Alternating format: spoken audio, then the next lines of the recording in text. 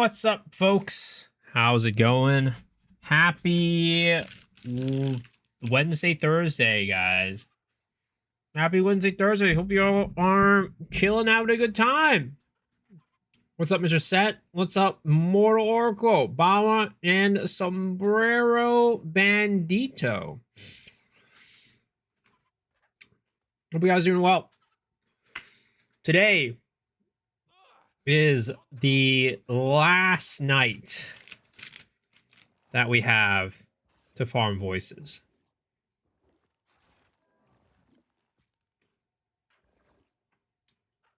Because there's no stream tomorrow. Because it's going to be League launch for Path of Exile 1 the next day. And I'm going to stream for the whole day. So this is it, guys. It's do or die. Now or never.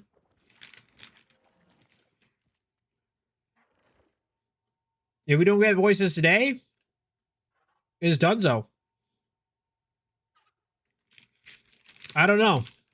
It's kind of unfortunate and sad that this is the case, but it is a situation that we are given. So all we can do is go in here, run our voices, run our sims, and hope for the best. Run our sims and hope that we walk out with something. If we're lucky, maybe this will be the one. If we're not lucky, then, you know, shit, that sucks. If we're not lucky, then shit, that sucks. I don't know what else we can do other than sit here and cry. And wish that the world was a little bit more fair. Or something like that.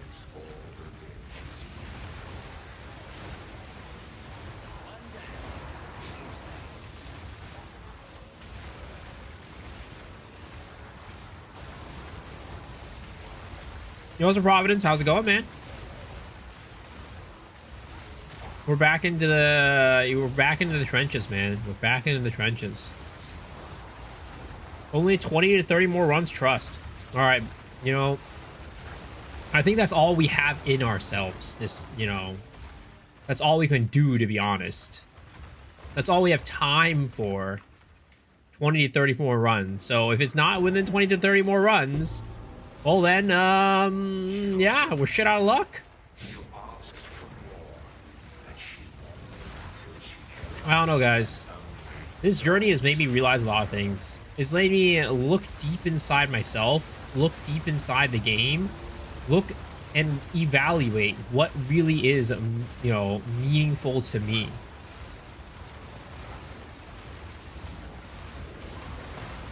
What's up, D? What's up, Solstice? Starting drama here, too. Bao's always starting drama.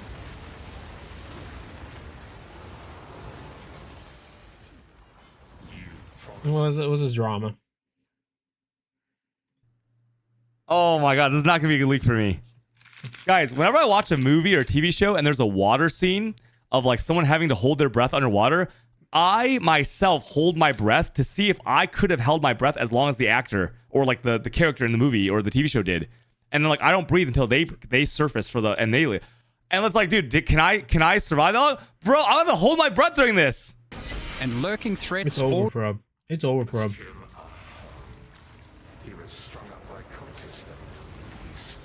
Miso's part of the Eastern Alliance.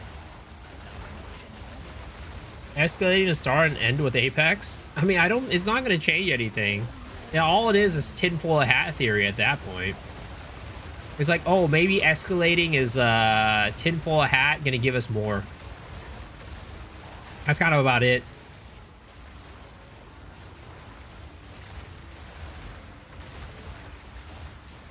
Maybe that's what we need to do. We just need to change something up, right?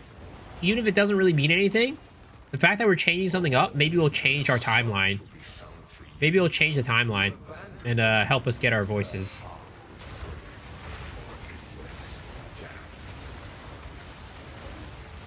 Bitter Dead is the most fun I've had in PO2. Thank you for the guide. Yo, I'm glad you enjoy it, man. Glad you're having a good time. Time for the stream is wrong. It's not time for the podcast yet. I mean, it's gonna be soon.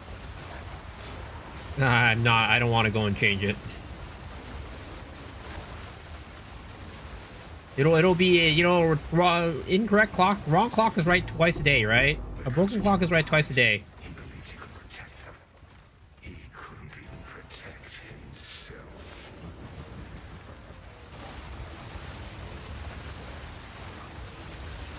Broken clock is right twice a day. Install the NVIDIA patch. It'll help you drop voices. What if I don't use NVIDIA? What if I'm an AMD guy? Do I see the NVIDIA news? What's the NVIDIA news? What if I'm an integrated graphics card user? You know, I use the Intel integrated graphics card on my CPU. What if I'm one of those guys? What do I? Can I install an NVIDIA driver like that? They fixed the freezing thing, did they? Well, you know, I might need to update the game then, but.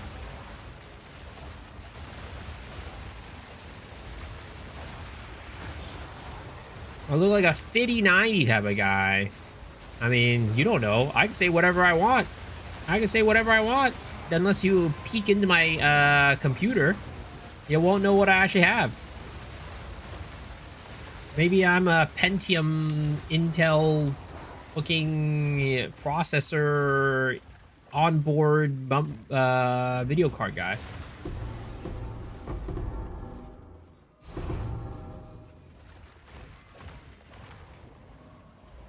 I remember you said you had a 5090. Well, I mean, I could be lying.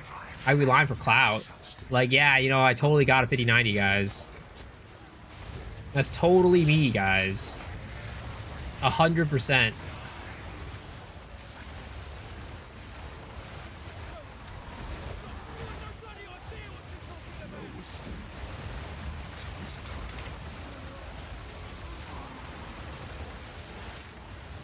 I always clip him in case.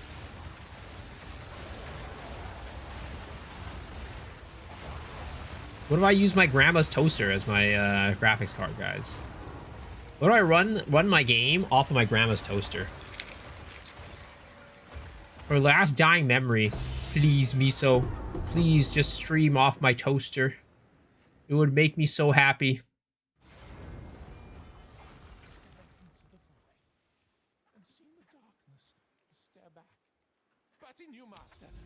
Hotfix drivers there.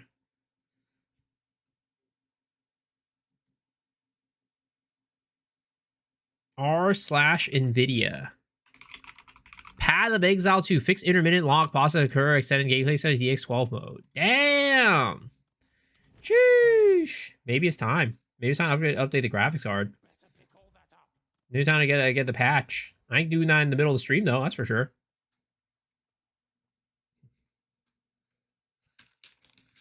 Maybe if you wouldn't lie to your viewers, you drop voices.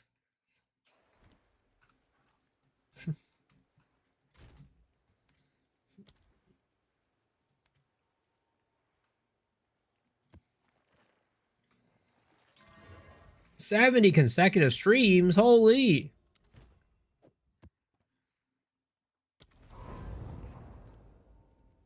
Guys, goal, get the voices before the podcast starts. What do you guys think? Do you guys think it's possible? Do you think I can get the voices before the podcast starts?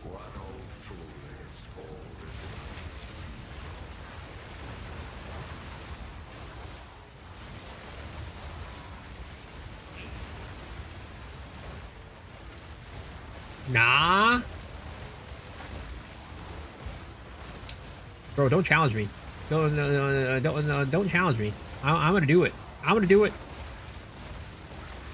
You know, the haters fuel me. The doubters fuel me. We can do it. I can do it. The more doubters there are, the more that it fuels me to do something. Get it before podcast and ID it on the podcast. Yes, we can. Is Red Vile's a guest? No. Red Vile's not the guest. Red Viles is the guest next week if he can make it.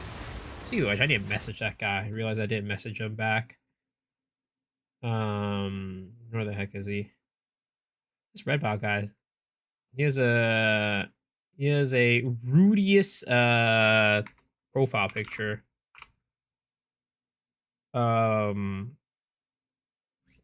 What is next Thursday? Oh, it's the 30th, right? July 30th, 4 p.m. a.m. How does that work for you? Right, that's the right date. The 30th? Yeah.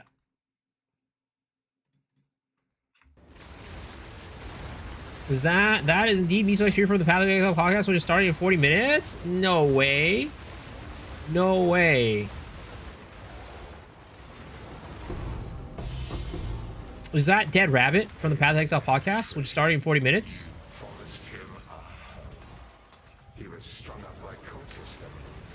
Congrats on overtaking you. I don't think that's a congrats. I think that's not a good thing. I think I would have wanted to get it before you rather than after you. I would have wanted to get it before 323. But somehow I haven't dropped it yet. 4 a.m. podcast? Yeah, 4 a.m. podcast with Red Viles. Not this week though. Stubay is coming up. Stubay is coming up. Let me add a message. Podcast with Stubay at 1 a.m. Pacific.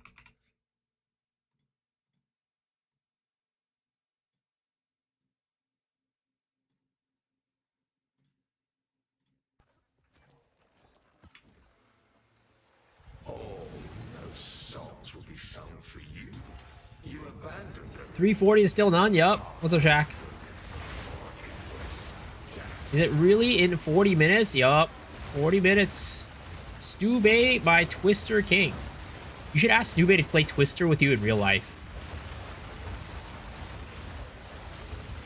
You should ask. Maybe I should ask him that on podcast. I should ask him. Hey, Stubay, you're you know, I know that you're a Twister expert in game, but what about in real life? Are you a Twister expert in real life? Because of your lies, Yo, Mr. Sanctificado, Bill Doctor, what do you need, sir? What's up, Riders? Good morning, good morning.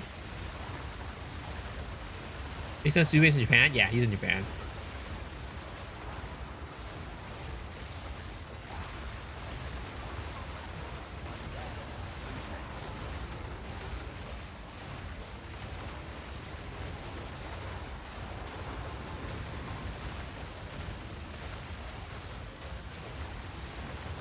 Sube lives in Japan? Yeah, he lives in Japan. He lives in Japan. He teaches English in Japan. You got it set to M for mini, when it should be set to W for Wumbo. It worked! Damn, Alden, do you live in Japan?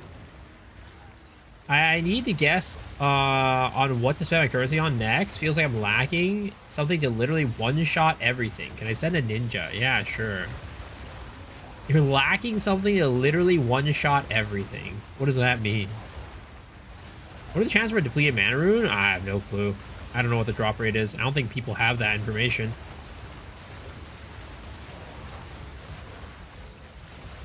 In the Saitama. I'd love to live in Japan one of these days. My Nihongo is pretty Jozu des. your life has no substance beyond the coins in your pocket. You want to spend min-max reveal, but not spend ludicrous amounts of money. I mean, I'll take a look. I'll take a look.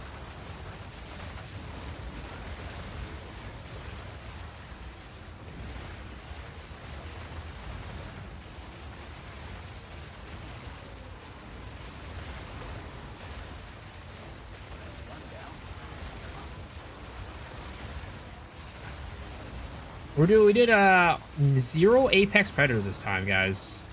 Maybe it'll reward me with something good. Oh, nope, never mind. Never mind. Am I hoarding currency for next league? Why would I need it? What do you mean? Currency doesn't transfer over.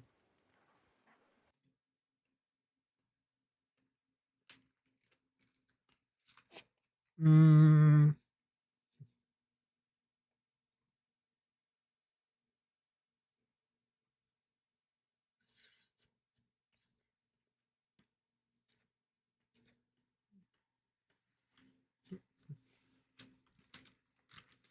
Have you ever done the math on whether or not a +2 level glove gives you more than having the Cadigans?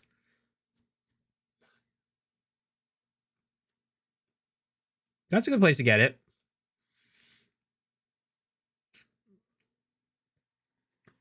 And I wonder if the attack speed is better than another line of flat. I don't know. It wasn't witty. Good morning. Good morning.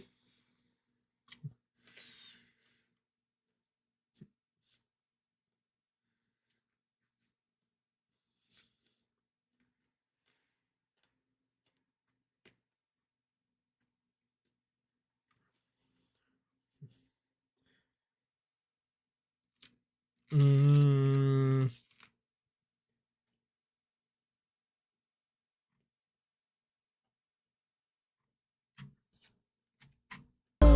Yo, Mr. Corehole, the tier 1 sub. Sir, what did I do to deserve this? Thank you, man. Appreciate that. Welcome.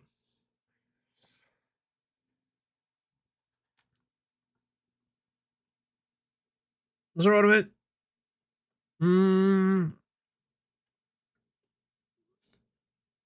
I'd say, yeah, check the gloves. See if that is a improvement. Yeah, the voices could be a place that you could go. Even the 2-socket one will just give you another jewel, which is pretty good. Then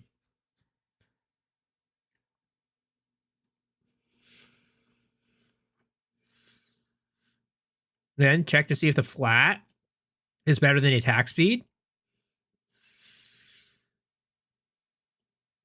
Other than that, most things are going to be kind of expensive for upgrades to like eke out more damage. Anything else is just going to be like very pricey.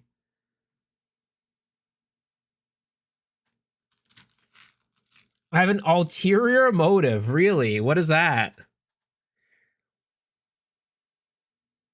Do I see your new build? Yes, the Herald Chain one, right? It's pretty dang sick. It is pretty dang sick. 100%. I mean, I didn't even know that you could get Heralds of Chain like that with the, what is it, the new Kalgurin support jab. That is so cool. I mean, literally, like you said, 0.1 types of chaining, right?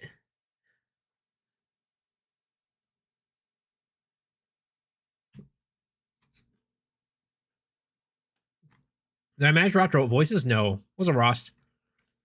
But yeah, I'd say, like, if we're talking about not breaking the bank, okay, it's probably going to be checking to see if +2 gloves is better than the Cadigans. Because then you could also do +2 with rune sockets and augments in it, right?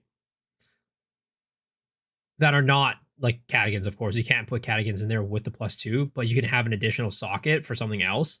Maybe it's like Sirius Idol or something like that.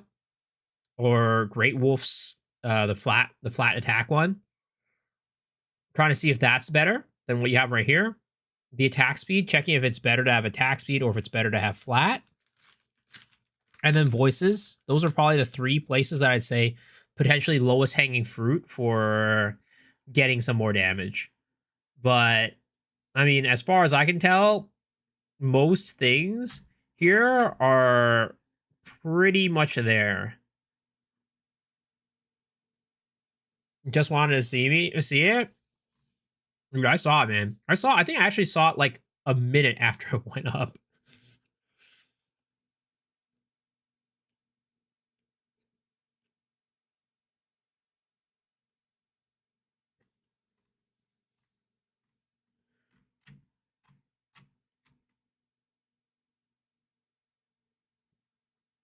The other thing is, right?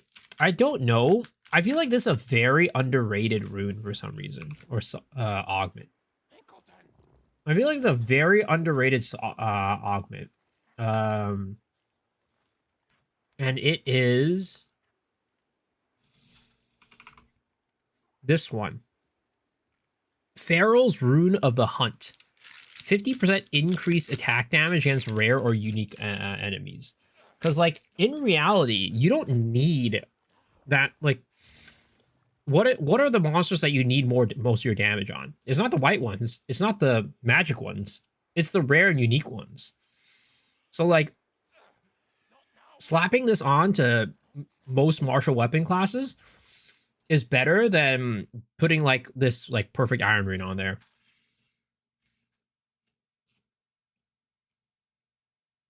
Like my crossbow build? Thank you. I want to ask if it would be good with Last Lament, in my opinion. So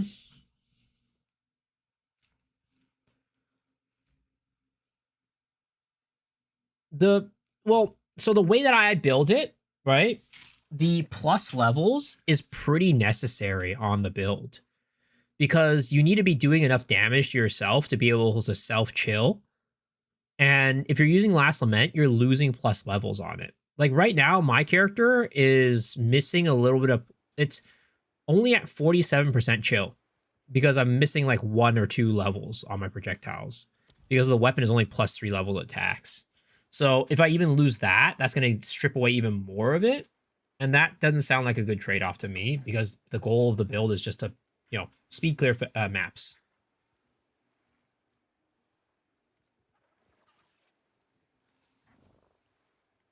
Should I put that inside of iron? Check it out in POB. Usually it's an upgrade. Going to 9-7 isn't hard. I can't imagine going forward from it. Dude, it's hard. It is a long grind.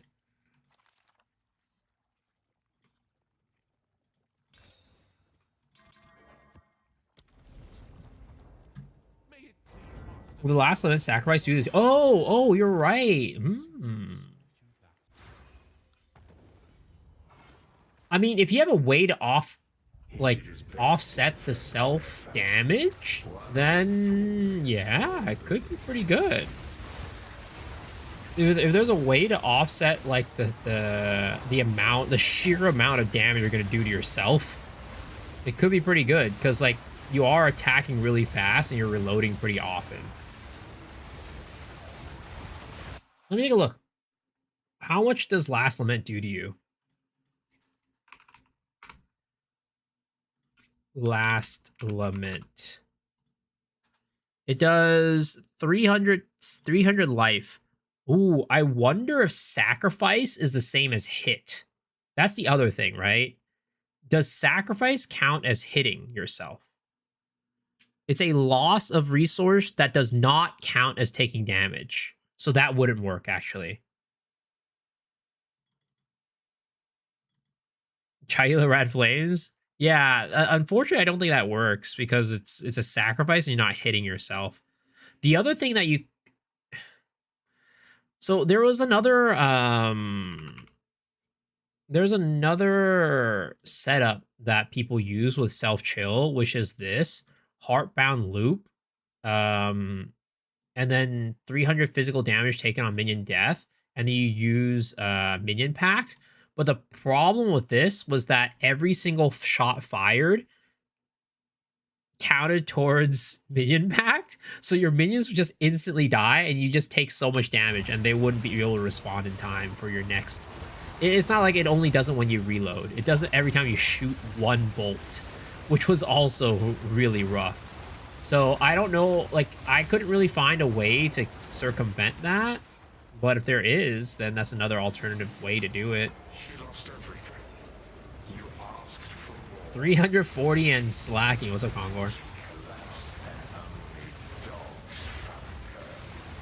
Fub used double against the darkness. Well, I wonder if Fub was like even looking into a lot of these these min-maxed jewels. But I mean, I'm pretty sure against the darkness is probably better.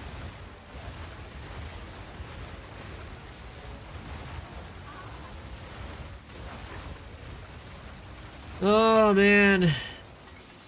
One of these days, it's gonna happen. One of these is gonna happen. We're gonna get it. Voices will happen, right? It's definitely, just because it's the last night to get voices doesn't mean we can't get it.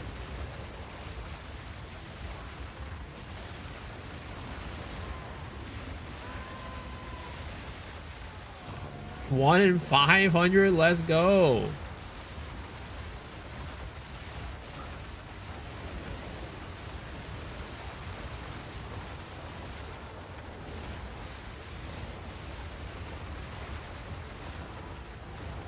I got lucky, found a 146 Adorn. Sheesh.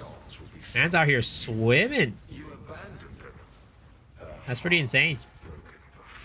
The only time, so I did identify a pretty good Adorned last league, but it was not mine. It was somebody else's. I think I identified a 142% Adorn, and that was very nice. But, you know, I haven't, nobody's been giving me their Adorns to ID for good reason. This league, because it seems like this league, more than any other league, my RNG is complete dog doo-doo. I mean, actually, it started off pretty good, right? I got a Headhunter and I got a Mage Blood. I dropped the Mage Blood, got a Headhunter from a random ritual. But ever since then, it's just been downhill. I don't know what I can do. How many dicks do I have to suck to get better RNG, you know? And whose? I lost my voice because I hope you'll find it. No, you gotta find your own.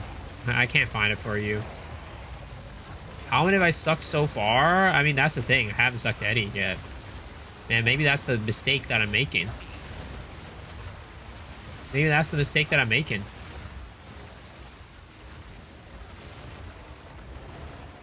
There's your problem. I knew it.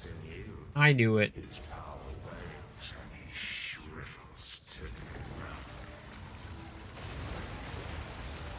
You got your voices on 462. Yeah, that's not a good sign for me. That's not a good sign for me at all.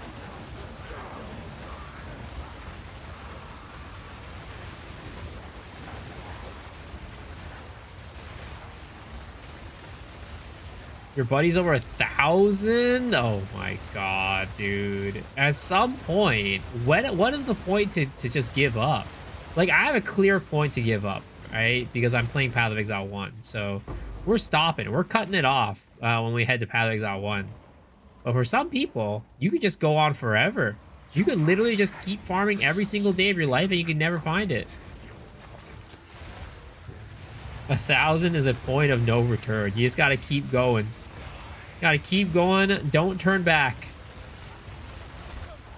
You got yours today at 290.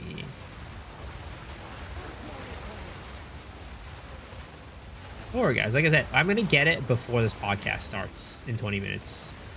I'm going to get it before this podcast starts. Just you guys wait. Just you guys wait. It's going to happen. You did get Last Flame on run 75 this league, though. That's pretty low.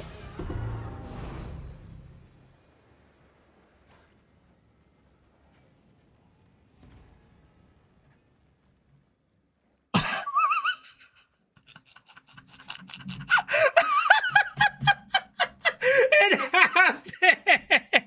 It actually happened! We finally got it! Oh my god! No way! We said today was the last day for me to get it. And I actually got it on the last day and before the podcast. Like I said, I was like, it's gonna happen. It's gonna happen. Yo, Mr. Winnie, thank you gifted, the 10 gifted. Appreciate it. Oh my god! There's no way! Oh, that's insane, dude. You guys were here. We were all here.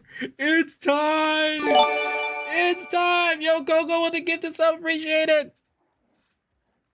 We're all done. Congrats, fellow ones. Oh my god, that's actually insane. We gotta identify it during the pod, right? We gotta identify it during the pod. There's no way we don't identify it during the pod. We gotta prep it though. We gotta prep it. We gotta prep it. There's no way we don't.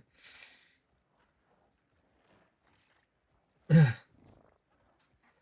we identify it in the pod or identify it now? What do you guys think? Identify now, right? Identify now. Oh my god. That was insane. Now? Okay. You know what we gotta do, boys. You know what we gotta do.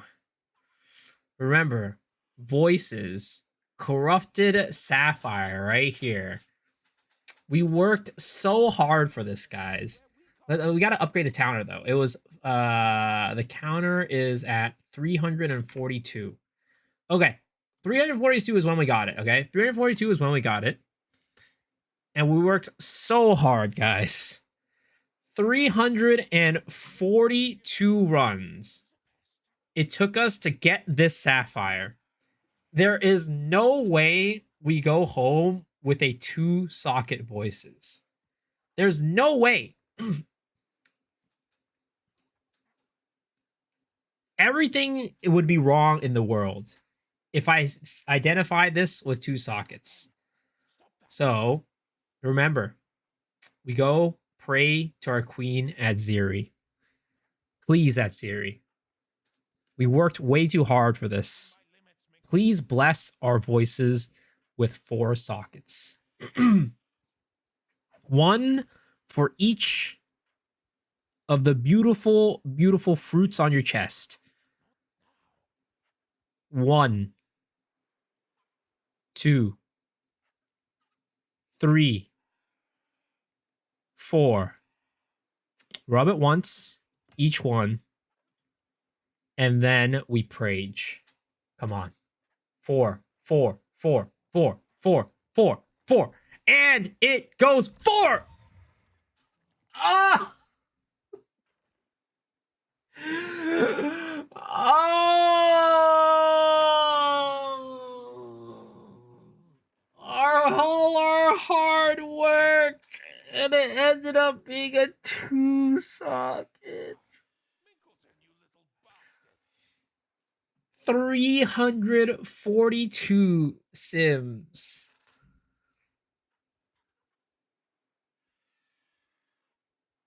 And we get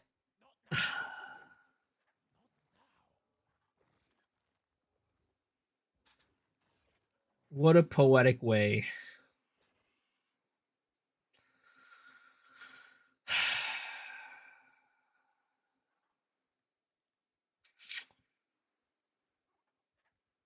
You know what must be done? Yo, Pita! Thank you, thank you, thank you for... Oh, no, this is subbed official. Thank you for the gifty. Appreciate it. Do we double down? or are we... Your posture. We await your command.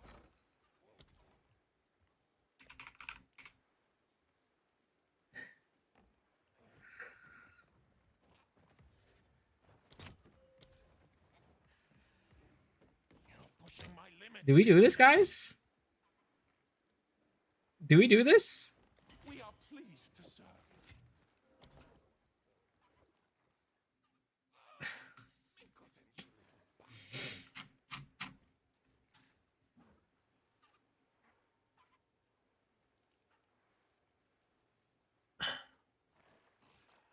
All right, guys.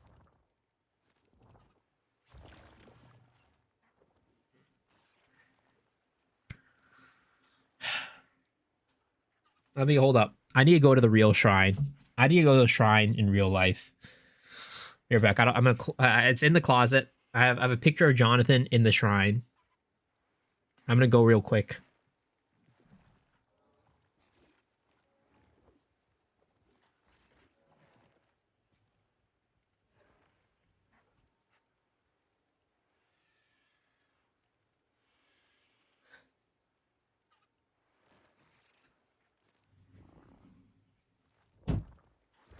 All right. All right. Praise to Jonathan. Praise to Jonathan.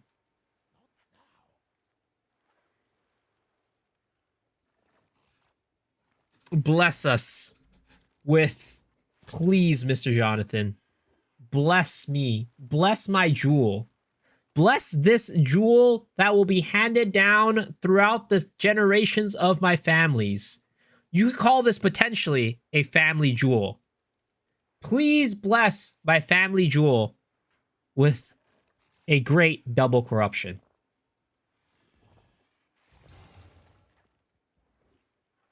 Wow! All right! It didn't blow up! Okay! Okay, no boom! Hey, that's a win! That's a win! I'll take it! You got it set to M for mini, when it should be set to It W wasn't for quite, Wahoo. It It worked! wasn't, it's nothing quite crazy, you know? Nothing insane. But, you know, I'll take it. I'll take it. You guys, we were all here, guys. We're all here. I wonder how much this even costs. 830 divines, apparently. What is it without the corrupt? Wait a second. We risked it blowing up. Wait, no. We risked it. What was it without the corrupt? We risked it of not blowing up for like 100 divs. We risked it blowing up for 100 divs, guys. Not even 100 divs. Still hunting voices? Nope. Not anymore, baby. We're done. It's over. It's over. Use it?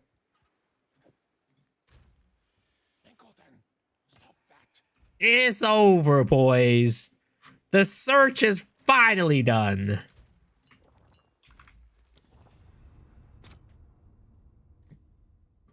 Easy money to go for 300 more runs. Do I even have room on this character for what is it called, voices? I actually don't think this character can even run voices, because our only rare jewel is this. We don't have a rare jewel anywhere else. It's kind of funny. We can't even use the voices on this character. How poetic.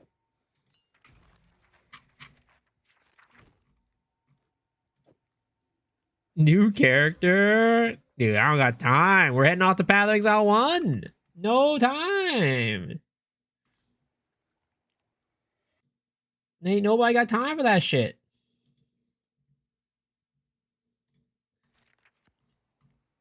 Am I going to go for the Mage Blood utility belt now? I mean, we already have one. I don't need to find one. Donate it. If I wanted to, right? I think this character maybe could use it. The Blue Balls character could probably use it. Tell me, have a clip of you getting voices. I mean, if it doesn't exist, there I can definitely make it later down the line. Actually, never mind. This character also cannot use voices because it is using all unique jewels.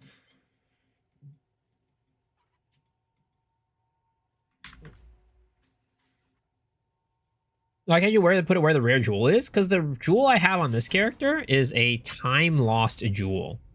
So I can't replace this.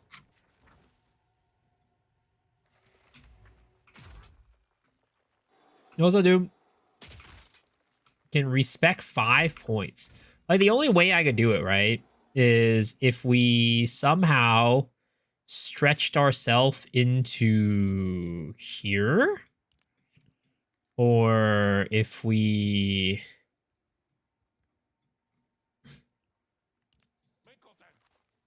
there's not really much way for me to actually get it, unfortunately.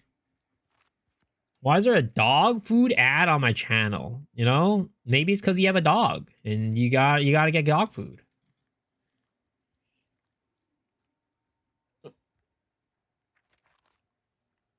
Top of the morning. Oh my god. I can't believe it actually happened. Like I don't even know what to do with myself anymore. Like I'm just like, maybe I just go run more Sims to find another one?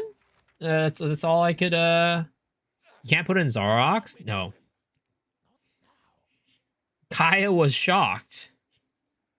I'm gonna send your my RNG towards you now. Go PoE1. I mean, that is the next thing, right? We are going to PoE1, but I'm not gonna go to PoE1 tonight. Only 2? Yeah, only 2. Only 2. I tried my best. I tried to channel. I tried to channel the 4. It didn't happen.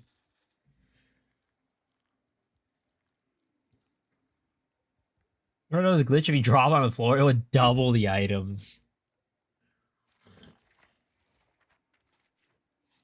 The irony of your character's not even being eligible to use it. Yep. The irony that my characters can't even use the voices even if I want it, even though I have one. Like this, if only I could like take this off, but I can't. And this one I can't do either. Like I could take this one off and then use, instead of Rite of Passage, I use the Thawing Charm, but that is also not great.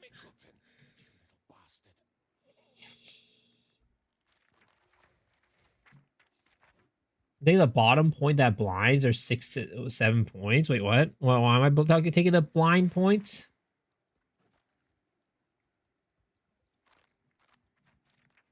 Is it a cheap trade-off? Well, I mean, I don't want to get rid of Rite of Passage. Rite of Passage is so strong. It gives you so much. Hey, look at this. 30% skill speed, 15% movement speed, break armor equal 10% damage, and 50% chance to maim. It's so much.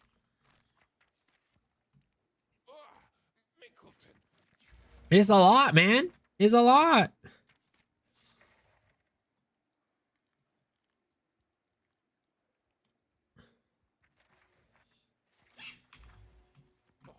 Is that worth for my current jewels? Yeah, no, it's not. It's not. This will just have to sit here. It'll just have to sit here collecting dust, I guess. Collecting dust until we come back from Path of Exile 1. And, yeah, it's kind of about it. Thank you, I found my voice. I can talk again. Sell and buy Garricons? I already have a Garricons. I mean, I could sell it and get Ulatals.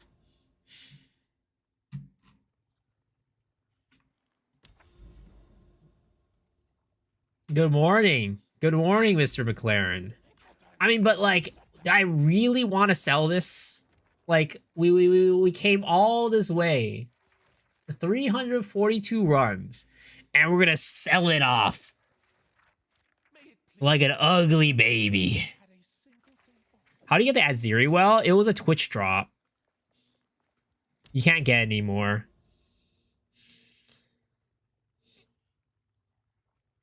Just drop another one. I mean, I'm probably just gonna sell it, honestly. The poetic nature of this whole situation is that I'm just gonna sell it off. I'm just gonna sell it off for 800 divs. 800 divines. Goodbye, voices. Ball it? It's already been balled. We double corrupted it. Is it worth more than unidentified? No. Unidentified, it's like 1900 or something like that.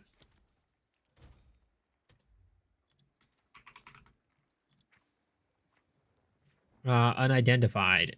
No. 1980. So, yeah. Farm voices in PoE1. I mean, the build. So, I'm actually. So, okay. So, PoE1 wise, right? I am thinking about playing Jung's build. I'm thinking about playing Jung Rones. And this is something I'm going to swap into. It's not like a. So, we're going to start Peacock. And then I'll be playing I'm planning to play his Nightblade Mamba build from last league, which was really fun. And this build does run 2 voices. It does run 2 voices. Unfortunately, voices in Path of Exile 1 and Path of Exile 2 are very different things.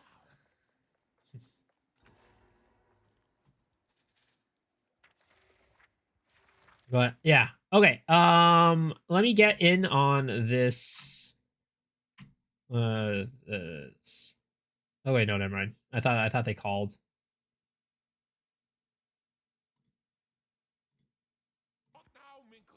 Not Mamba, please. You don't like Mamba? Why don't you like Mamba?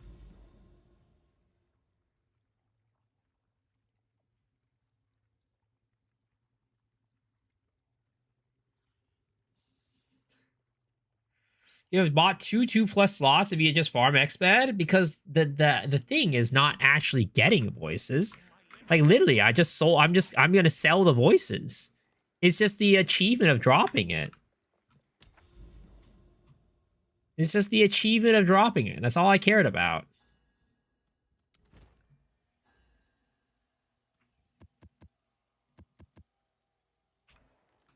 The memories. Yes, the memories. The memories, the hard work, the everything. All right. Well, with that, I think we're going to go and prep for the pod.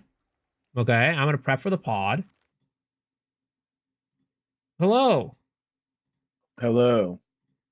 How's it going, sir? I am dealing with stomach issues, so Oh, I that's might not good. AFK mid podcast. Dude, you're just like me last time. Yeah, I don't know. For me, I usually always have stomach issues in the morning, and a 3 a.m. podcast is really throwing off my stomach right now. Oh yeah. Did you go to sleep at all? I got like 30 minutes of sleep. I tried, but I was just laying there, like. Damn. Yeah, it was well, rough. hopefully you can go back to sleep after this then. Yeah, I should be able to crash for sure. It's just can I make it through the podcast without AFKing 8 times? Hey, if you need if you need me to take over or need Rabbit to take over, just let us know. Alrighty, let me go and pull this up. So I did it, Cal. I did it. What'd you do? I finally got a drop Oh, you got voices? right before the pod. Really? Yep. What the hell? The last run we just did right before the pod, the voices dropped. Damn. Absolutely ID it? insane. Yeah. What'd you It get? was +2? yeah. Of course. As expected. As expected. That's crazy. Yeah, I was like, what's the chances we get this before? Hi guys, I'm trying to log in. with these Yep, all guys good, here. all good, all good. I was like, what's the chance we get it? I get it before the podcast starts. Everyone was like, no way, no way. I'm like, you know what? Was it literally like right this second? It was like 10 minutes ago. That's awesome. What the hell? Yeah, it was like 10 minutes ago. And I was like, just saying, I was like, what Always if we before get the it pod. this run? What if we get it this run? And then boom, it drops. Damn. It was That's poetic. crazy. Give me 1 sec. I need Alright. to fix my camera settings. Yeah, You guys see me okay? Yes, sir. yeah. Let me get your You name hear me okay? tag Yep. Alright, nice. up as well. I do have a build of the week in the dock. Okay. I will grab my build of the week and put it in there as well. Let me get everything set up here. Had a tough choice between 2 builds. I'll probably do the other one next week. Have you seen the God, I already forgot his name. Have you seen the guy that's doing all the gemling contagion shit? Yeah. I did.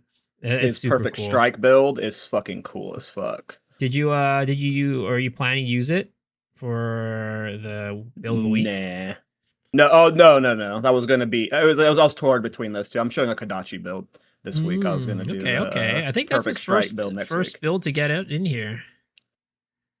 I think I've showcased Kadachi in like 0.2. Oh, It was have you? forever ago. Yeah, it was Okay. forever ago though. It's been a long time since I showed Kadachi. Okay. Let me. But then, yeah, I pull- think next week I'll showcase that perfect strike build because that one was fucking cool too. Yeah, I was watching it when it was like even before it became Perfect Strike. It was a fragmentation round. Yeah, build. the fragmentation round. He was calling it the Thanos build. I was going to showcase Yeah. that one too, and then I saw the perfect strike one. I was like, oh, this one's way cooler. Contagion's crazy on the gemling. Yup. Absolutely crazy. I don't know why my cam isn't working right now. I have it. I mean, if you're, completely you off gotta. and- Are you does it work for the stream? Yeah, I completely removed it from the stream just now. Well, put it back onto the stream and just use OBS's virtual cam. How did I do that again? So on your OBS, there Sorry. should be a button that says Start Virtual Camera. Next to it should be a little settings thing, right? Use the settings and then select either like scene or whatever for your webcam scene, basically. Technical I thought I'd issue. be the one with camera. technical Once again, difficulties sorry, here, the big settings, guy. and then So if you go to this virtual camera, next to it there will be a cog wheel. Press the cog wheel Yeah, and scene. then output type. Click like whatever it is, right? Scene or source, whichever one, and then select your webcam one. And then turn back Yep. on your webcam in your OBS. Yeah, I don't think Rabbit's ever streamed to the podcast before. Usually, you like Nah. host into the podcast, but this is the first time he's Oh. ever been like co-streaming with us. Yeah. I didn't know if we were doing like a collab stream Yeah, thing. yeah, we Yeah, I think you're streaming too, right, Snoo? yeah, I am. So let me go and send you a Knockerooski in just a second. Okay. I'm a little hazy on how that goes, but I think I remember what I have to do on my end. Yeah. Let me change your name so you're not X the Farmer X. You don't want to be that guy. You don't want to be that guy. and then I need to use OBS virtual camera. Oh, no, that's not. You have the OBS We don't- virtual wait. camera settings as the wrong thing. Yeah, wait. I don't want to see your shitty PoE character. Get us out of here. Get us out of here. Oh, now we need his Okay. chat? Oh my god, now I have to see his chat. Oh my Okay, god. you can mess with me. You cannot mess with my chat. Okay, they will come for you. That's Ew. kind of crazy. Yeah, that's gross. All right, we're Come synced up, I on. think. Oh, Okay, now. are we Oh, synced I up? did it. Holy You shit! did it! Yay, handsome man. Wait, hold up. Wait. So wait. Who is this loser? Oh, wait, did you knock on See, me? Cal? Did you They are knock on coming me, for you Stu? already. Maybe I did, but you showed up as a participant, 2 out of 6 participants or whatever. So Wait, I don't see it for some reason. One second. well, I don't want to be the leader of it. Maybe I gotta like. Here, just cancel end it out. and then let me knock on you. Okay. Doesn't I want to mean, be the I don't leader. know Okay, knock okay. you up. Shows up for that. Okay. Okay. So I sent it to Depends. you. You should have like a thing on the notifications on the top right or whatever at the top.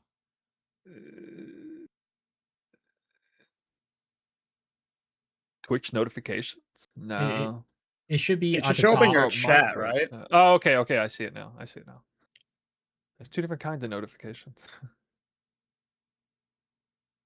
Okay. I've only done it like twice, and it's always confusing. Rabbit, you ready for me to knock on you?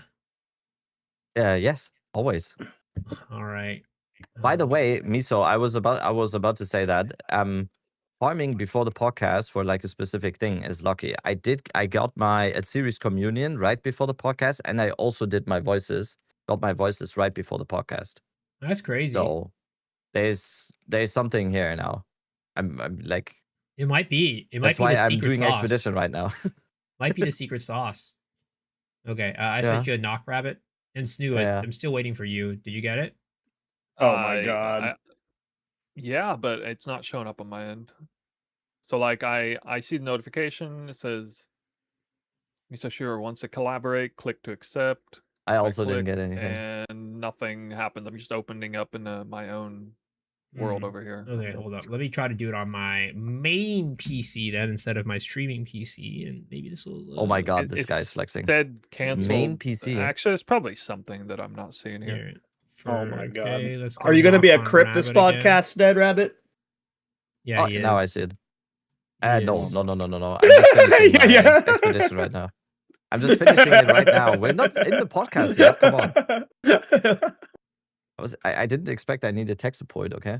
I'm sleep deprived. I'm sorry. Okay. Rabbit, you I'm get always it? sleep deprived. I'm There it being is. Yeah. silly. Okay, I'm being cool. silly. And then let me send mute. Snoo an invite as well. I just need to finish this one. Just need to finish this one, okay? Just one more. Just Yeah. one more. Okay, I I'm sent not you an addicted, invite, okay? Snoo. Just one more. Just one more. I definitely didn't prep like 10 There Aldo it Saga is. areas There it after is. the I stream see now. yesterday for today. Yay. Boom. Share in chat. There it is. Oh yeah. Got it. Okay, perfect. Boom. There. Got Okay, it. so we'll get that, and then let me get real quick snooze build thingy. I Rabbit, sent do you have a the build of the thing in week? the backs of the Oh, Discord. Yes, and Miso, my that's a cool backup build. from I last saw week, that the one that we too. skipped. The one that we skipped last week. Do we still have that? I forgot which one that was. I don't know. It was your build. We I skipped don't- mine because of time. Yeah, but what was it? Which one was it? Yeah, I I don't don't remember what know. your build was. It was your No build. way. I This don't guy remember doesn't your build. remember. It was your build. Was it Didn't I in post the it in the... you just Who was posted the in guest last Discord. week? Last There week was no was guest. no guest. It was just us three.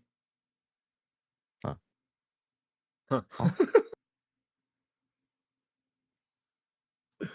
This guy. Dude, it's a week ago or something. I remember what I had last Uh, week. I I don't even know what I ate yesterday. I don't remember. You don't think? I don't think you ever linked it to us. Yeah, I don't know. I don't want to just pull something out of my ass now.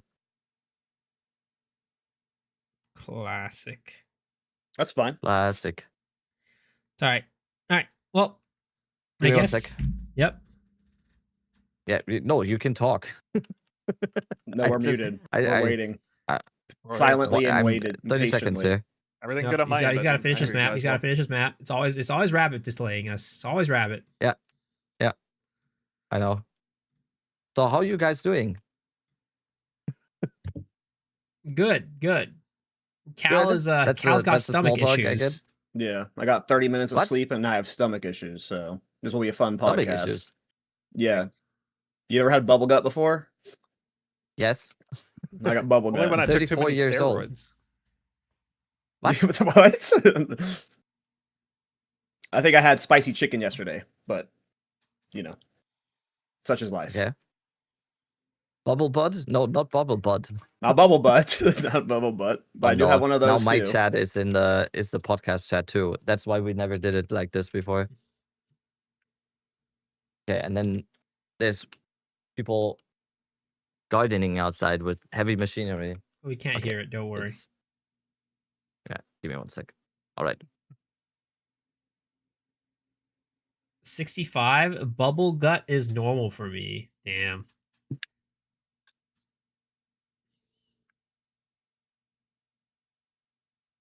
I don't know what the definition of bubble gut is, but I'm sure I've had it before.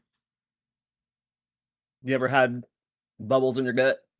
I mean, that's just like gas. I'm real gassy, I guess. Sure. I mean, I've been gassy before. Every time I go eat Taco Bell afterwards, real Ooh. gassy. We had him on a podcast too. We talked about minion builds and stuff. Gassy TV. Yep. Gassy TV. Oh Yeah, wow. sick TV, Oh yeah. wow. The German coming in strong. Are you ready, Rabbit? Can I start? Yes. Okay, you good, Miso? Yep. All right, I will bring us in. Snoo, are you good for 2 hours? Yeah. Okay, Let's do it. I will bring us in.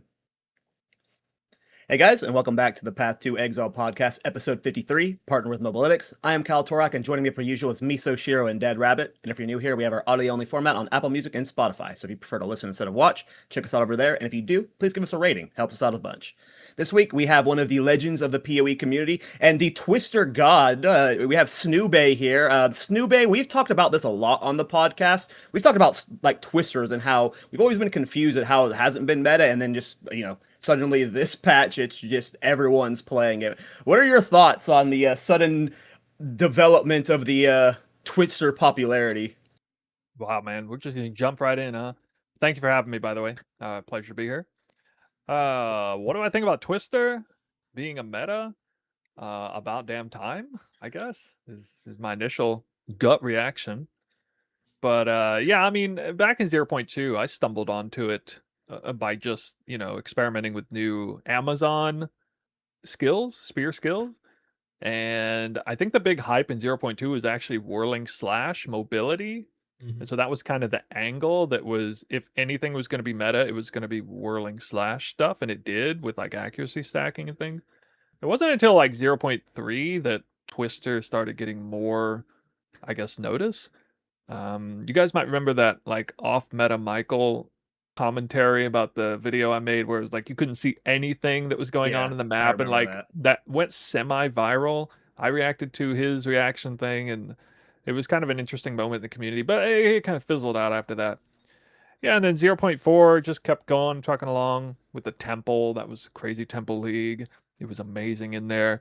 And now here it is, and suddenly everybody thinks it's, or at least it was, or is like a really good meta-worthy build, league start build even. Yeah, I mean, what do you guys think about the strangeness of the timing? I don't know. It makes sense to me. Like it should have been meta at by 0.4. As like I think 0.3 was when people were really starting to like showcase its potential, especially like on Abyssal Lich. I think was the first time I saw a Twister Lich build. And Twister Lich was crazy. I remember Prada really maxing projectile Mhm. speed on it, and it was crazy. So yeah, it was surprising to me that it took a little bit longer for the meta to catch on, which is always interesting to me that the Path of Exile community, what defines the meta, it often is just like what's popular, but what's That's what I say, popular yeah. isn't what's good or what's best rather. Often it's just whatever it happens to be popular, and I don't know. It doesn't seem like there's a rhyme or reason as to what ends up being popular sometimes. It it was the Right. exactly Go ahead. no Snoop. No, guest always first. We always Okay. have this. I guess kind of finishing off the thought earlier, to me it's a combination of a long time coming, plus you guys know who Guy That Dies is. A lot of people in the community know who he is now, and he basically pulled the veil on Twister as a leveling build. And then, I mean, it was just everything was off to the races at that point because people kind of saw Twister as this sort of awkward, shouldn't probably mess with it leveling skill, very problematic, hard for new players and stuff. And I mean, Guy That Dies didn't prove that it was good for new players, I would say, but he definitely proved that it was, in the hands of somebody who's technically very good at the game. Yeah, I mean, I guess it was like second to none. I mean, that's what he basically showcased, and nobody was able to compete with the sort of numbers that he was putting up with that. And so he kind of elevated himself in the community as a voice to be recognized. Whatever he was saying was the best. People believed it, and I mean, he posted the VODs to kind of prove it on his end. So, yeah, it was that combination, and then GGG showcasing it in their own footage for the upcoming league. Yeah, that was big. That combo, I think, just really, the new ascendancy showcasing a league, and then suddenly it's being looked at as a more than just a viable league starter, but as potentially one of the fastest and best. It's kind of how the community just also works because there's quite a few different builds that could be on a similar level. I would say without anybody actually realizing it. Was kind of the same with Lightning Arrow for 0.2 as well. In 0.2, Lightning Arrow was already extremely good. It was really, really good in 0.2. People played, that was before Rakiadas and everything, and people mainly played Invoker Lightning Arrow a lot. And that was also the league where we did the mirror ball crafts for everything. That was when I played Invoker Lightning Arrow. And then we in 0.3, everyone suddenly was very hyped about Lightning Arrow, but on the Ranger class and everything. So, and then everyone acted like this was like a new skill and everything. So it's just how people function like that a little bit, especially in like the streamer Twitch space. People always think stuff has been elevated out of nowhere. It comes out of nowhere when at the same time for some people that have actually been following all the builds and what's happening in the community, it's very obvious to them. And Twisters is just it's one of those. I think a lot of people just also didn't really like the playstyle on the surface level before, Yeah. so they never really gave it a fair shot overall. Because I'm one of those people. I just look at it. I tried it once a little bit. It's just not my playstyle, and then I kind of left it. But then when you then see what Snoo also said, when you then see someone break a world record in campaign time and show how effective it can be in endgame, then people are all of a sudden really interested in that. So it's always how it's going to be, and we will have future instances of that happening probably every single league. Let me tell you, as a person that's been subbed to Snoobe for a while, I've been following his Twister journey the entire time. Ever since 0.2, I already knew Twisters was S tier. Nobody believed me. Everybody said I was crazy. Everybody said that I was insane for saying it was really good. But you know, true artists and true genius are never understood during their time. I can say. Wow. Okay. We're gonna do this for 2 hours, right? Yeah, Miso and Like the Miso and glaze on them, oh my Snoo God. revolutionizing the Twisters together. You two are pioneers. I'm totally pioneering. You Yeah, have a I very hard definitely, time getting definitely. guests. Wait a minute. Miso, do you even play Twisters? I actually, I don't play it in endgame, but every single league since 0.2, I've played it as my favorite twink leveling build. So you're basically a poser then. No. I did what Guy That Die did. I played it because he was. I played it during the campaign. I speedran a campaign with basically the second coming of Guy That Dies before he got I just play a little more low key. A little more low key. I don't like to show Okay. off. You're a guy that dies without the Twitter posts. Or what are you saying? I'm the guy that dies in the campaign. Yeah, I just Okay. die in the campaign. Yeah. That's what I do. Okay. Makes sense. Makes sense. Without the Literally, guy. okay. Okay. We've had a really fun journey. I know you're about to wrap up and move into the PoE 1 league, but when you're looking back on the last 7 or 8 weeks of this league, Snoo, what are your thoughts on it? What would you give it as a score out of 10? Oh, just like an all around. I definitely feel like it is the best league that we've had so far, and that has nothing to do with this current state of Twister. Getting that taming ring was ridiculous on top of everything else. For that skill, it was totally unnecessary, overkill for that archetype. But if I try to remove that from my mind, with how strong Twister was this league, new ascendancy, new items and stuff. Yeah, like looking at the end game, campaign changes, crafting changes, could try to take it all in. I don't know. I'd say probably at least, if I'm judging it like it's a finished game, maybe like 7 out of 10. But if I'm judging it like the progress that they've made, especially from last time around, I would say like 9 out of 10, if that makes sense. Yeah, it kind of depends on how you judge it, either progression curve in beta or like this is a finished game, grade it, I think Like that's most people give like the in a vacuum a 9 to a 9.5, but I think I think Fub actually said the exact same thing, where he on a surface level he gives it a 7, but like when you actually look at it for what the league is inside the early access, he gave it like a 9 or 9.5. And He separated the game from the league, right? The Yeah. league in a vacuum is just okay. very close, close to a 10, and then but overall the game still has some ways to go. I think that's what we all kind of agreed on, and it was kind of something that we all didn't really think about before that you kind of have to separate it a little bit, because I still run into these arguments in my head sometimes when I crash for the 4th time in an expedition, or run into the same bug for after 3 months still, and I'm still on the oh, this is amazing, I love this league so much. I'm 2 months in and I'm still playing 8 hours a day and I'm having fun. But these bugs and all these little things and the performance and the crashes, and then it's yeah, you kind of have to separate it a little bit. It doesn't mean you're a hater or a doomer if you're saying these things, and it doesn't mean you're a glazer if you're saying the positive things. So you can separate it. So yeah, I think that's fair. One thing that I'm really wondering is, I get that they're working on Path of Exile 1. I get that they're, steering the ship, towards Path of Exile 1 land and all hands on deck, right?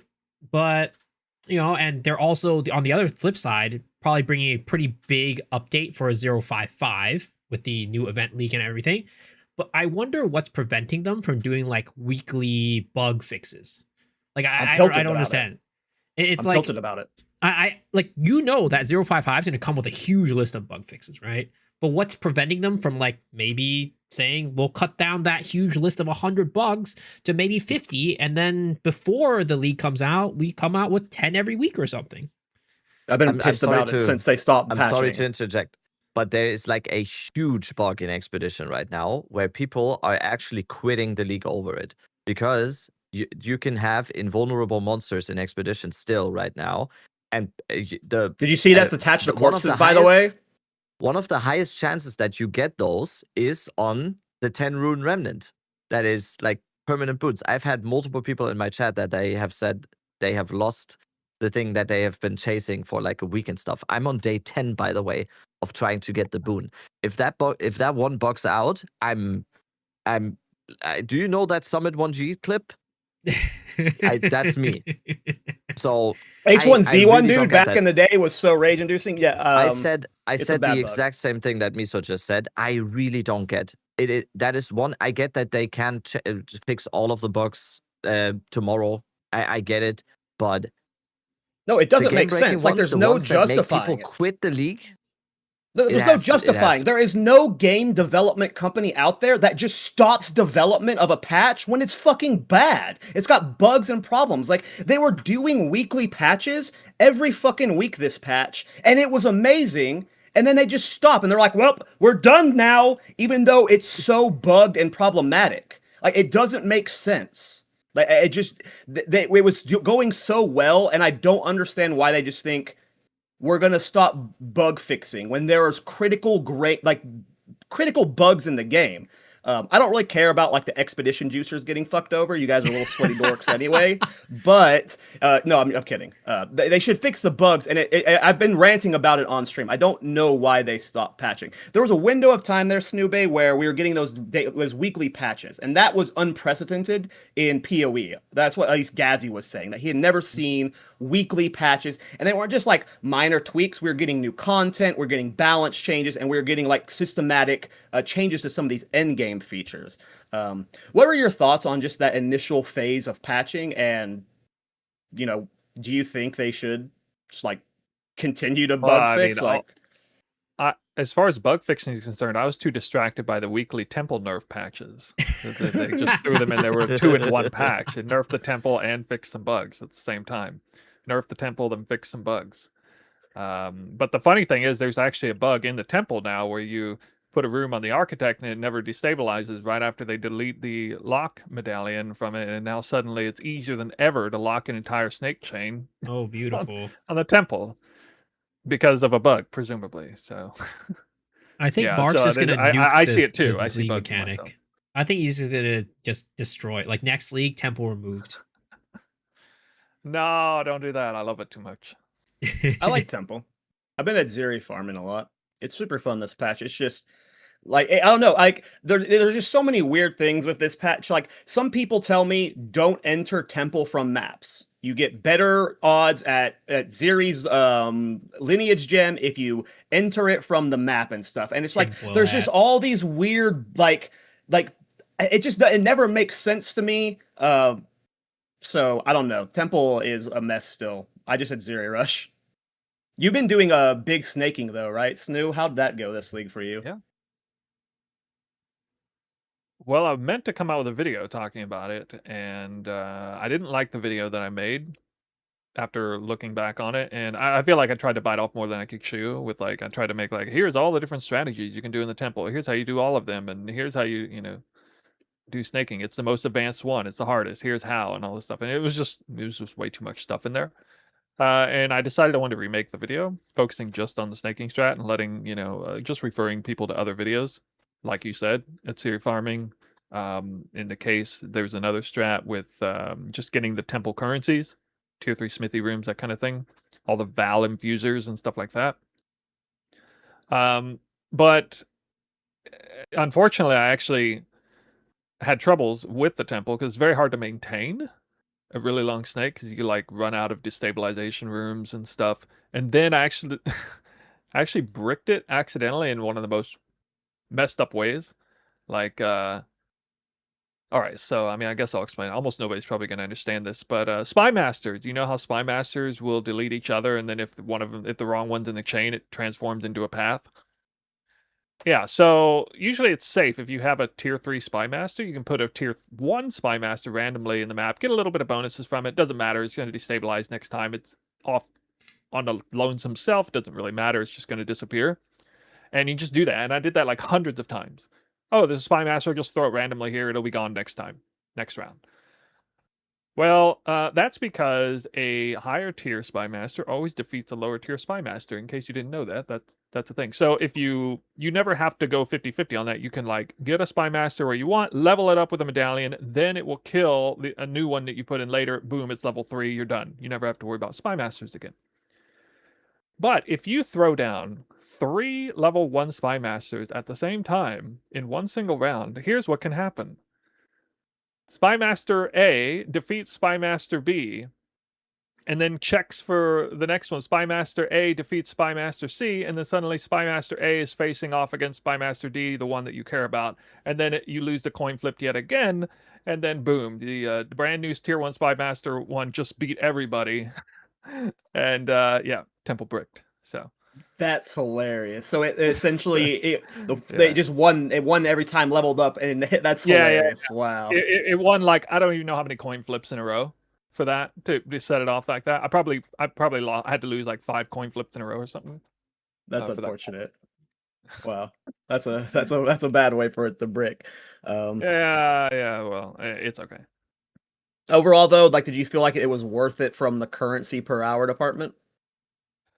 That's a hard question to answer. So when you compare it to 0.4, people are gonna be memory hold with how ridiculous that was. I think we were averaging like 70 raw divine orbs per temple back then in like the most high end. And then they like, what did they do? They double or tripled the divine orb drop rate. So to kind of put things in perspective, now we're getting about on a perfectly well set up temple, maybe like 10 to 15% of the currency we had before, but even less than that if you factor in the divine orb drop rate buff. So maybe closer to around 5% of the raw currency we had before. That said, temple was like hand over fist way too overpowered last time. It actually needed to be nerfed by a factor of like 5 to 10 to be put into alignment with everything else.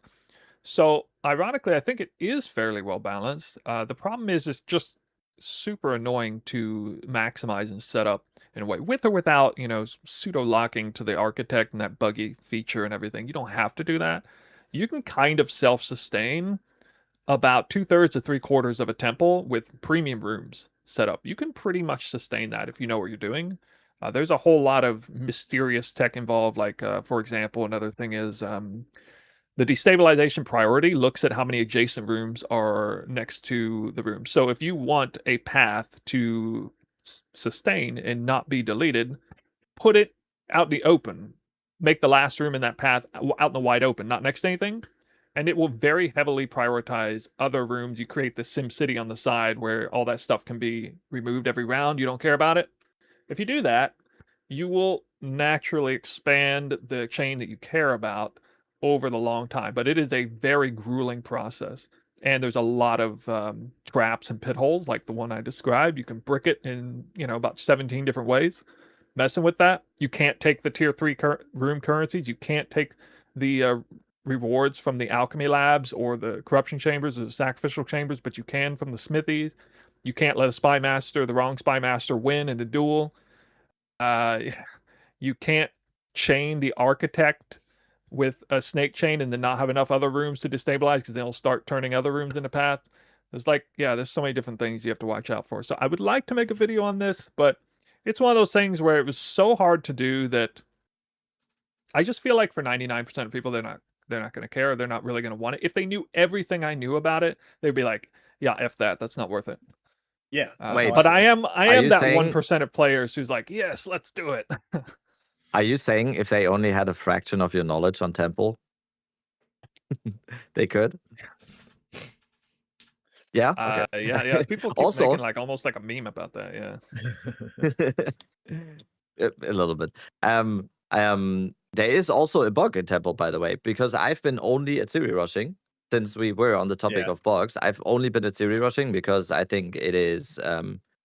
I think it's by far the best. I saw RS Fearless and I saw you do the whole temple setup and everything. And once you get it set up, it's for sure, like, to kind of get the TLDR of what you say. Once you set it up, it's kind of worth, but the setup, is it worth it? And then most people will just gravitate towards it zero rushing. And there is a bug in the temple right now, mostly seen in that zero rushing, where you're not being able to place any more tiles on the top half Oh, or dude, that roads has at happened to all. me So twice this league. that's another one that has been in there for 6 weeks now. So insane. yeah, Temple is. I think it's zero rushing, especially this league, also is awesome, and it's probably one of the best strategies right now. But yeah, that's also held back a little bit with the bug. I would kind of be interested in doing like a real temple setup again, and I was even sent like Snooze temple setup multiple times on my stream already. But I don't know. I kind of had the exact same reaction that you just said. Most people will have of like I don't know if I want to get into that. And then I just went with Expedition. Until Temple is account wide or whatever, league wide or whatever, I can never build a big temple. I just make too many characters, and when you make a new character, it completely wipes it. So I won't say I won't ever want to do it, but it's just, as of right now, there's no like way I'm sitting on one character long enough to build a real temple. Because like, how many days do you think it takes you to get your temple to like 75 rooms, Snoo? A lot. A lot. You know, going from one room to 50 is like pretty fast, actually. But going from 50 to 60 is a very long time. And going from 60 to 70 is like, there goes your week kind of thing. Like Right. you're just, it's very slow. There's so much RNG involved.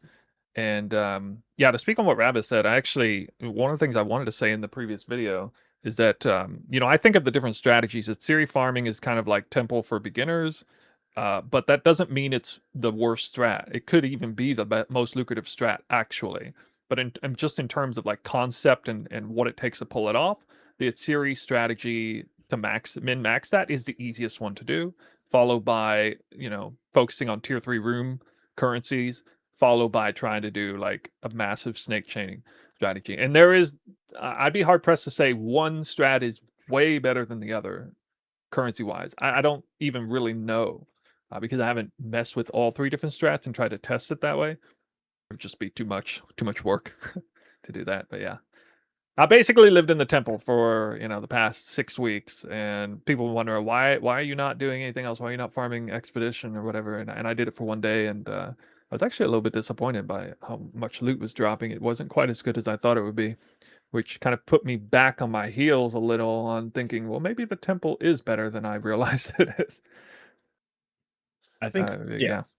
Yeah. Even just doing the bum rushing of Atziri, I think Temple is so good.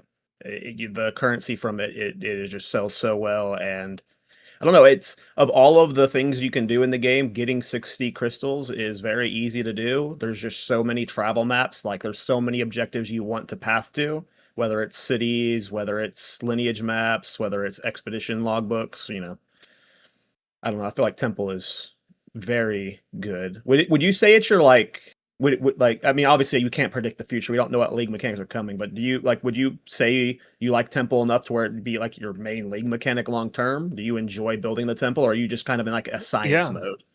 Well, buried in that question, there's a really good question buried in that question, and that is, if you could like design a league mechanic, what would be your favorite kind of league mechanic? And mine would be one with like maximum amount of effort, maximum delayed gratification, maximum gains out of it.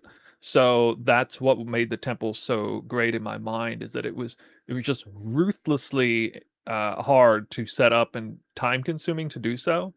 But in theory, in an ARPG, if an ARPG is well balanced, the game should dictate that such a mechanic would be yield the most returns. If you go, you know, that many miles to get, you know, to the end, and that's what it takes. And all along the way, it's kind of like mediocre until you get there. it really has to be the best mechanic in the game, and or if you're going to have a mechanic like that. And I'm really glad something like that exists. I think PoE 1 has some similar things like the betrayal mechanic there, and Delve obviously is an example of such a mechanic where it just takes forever to really get huge dividends out of it. So I really like the game design from that standpoint. I had like a video where I came up with like 10 different ideas to fix a temple, and 0 of 10 were uh, implemented, except one of the 10 was implemented mid-league, and that's the removal of the lock medallion, the effective removal of the lock medallion. That was actually a good change for the temple. Some people, I'm sure, hated it, but as far as the concept of the league mechanic, the way it's designed, when you think of it intuitively, such a mechanic shouldn't exist in there. You shouldn't be able to simultaneously lock rooms while the mechanic demands a certain percentage of the room be destabilized. It makes way more sense for them to balance it around the latter where it would be destabilized, and they can change the destabilization rate. They can make it more forgiving in the future, and hopefully they do that. But a lot of adjustments need to be made on the mechanic. I love it conceptually, but the current implementation of it is, um, it's really brutal, especially after 0.4 and what that was like. That it's really jarring. If you take what you just said for the in that last section and you just put expedition in there, it would be the same thing in my opinion. I think expedition has the same vibe to it right now. It's Mhm. in a concept, it's an amazing mechanic, even though there's like two very clear approaches to league mechanics, and it's the brain off, breach, kill monsters, get loot type stuff, and then there is the expedition and temple type stuff, and I think both are great and serve a specific type of player. But especially, I think the ones like temple and expedition still have a little bit of ways to go when it comes to adjusting those, because I've had the exact same process of what I was saying about expedition the past couple of days, and that what Snoo just said about temple.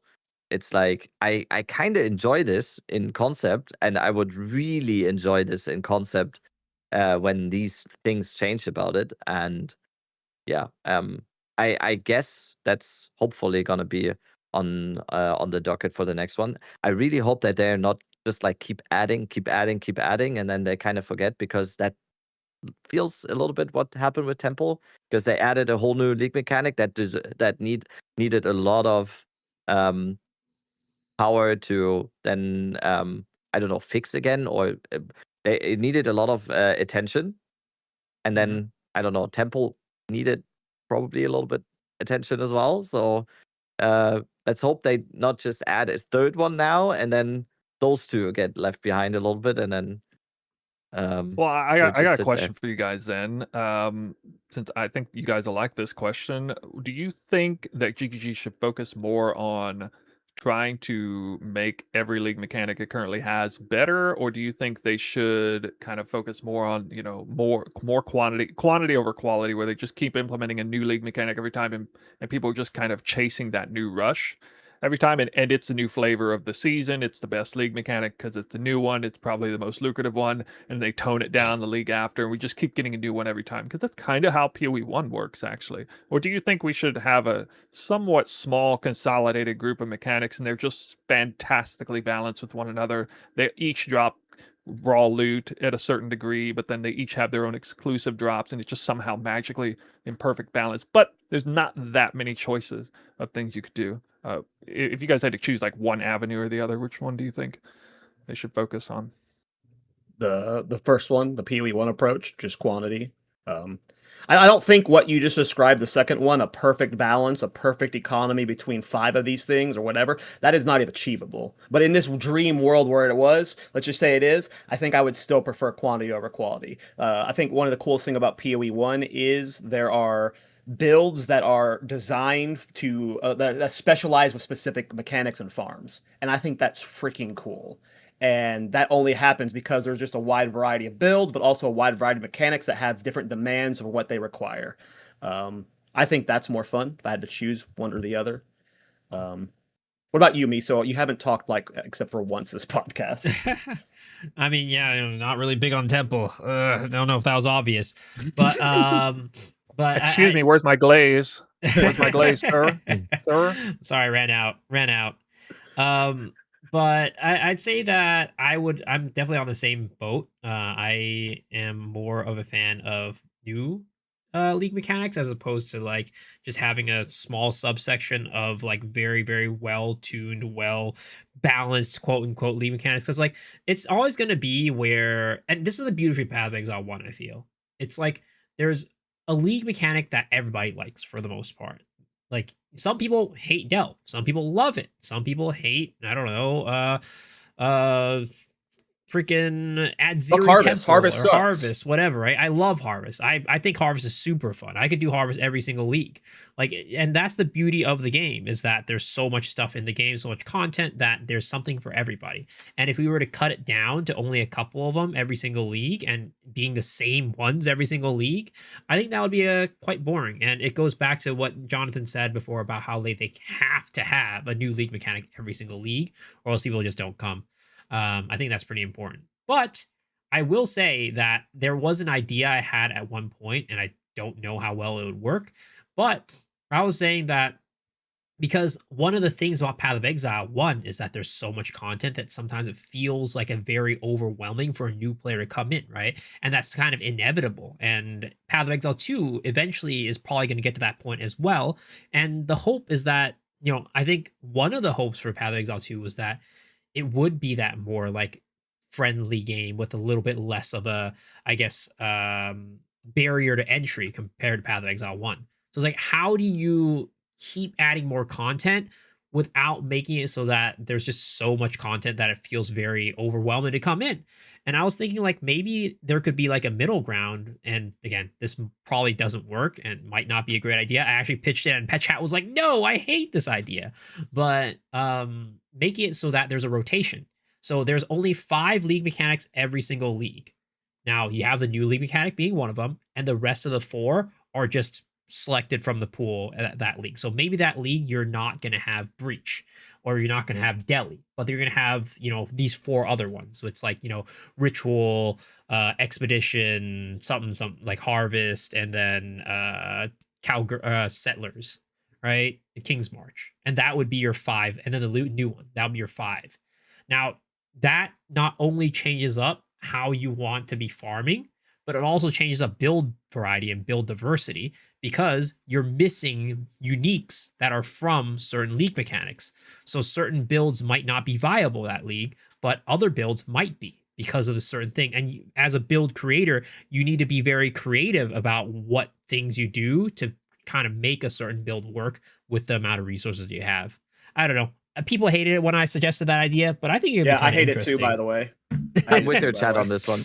Yeah, you're cooked. It's also me. So like, I don't hate the concept once again. But I would compare it to you can't win with a rotation like that, because there's always the people screaming and crying over the mechanic that they love being gone for that league is always going to be on the forefront. Oh yeah, 100%. That's why I don't think it's going to work. I don't think it would work. I'd compare it to Counter-Strike. There's a competitive map pool in Counter-Strike where like it means that all the tournaments and everything in Counter-Strike, they have like a specific map pool. And every once in a while, Valve changes or rotates out one map. And 80% of the community probably just loves it because no one is playing that map and everyone hates it. But the outcry of those 20%, I'm telling you, it is. It makes it seem like they just did the worst patch of all time. So it would be the same, but even worse in PvE. 100%. There's a reason why my community hates the idea, but it's like part of me trying to think about like how they can make the game sustainable long time without like completely making the barrier of entry too high every single, eventually, right? So that was just kind of part of the thought process. Well, there is a way around that. It's whenever you get to that point, you start PoE 3. and then you just like start, from 5 mechanics, and then whenever it gets bloated, you start PoE 4. So there is a cycle that will make that that work a little bit better. That's a game developer speaking. Yeah. Okay, wait, I got a follow-up question. Would you rather them focus on bringing out new content, new mechanic every league, or perfect the game with no bugs? No bugs.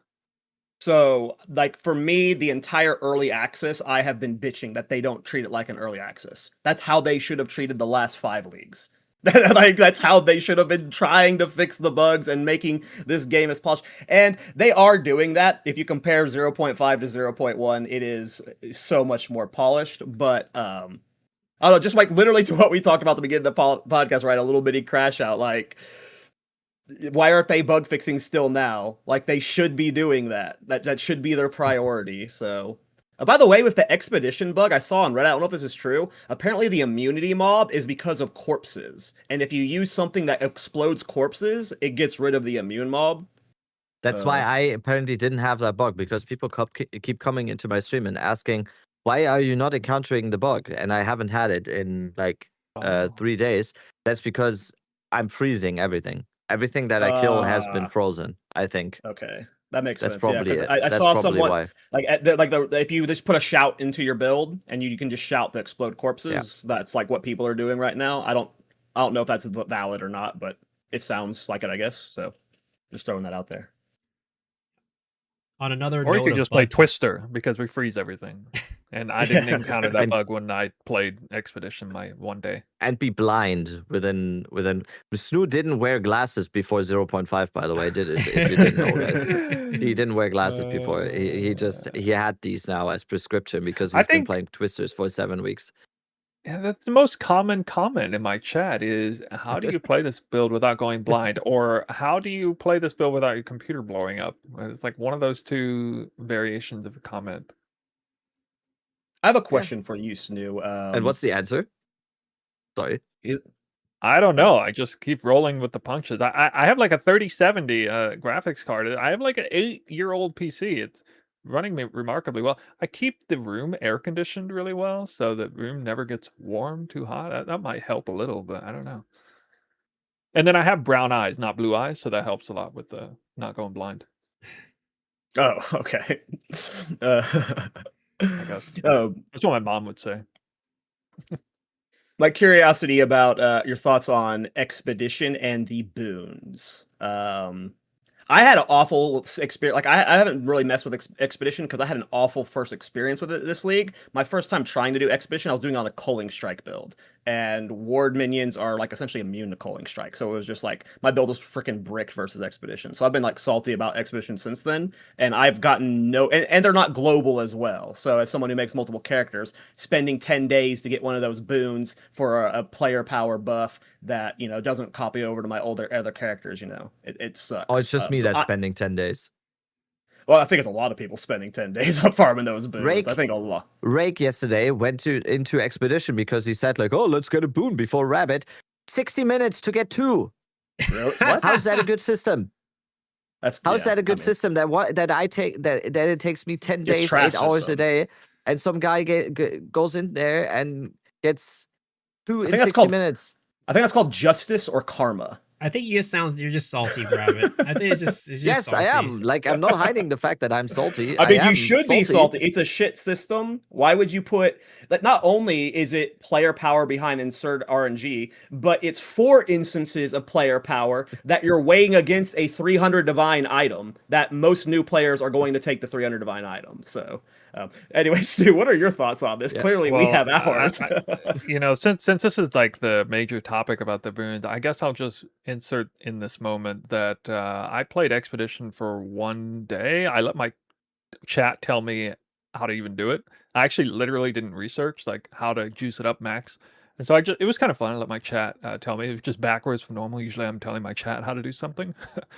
And so on my 5th expedition ever, grand expedition ever, I got the 10 spirit boon. and then I raided Rabbit like 30 minutes later. And he wanted me to unraid him, but we didn't know how to do that, so we just stayed there. We just stayed and gave him hell for it, I guess. So I don't know. Now he's gone. So I didn't want to open that wound again right here in front of him, but since he just keep going on and on about it, and you ask him about expedition, I mean that's Yeah. the last thing I was thinking about. You know? Right. I didn't, and the funny thing is, I didn't even care about it. I'm not even utilizing that boon at all. The other two boons Rub would have it been in. better. Yeah, I'm not even like it's wasted. I would just give him my 10 spirit if I could, but I Yeah. can't do it. Yeah, I would too. If I had 10 spirit to give you rabbit, I would. But Maybe I should start I don't want farming your expedition fucking tonight. spirit. Maybe I should start farming expedition tonight. I mean, knowing my RNG, it's definitely not going to get it. I'm definitely not going to get the boon tonight. But imagine, I just got my voices early tonight. After 342 runs. So maybe karma will come back and Wait, it'll give it to me. 342? Yeah, 342. I got mine on 324. Coincidence? Coincidence. I So I don't I think take so. it like, all right. So serious question is like, so Rabbit dealing with like extreme amounts of FOMO here because he's a perfectionist and he wants to have his character totally done, every single thing he possibly have. This actually is a major issue that a lot of players feel, myself kind of included, generally speaking. And I don't know, I kind of have mixed feelings about it. Let's see. So is the trend that they're going to introduce a new league mechanic and gatekeep an ultra RNG permanent character buff behind that brand new mechanic? If they're going to do that every single league, I think there's probably going to be hell to pay in the long run for that. So I don't really see it as being a good thing in the long run. This one time, it's like whatever, again, beta testing, I guess. But I think overall, I feel like it's bad game design. It's way too RNG like. We have the permanent buffs and we can get them like the weapons at points. It's a deterministic way to get them. They're just part of the campaign, do the quest, and you get it, and you permanently buff your character. So I assume you guys are probably on the same page as me. We know Rabbit is for sure, not wanting to deal with that extreme chase just for a permanent character buff. It's one thing to get like a super nice item you can trade for, crazy RNG for that, but a permanent character buff that's soul bound like that, I don't know. That's pretty rough. I actually kind of like the idea of those things existing in the end game beyond the campaign, like being a little side quest. It's just this one is as brutal of an implementation as it can be because you're choosing between four of them, and it's weighted behind. You're also Alder's Legacy, which it's just such an absurd choice. It's like the weirdest execution for. It's genuinely just bad design. That's the only thing I can call it. I can't defend a decision behind it. I do want to see more of it. I think I think the better direction to go is the stuff where like Karn sacrificed his level 100 to get us all the +1 passives. Like that is that's way cooler and way more fun than this. So I hope they do more of that, in my opinion. and and I've been always, especially on this podcast and in general, like I'm I'm from Diablo 2. I love chase. I love chase items. I love in general chase. This is like the main reason why I like ARPGs this much, because I like chasing stuff, and I like even if it takes 10 days or whatever. I don't care, but I don't know. This one felt I felt especially salty about this one so far, so I don't know. But I think in theory, they are doing a great job of introducing more of these chase things into the game. We just need to find a balance about them. I like I think that's in general that's amazing. I don't think we were gonna have the boons again in Expedition because of the feedback, but in theory, I love it, and I really like that GGG is being Yeah. I don't know what the word is, uh not cowards, Yeah, they're taking risks. like being You know? brave, and if putting this out there and having like a little bit of backlash. So I wish and I know that they are gonna continue that way. So I like Chase, but 10 days in, it feels feels a little bit bad right now. I think the big difference between this type of chase and another like other types of chase that have existed is that there's no way to get it other than by RNGing into it. In for any other thing, right? Headhunter, Mage Blood, Runic Fork, right? The Rune Seeker's Call, everything, right? you can go and try to farm it. Like the mana rune, a lot of people are having really hard time farming it. But the difference is that you can buy those things. You could buy the thing that comes out of it, right? But for these boons, you have to farm it. And I think that's the biggest difference. Like imagine if the 10 like socket or 10 rune like thing, right? It spits out a rune or an item that you can go and trade in to an NPC for the thing, and you could sell it. You could sell it to another player. Like instead of being like, okay, well, I have to find this runic thing with the 10 sockets. Every time I get the 10 sockets, I can sell it. And then if somebody doesn't want to do the whole farm, they can spend however much money that thing is worth to go and get that. I think that's like the biggest difference between this type of chase and the type of chase that we're all very used to, that we're okay with. Well, Agreed. I'm actually in agreement with you guys, but as for a fun devil's advocate counter argument, if I'm trying to imagine if I was a developer, what I would say to counter this, and I think I have to imagine that what they're thinking in their head is their justification for implementing it this way. They would say something to the effect of 10 spirit, 1 extra passive point, and sorry, what was the other thing again? Actually forgetting off the top of my head. 5% 5% life mana mana. Yeah, and yeah. life Five and all all res. res.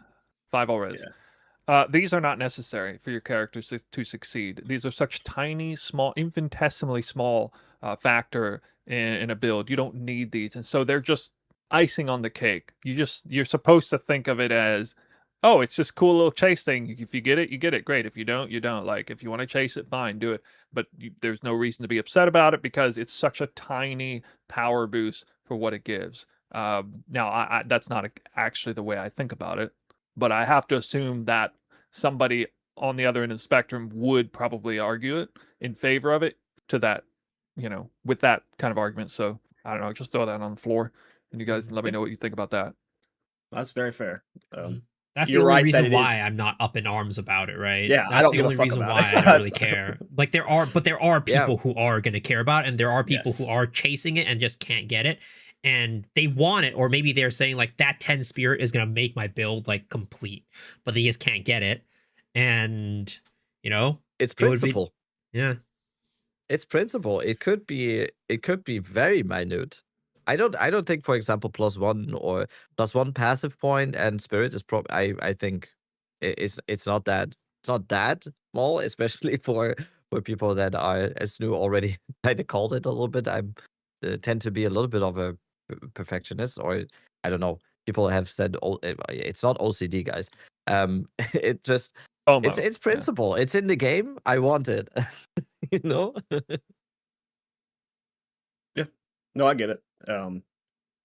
Yeah, I mean, I do feel the pull. I do feel the FOMO from it. It's just, I think Snube said the devil's advocate argument best, where, none of my characters have felt weak without those things. So, it's ultimately fine. Looping back to the upcoming PoE 1 League, I think Miso's playing in it. Rabbit and I don't think Rabbit's playing in it, correct? You're not playing What? PoE 1, Rabbit? You're not playing Nope. PoE 1? What are your thoughts on this development cycle so far, Snube? We're finally sinking into this every 4.5-ish months of this PoE 1, PoE 2 cycle. Some content creators say they do feel PoE 1 burnout. You're starting to see some creators like Gazzy starting to prefer PoE 2 over PoE 1 in some instances. Where are you at in this? Are you just like, is this your heaven? Are you like Captain Lance, where this is just like you're absolutely peak and you're not burnout at all? Where are you at on this spectrum? Before we go into, funny enough, Captain Lance stopped playing Path of Exile 2 way before anybody else did, which is True. pretty funny. He went back to PoE 1. Like, he was one of the few creators that went back to PoE 1, yeah. And he went to, what was it called? Age of Empires for a little bit, too. He was doing a tournament. So Yeah. He was like hosting, but he and doing stopped playing PoE 2 even before that, which was I don't ever super know. early. Yeah, I didn't really ever ask him why, or ever figure out why. Anybody know why he stopped playing so early? I didn't hear. Most people played PoE 2 a long time this time. Mm-hmm. Yeah. Yeah. All right. Well, as far as a player, I guess, I don't know. I feel like I would have a very different answer depending on whether I'm thinking about myself as a content creator or as a player, because I don't really think of myself as one and the same. I would approach the game differently. I think as a player, like I tend to play the game the way I want to play it, and then try to build content around that, based on that. But I definitely go out of my way to like do extra work in the game to make content, and so I feel like as a content creator, but also, there's the making money aspect of it. You have more opportunity to make money the more times there is. So more likely to get burned out as a content creator, I think, in trying to flip flop constantly between the two games. But as a player, less likely. So I like playing PoE, PoE 1, PoE 2, like all the time. I don't have like any other games that I really want to play or any other. Like I have some other hobbies I'll do every now and then, but as far as the gold standard hobby, it's playing this game or one of the two games. And I also think, kind of like Gazzy, that PoE 2 is, obviously the future. And I don't know if PoE 1 is going to be around forever. I'm not going to dare even try to ask that question, but I think it already is pushing on the door of being the better game. It's already transitioning into that. And it's pretty obvious to anyone who actually likes PoE 2 and knows PoE 1. Just about everyone, if they're being honest with themselves, will say, yeah, this is pretty obviously going to be a better game in a very short time span, if not already there. I think it's going to be one of those things where it will happen and it'll pass people by, and then they'll retrospectively realize, this game was I actually liked this game more than the old game, like even a year ago. Just now realizing it. I think that's going to be a lot of people. Kind of crazy how fast the narrative switched on that, because I remember 0.2 and 0.3. I don't know, even 0.4 still, and 0.5 switched the narrative on that real quick. They have people really. I wouldn't call it flip flop. People are always entitled to their own opinions, and I think they are very valid, and everyone should like what they like. But the community sentiment took a real big turn with the release of 0.5. I think The that's weird just thing a about Go ahead. Sorry, the weird thing about it is what most people don't take into account is PoE 1 is a much harder game than PoE 2. It's actually significantly harder. It's Mhm. harder to break into as a newer player, and it's legitimately harder. If you have equal skill in both games, you will struggle way more in PoE 1 than PoE 2, regardless of what you're trying to do. Even if you have all the knowledge in the world, you still will, because the game is just more punishing. The monsters are harder, the demand's higher, the bosses have way more health, and the min-max requirement to dominate the content is way stricter in that game. You have much more freedom to play around, mess around in PoE 2. It's way easier to build like a glass cannon in PoE 2 and just kind of stomp on the content even still. Like I'm just now messing around with like basically what I did right now, because I'm being reminded of this. I set up a standard character in PoE 1 to kind of test my own League starter in advance of League start. Like I mocked up gear for like a day 2 economy situation. And it's fresh in my memory how strong my Twister build is on day 2 in PoE 2, and I know like what I can do content wise with that. My character is capable of doing the content I want to do in the standard league, but it still gets slapped around a bit. Like I have to actually lock in, focus on what I'm doing, pay attention to how I'm maneuvering, actually dodge like a lot of mechanics, and I have to be a little bit cautious about how I roll maps, not to make them outrageously rippy. These are all things I don't have to do in PoE 2. I can just kind of breeze through it and just flow state right off the bat in PoE 2. And that's good in a way. Like that's what a lot of people want. But the two games are actually very different. It's not just like one game is better than another. It kind of depends on your pain threshold, like what kind of challenge you want to seek, and as well as other weird variables like how hard it is to break into it if you were already a veteran for 10 years, 10,000 hours versus 1,000 hours. It's a big difference between those two players. So there's just so many variables to consider on that. Yeah. I've always disagreed with the statement that the two games are merging into one, because it's never felt that or looked that way. Like they just have a very different feel and approach. So I agree with you there. What were you going to say earlier, Miso? I don't even remember at this point. Well, I want to go back to what you said earlier, Snoo, because I had this conversation on stream the other day. You said earlier that you don't really like playing any other games, and PoE 2 and my enjoyment for it has started to make me not enjoy other games. There's just a level of creativity that is unique to Passive Exile. And the way I described it on stream was in other games, if I'm like, let's say I'm playing World of Warcraft, I'm doing a mage and I want to do like a dungeon or something, I want to do an AoE farm in it. I have to ask myself, can I do this farm? I have to ask, can I do this? In every other game, you're asking, does the game allow me to do something? In Path of Exile, I never ask, can I do this? It's how can I do this?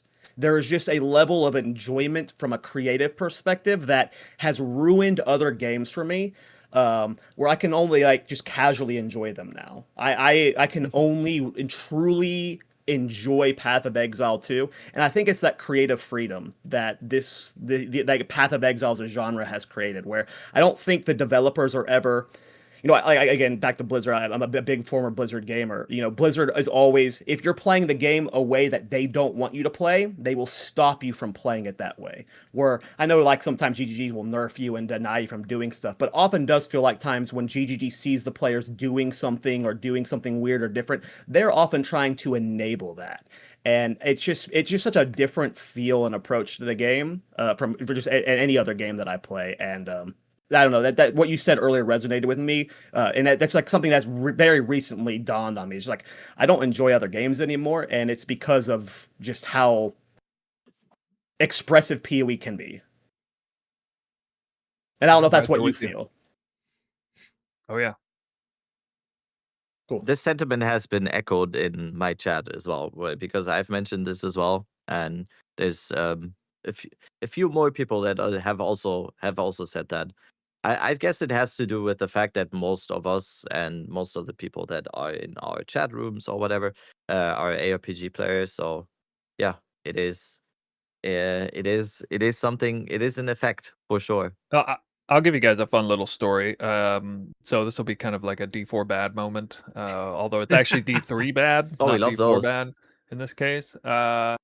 So the hypest I have ever been for an ARPG was whenever Diablo 3 was announced, and they were showcasing the new monk class, and it was like this crazy Fist of Fury thing that had like multiple different combo generators, and it looked insane, and you had like fast wielding daggers and stuff, and they allowed you to play like Act 1, and I must have theory crafted endlessly on ideas that for which I couldn't even technically theory craft. It was just concept theory crafting. I was like, all right, so if I punch one way with one hand and then do another skill on the other hand, it's gonna, like, these two are gonna somehow buff each other, and then we have a third attack, and then you're gonna wind up this crazy spender off of 3 separate different generator attacks. It's gonna be so hard to do, but it's gonna be amazing because they're gonna clearly, the game design is set up in a way where they're gonna make it so you just sync all this stuff up. Is gonna be this massive, like, Kamehameha moment thing out of the monk, basically. And in the end, when they released the game, you know what synergies there were between, like, mixing and matching like a martial artist style combo? It was one passive point that said you get 8% increased damage for every different type of skill you've used recently. That was the sum total of, like, synergies between setting up this insane martial artist monk class with all these different amazing looking rapid attacking skills. It felt so good to execute on them. It was really tough to do. But, like, where's the game design to encourage players to do that? How do you design such a cool class and not allow for all the potential on that? And I was so let down. I was so incredibly I still enjoyed Diablo 3 when it came out, but I remember just thinking to myself, like, I'm not a developer, but my God, how do you drop the ball that hard? How do you make a character that looks and feels like this and not allow players to take advantage of that? It makes no sense. And then later on, fast forward several years later, we have pretty much every class in PoE has things along those lines. It just completely dwarfs all the shortcomings that I had experienced in the Diablo games leading up to then. They have a special place in my heart, of course, but yeah, once I switched from the Diablo franchise to PoE franchise, I was not going back. That's pretty much just the way it is. I remember that little demo that they gave for Diablo 3 where you just had Act 1. I played so I don't even many think it was all of hours. Act 1. It was just Leoric, It was right? yeah, it It was was like just half up of Act until 1. Leoric, and I Yeah. played that so Same. much. I played it so much. It was crazy. Yeah. Yeah. D3 the D3 hype was next level. Mhm. Yeah. I had what Wasn't you it- just described. Go ahead. Wasn't it the most selling game at one point? Like, didn't it break some kind of record as the most sales within a certain time frame or something? The hype Probably. was insanely big. It also kind of started streaming, in my opinion, just from my experience. It was the first time I actually watched like Twitch streams and stuff. So yeah, D3 was Well, StarCraft and League of Legends were huge. around at that point, so streaming was already Yeah, kind of it just off, like but- from my personal experience, it was like I don't know, I was 17 years Oh old. yeah, or I mean there was a something, and then- lot of big D3 streamers. I think that was around when Twitch started being a thing too, because before it was Justin Yeah. TV. I remember watching that in TV, high yeah. school, and yeah. That's when I was Kriparian blew up immediately- with the Yeah, hardcore exactly. stuff. That's Yep. who I watched. It's where Crypt That's who I blew watched. up. Alkazer blew up there too. Like Mhm. a lot of our, Yeah. you know, the Shit, ARP Kongor. goats. I know Conger from D3. Yep. We don't talk Yeah, a about lot of the goats. incident, but you know. I Huh? don't know what you're talking about. I don't. I'm missing the reference. I was just immediately disappointed with Diablo 3. I remember because I expected something else. I immediately was disappointed just by the look. They when it came out, I still played the hell out of it and I really enjoyed it, but I was just on the look, I was immediately disappointed because it had such a comic-y, non-grimy, non-brutal look. Because that was the Diablo franchise for me. I played Diablo 1 and Diablo 2 before that, and then Diablo 3 was the break in for me when it came That to cycle. just the vibe and style of it. And it continued in Diablo 4. Diablo 4 still to me looks like, I don't know, it looks like a mobile game to me. I don't. Well, what It might just be me. Snube just described with Diablo 3 was my experience with Diablo 4. Like, I went into it at, like, oh my god, look at all these cool toys, all these... I posted a video on my channel shitting all over Diablo 4. I cannot believe the design of those classes and that passive tree. Like, I don't The wanna same get into it. design philosophy carried over from Diablo 3 Yes. to Diablo 4. It's worse than Diablo 4, in my opinion. Like, they amplified it. They double downed on it. Like, it's just... I had a bad time playing D4. Someone in my chat the other day said, I thought that was a perfect description, like baby's first ARPG or something. It's like the Oh yeah, for sure. That's it's why it's just popular. like the put the circle into the circle, put the square into the square type deal. That's No, I how do. I understand it. like. And that's why I PoE didn't do will it. always be better. I heard Mephisto on the hardest difficulty was actually a challenging fight, but I never pushed that far. Yeah. So Well, 2 seasons ago, I it mean, was it goes actually deeper. looking pretty good. It was looking like maybe they were finally fixing things, but then this last season apparently was terrible for Diablo 4. Yeah, I saw Rex on stream. Yeah, he was not Well, happy. wait, has there been talking- another season since the launch? Yeah. Yeah. There's been another Okay, I season. was like, what do you mean last season? What you mean launch? I was confused. Okay, there's another the season. most Okay. current There's one. another season since not didn't know launch, that. but it was the one that we were playing in, the one where they added Mephisto and they added the Paladin or no, Warlock? Warlock. No, Paladin. Yeah. Paladin, I think. No, was it Warlock? It was Warlock. Yeah, Warlock. Gotcha. Well, we often complain about, like, in PoE2 the game's too easy, right? The bosses are way too easy. But you know, one of the nice things about developing a lame game is that it's much easier to balance, because if you pigeonhole people and only playing the build a certain way, you know exactly how much life the boss needs, because there's only you can very easily understand the cap of damage that can be dealt in this game with this build. And so you don't have to, you know, constantly look over your shoulder thinking, oh, who's coming out with the next absolutely broken build that none of us developers could even imagine.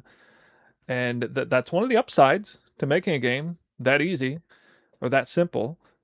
So I never really get too up in arms about, like, the current state of balance in a Path of Exile game, because I just assume that it's like an impossible task to somehow, you know, if this isn't even factoring in that there are newer players who have skill gap issues, and don't even know how to make a build. Just taking into account the unforeseen crazy build that you can't even anticipate, it is an inevitable thing where every single league there will come a build or a multitude of builds that will utterly annihilate the hardest content in the game, turn it into a joke, and then every one of us will look back and be like, why do they make this game so easy?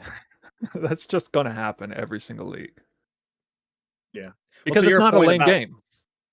Oh no, it's absolutely not a late game. And to your points about the balance, I cannot imagine balancing like a campaign and an end game while you're still actively developing weapons and classes that are missing from the game. Like every patch you're having to rebalance so much. You add like 20 new support gems, throws out the entire balance of so many skills and stuff. You add a mechanic like ward, there goes all the balance you just did. Like you have to get like a weird baseline, but the range of balance around that baseline is just going to be so have so much variance that it would take.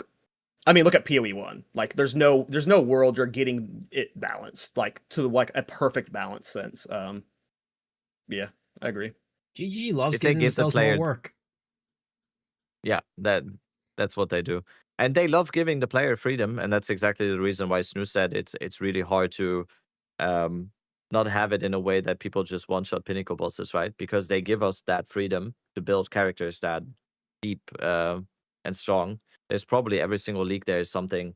There's a ton of builds every single league where they probably look at them and went like, "Oh, I never imagined when we designed this that it would be used this way." And for me, that's a sign of a good game, not a bad game. Yeah, it's what I play for. It's all my enjoyment from this game comes from just Oh, that. you like making builds? That's crazy. Yeah, I didn't know Well, that a about little you.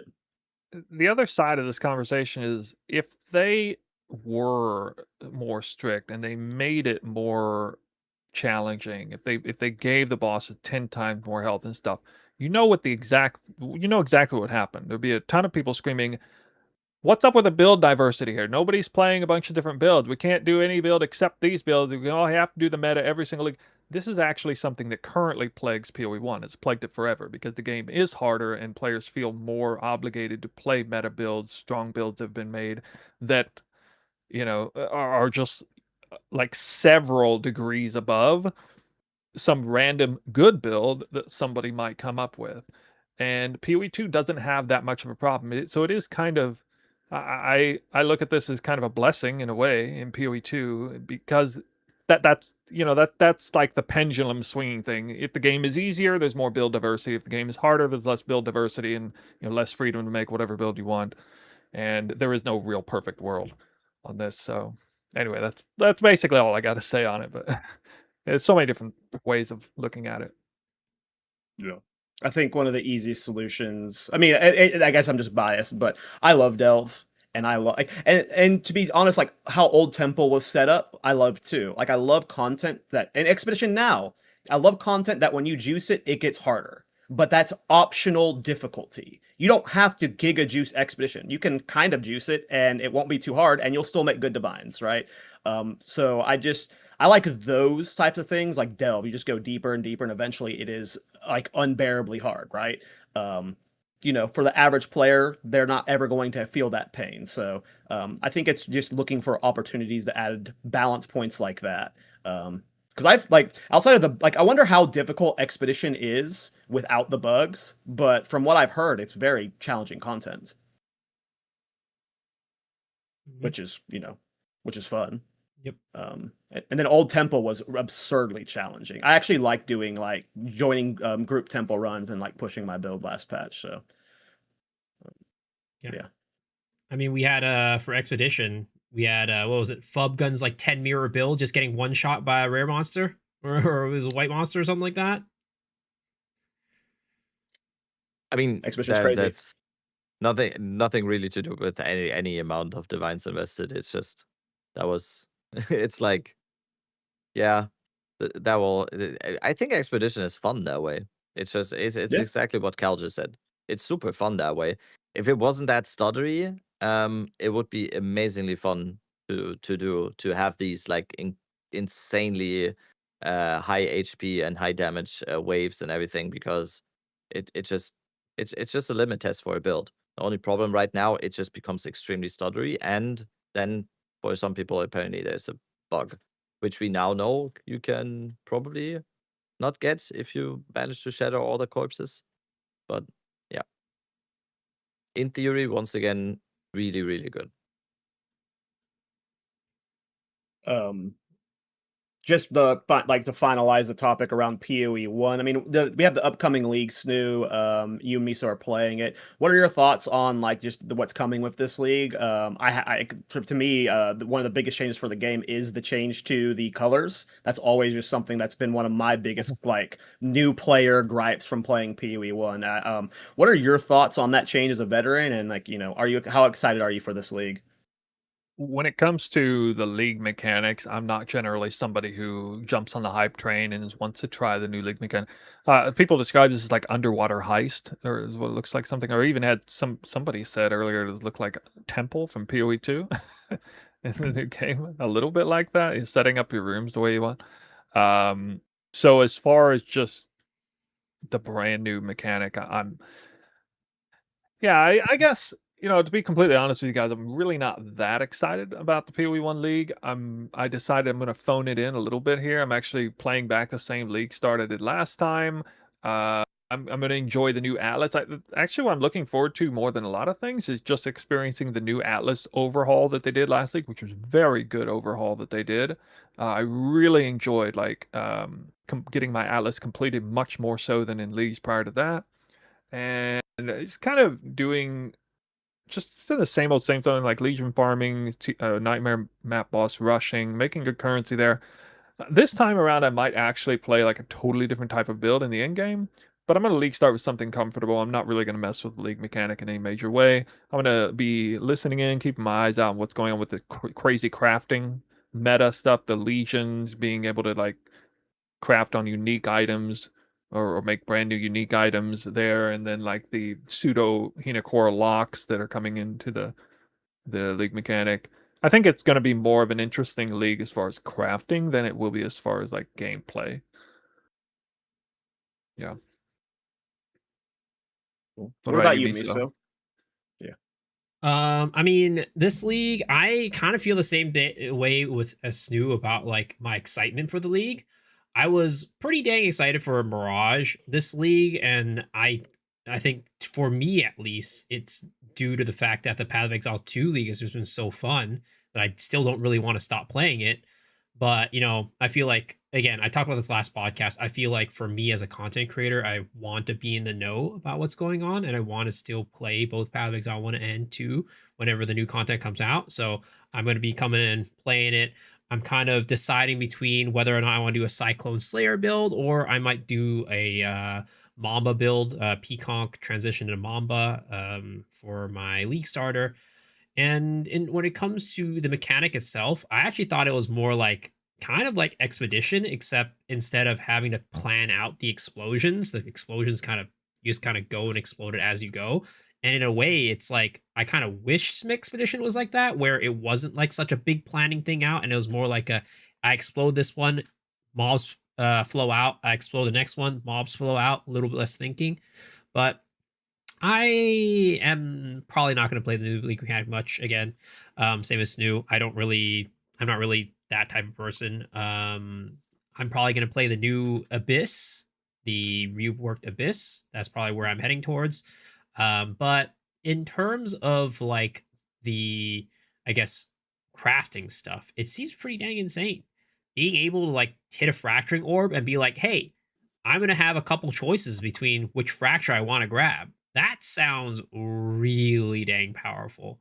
And to be honest, kind of makes me feel like this might be, if they keep this mechanic core, it might just be something most people will interact with at least once during their crafting process, because it does seem pretty dang strong. Because it's just, hey, did you want to craft something with an orb? What if you use this and you got a couple outcomes and you got to choose between those outcomes? That's what it seems like to me. And the cool thing about stuff like that is you never know if something like that, mechanic wise, the fracture choice works its way over to PoE 2. So, you know, Yeah. who knows? But back to our the earlier question, Snoo. What are your thoughts on the color change? 'Cause I'm really curious about what you think of the socketable changes as a veteran. Okay. So yeah, I mean that's a good change. The instinct reaction is okay. This is good for new players who want to go from PoE 2 to PoE 1. Actually, give them a little bit of a break with especially Act 1 dealing with. I mean, it's so infuriating when you get like an upgrade piece that's like really really good, and then it just bricks your main link, so you can't use it. So you hold it in your inventory, and then like 3 acts later, you realize, oh, I still have that piece of gear, and now it's worse than my current one, which I upgraded in the meantime. Oh, it would have been really nice to use that item back when, and now it's just trash. So I guess we'll just throw it on the ground. That's an experience everybody has, whether you're a veteran or new, and it's really frustrating as a new player. When you're a veteran, you just kind of deal with it, and it's just part of it. I guess it made me think. What do I think of like links though? Because it's a little bit of a slippery slope in a way. If they remove socket colors, maybe they remove linking too. Maybe they remove socket count too. I don't know, because that's kind of what PoE 2 is like right now. I'd be kind of curious what you guys think about that. The part of me is like, oh no, you can't change the game in a core way like this. This is integral to this game. It doesn't matter if it's like really annoying or whatever. This is part of the game. Don't mess with my game, dude. But then it's like, yeah, but it's is anybody gonna miss that? Is anybody gonna miss the the colors being an annoying thing you deal with? So I don't know. Maybe you guys That can tell is me though. no, that is a very good way of looking at that. Yes, it is a core integral part of the game, so it's like it is a very slippery slope. But to your final point there, does it really break or ruin or make the experience worse? No, it makes the experience only better. But I do think you're like warning words of it is a slippery slope because like I hadn't heard anyone ever say like, what if they remove links? What if they just make it easier to get all the back socketables, just like PoE 2? You just slap it with a perfect jeweler orb, like that is a very good point. It could be a very slippery slope. I think that this is a like at least from my optics as a newer PoE 1 player, as someone who like does get very frustrated in those moments you described, this is only a win. But I do like your little like warning there, just this make sure GGG's having lots of meetings before they make these changes of like old systems. What about you, Miso? I mean, it's like again, it is a weird situation because like in many cases when I think about Path of Exile 1, like one of the first things I think about as a new player it's probably not the case, but as an experienced player, as somebody who has played the game for years, what some of the first stuff that I do think about is sockets, socket color, links, all those things, right? Seeing that inventory menu with all of the sockets and all the stuff, like that's like a very core and unique part of that Path of Exile 1 that when it came out, right, to me, it was like one of the big innovations of Path of Exile 1, where it was like, wow, this is a really cool way that they're handling skills and how you upgrade it. I've never seen this before in any other ARPG or any other game, in fact. This is really awesome. But then, so it's like really hard for me to even imagine a world where Path of Exile 1 gets rid of links and things like that. But that's just kind of maybe me being a boomer, can't teach an old dog new tricks kind of type of guy, where in a way, like the socket stuff, like the colors is a great change. I love that change. But then going towards links, that kind of makes me feel like, ooh, are we deforifying this game type of situation? And like, yeah, it's like a weird place where I'm sure it's like it would be a really nice QOL, but it kind of takes away the identity of Path of Exile 1, in my opinion. So while I would probably lean on the side of don't get rid of it, but maybe that's just me being a boomer. Because the way I would imagine it is like they probably won't do like the Path of Exile 2 thing where everything has like the full sockets. They might be like, okay, if your character is using a one, so imagine the Path of Exile 2 like socket system, right? Skill gem and socket system, except instead of the skill gem itself being the like header thing, it's a piece of gear. So it's like you have your chest armor, and then this chest armor will just have a certain amount of sockets based off of maybe the chest armor itself or the level.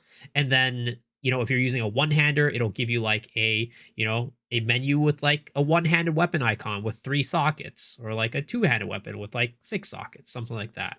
So that's how I would imagine it being. And yeah, it feels a little bit, you know, not very Path of Exile 1, but that's just me being more of a boomer, I think.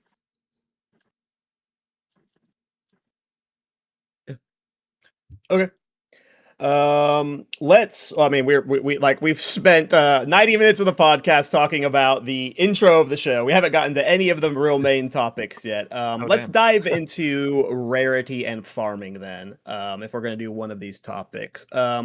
What is your thoughts about rarity, Snoo? Have you done much rarity maxing this league? Do you like the state of rarity of previous patches? What direction do you want GGG to go with it? All right, real talk. At a 75 room temple with 160% rarity, and I was averaging about 7 or 8 divine orbs per temple. And then I got 190% rarity on my character, and I was averaging 8 or 9 divine orbs per temple. So rarity good. Yeah. Do you like it being a stat on gear? Yeah, I am a fan of rarity. I like it as an alternative form of end game gearing.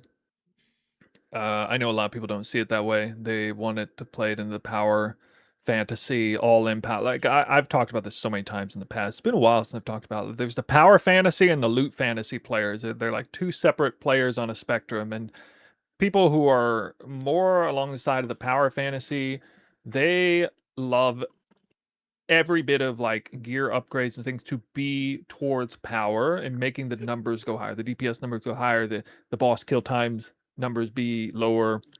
And anyone who's on the loot side of the fantasy, they don't really care how we arrive at a place. They just want more loot to drop. Whatever makes more loot drop is good. And that's kind of what I was playing off of a second ago. And so that is where the disconnect is, mainly between players who hate rarity versus players who love it. I think the nice middle ground here, because I've thought a lot about this, GGG has a brilliant way of introducing rarity and mechanics that are more on like the recipient end rather than the player side end. So, for example, juicing up your waystones to get a bunch of rarity baked into the map, or increasing the modifiers on rares to get a bunch of rarity baked into the monster, or Asmiri wisps, if we imagined a world where wisps were actually really fun and interactive. That would be Those would all be great scalers, multiplicative scalers to increase a loot or expedition, tailing on a bunch of additional modifiers, having the opulent modifier that you can like aim for and things like that.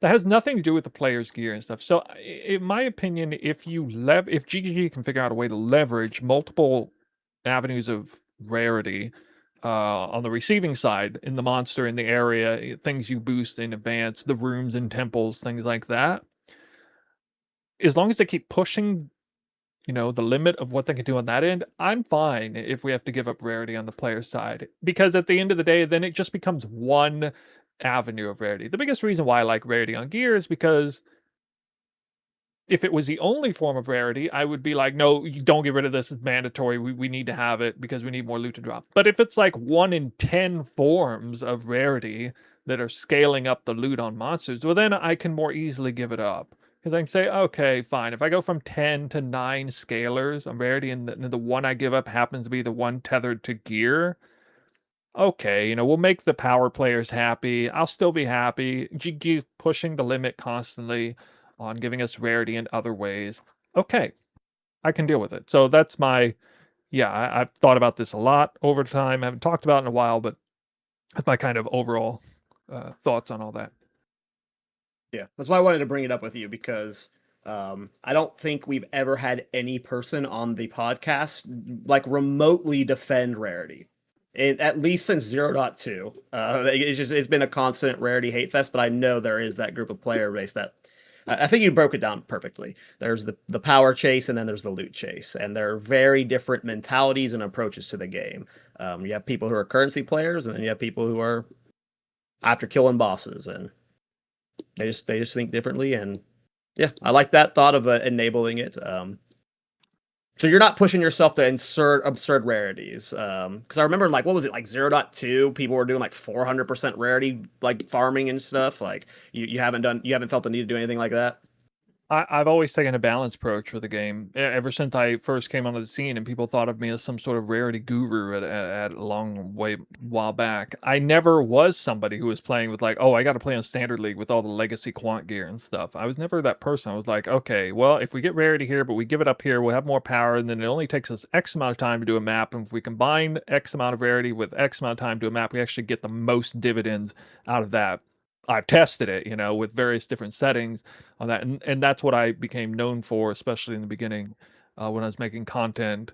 I did a lot of rigorous testing like that, and so I've always just taken a balanced approach because that's the way I saw it.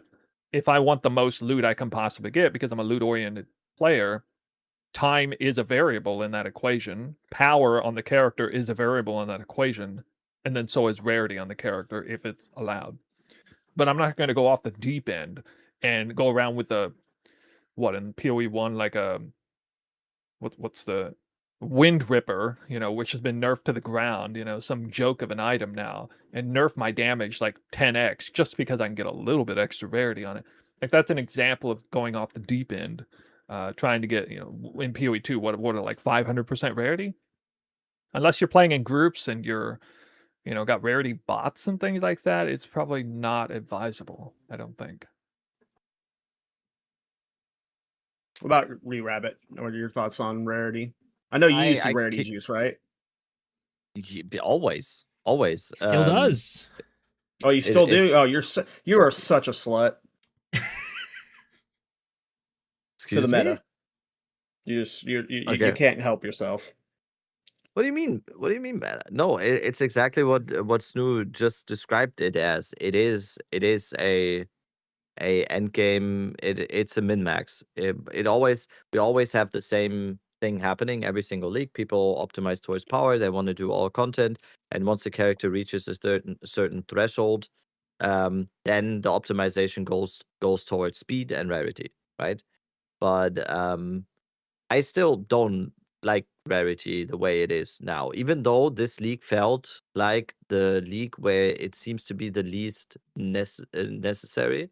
I don't know, just from a feel perspective, I've played basically zero rarity up until this character that I'm playing right now, so it didn't feel necessary at all, because you still get very good currency drops even with zero rarity, it felt like. And a lot of the farming that you are doing is not really based on just raw currency drops.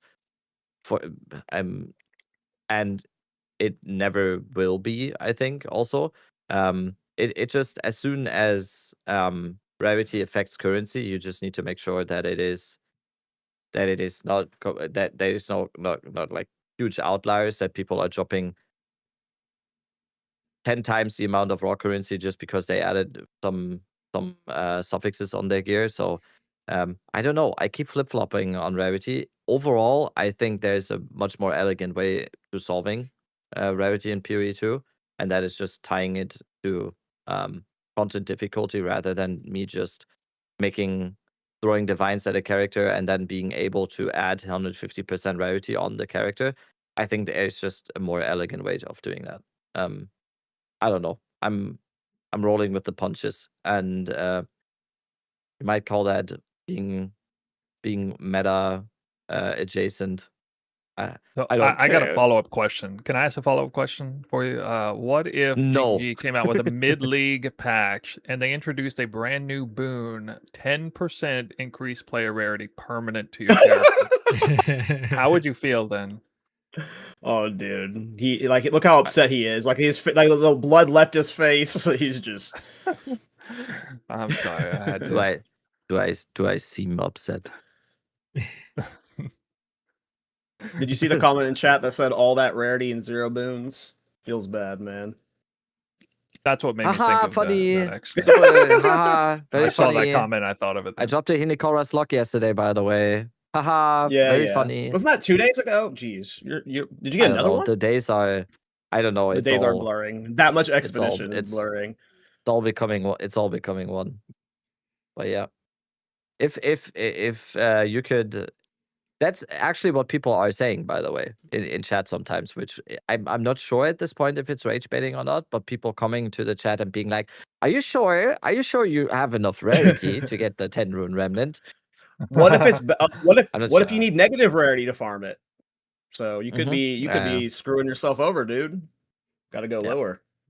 Hot take, negative rarity. I know it's not a topic of conversation anymore, but negative rarity is the same as going positive rarity. Oh yes, it's the exact Yeah. yes. Because we had Yeah. that whole discussion. I know there was some discussion last leak around that with like some content creators. I don't remember what it was, but You're adjusting your rarity to get more currency. Okay, like it's the Yep. exact same. The Exactly. outcome is the same. So no, but overall with the whole rarity discussion, it's always going to be important to mention that only a fraction of the knowledge, no, not a fraction of the of the currency you make within a league comes from raw currency drops. I have like 2,000 divines on my pilfering. I have my tracking scroll from the Ange is 100 times, or I don't know, like an insane amount more. So yes, rarity is a thing, but it's not the only thing deciding whether you make currency or not. By far not. so you're no longer on the because I think in like 0.3 or 4, you were at one point like get rid of it, just get it off of gear. No, Now. So I'm you're still like, I'm still saying get rid of it, but that oh, you're doesn't still mean getting I'm rid of it on like gear. out of principle not building rarity now. No, it's like I'm Yeah, right. Yeah. Yeah. What are your thoughts, Miso? I mean, I think that for rarity, it's an interesting topic because I think the tone for rarity kind of really shifted once we started. I think in 0.4, when they really made it so that the league mechanics were dry, like the drops from the leading mechanics themselves really started driving the amount of income that you're making from farming. I think in 0.1, 0.2, most of your money was coming from the raw divs and the raw tinks. And that was where rarity was the biggest problem. And then in 0.4, not only did they make rarity less effective, which I think Mark mentioned that as a thing that they did purposefully, while they figured out a solution for rarity, they just lowered its effectiveness. In 0.4, they did that, but also made it so that the league mechanics themselves were just the main drivers of your income and your currency. So as a result of that, rarity has become less important over time. And then that's when I think the tune for rarity really started shifting, being like, maybe rarity isn't all that bad. But I do think that is still the main issue for me about rarity is that it is something that will never not benefit your character as long as it can do the content, which we know is fairly low in terms of its ceiling right now. So if you can fit the rarity in your character most of the time, you should, because it's just going to benefit you no matter what. It's not going to be a thing that will hurt you in the long run. Now, and then also that brings rise to the builds that can run rarity versus can't, right? But overall, right now, I actually am fairly neutral on rarity. It could stay, it could not stay, but I'm definitely leaning on the side where I would like it to go. And I think that this league, I think in 0.4, rarity was like, yeah, I don't care about it. But this league, actually, I do think there were quite a few farms where rarity was pretty important. Like, for example, I think Breach, you weren't really far. Like, if you wanted to go for that uber juiced raw tank farm, which a lot of people were going with, you would be missing out a lot if you didn't have rarity. I think Delirium is another one where if you're getting a lot of raw tinks, and if you don't have it, you're missing out on a good bit. Abyss, I'd say, 50-50-ish, where you are getting a lot from lights, but if you did juice your rarity and the map rarity and effectiveness, you're also getting a lot of raw tinks.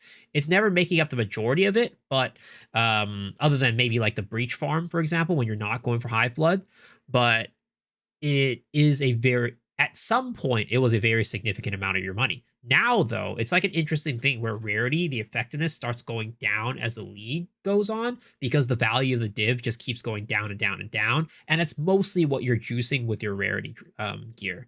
So that is like a very interesting relationship there as well. But where I stand on it, I still think that rarity is something that I would like off the gear because it always just feels like I'm missing something if I'm not running rarity. Like when I was running Sims, I tried uber juicing effectiveness, which is what usually people recommend if you want to break even on Sims or maybe get some profit. But I tried that, and having no rarity on my gear, I didn't find that to be the case at all. So it's like the difference between sustaining Sims and not sustaining Sims, right? And that feels bad because my build actually can't run rarity. So there are still situations where rarity does come in and make it feel kind of bad. But overall, again, I think starting in 0.4, it started to bring into question about whether or not rarity was as bad as we thought it was before. Yeah. And just to give my stance on it now, I don't think I've ever stacked rarity. So I was always like from the stance of remove it because it's not healthy for the economy, but I don't think that's like as negative as it was before. So like at this point, like I don't mind if it exists on gear just because it enables the people like Snoobe and those people that like enjoy using rarity. It doesn't impact my experience anymore. The only way it impacts my experience is when it negatively impacts the economy and I can't keep up because I'm not doing that. And that's just not the case at all right now, in my opinion. Before we move into build of the week, actually, Snoo, I'm curious what your hold up. oh, Before we go leaving this, one thing that did also pop up in my mind is none of us play group play. None of us. Well, that's why I was that was literally what I was about to ask Snoobe. Yeah. Is Snoo? I'm curious what your thoughts are on group play because group play is an entire other element to this discussion, and it makes the whole argument like that's like one of the big reasons why to get rid of it is because group play is just insane. The difference between what you make in currency from groups versus solo is it's not comparable. What are your thoughts on Yeah, just okay. group And play? more specifically, rarity bots and like rarity mules, like Yes. people who are Right, just right. there to boost rarity and not even be like a whole coordinated group together, having like different roles, versus just like, hey, I'm gonna run solo, but you guys are gonna be here to leech, but give me a ton of loot. Yeah, 5 rarity bots. Yeah. Like in 0.4 in Temple, I'm sure it really exacerbated the already major problem of raw loot being just dwarfing the value of everything else. At which point the economy is just on its last legs for the longest time until finally it begins to catch up and omens of light are worth 100 divines or something at the end of that league because nobody was farming them. But my confidence in answering that question really stems from PoE 1, not PoE 2.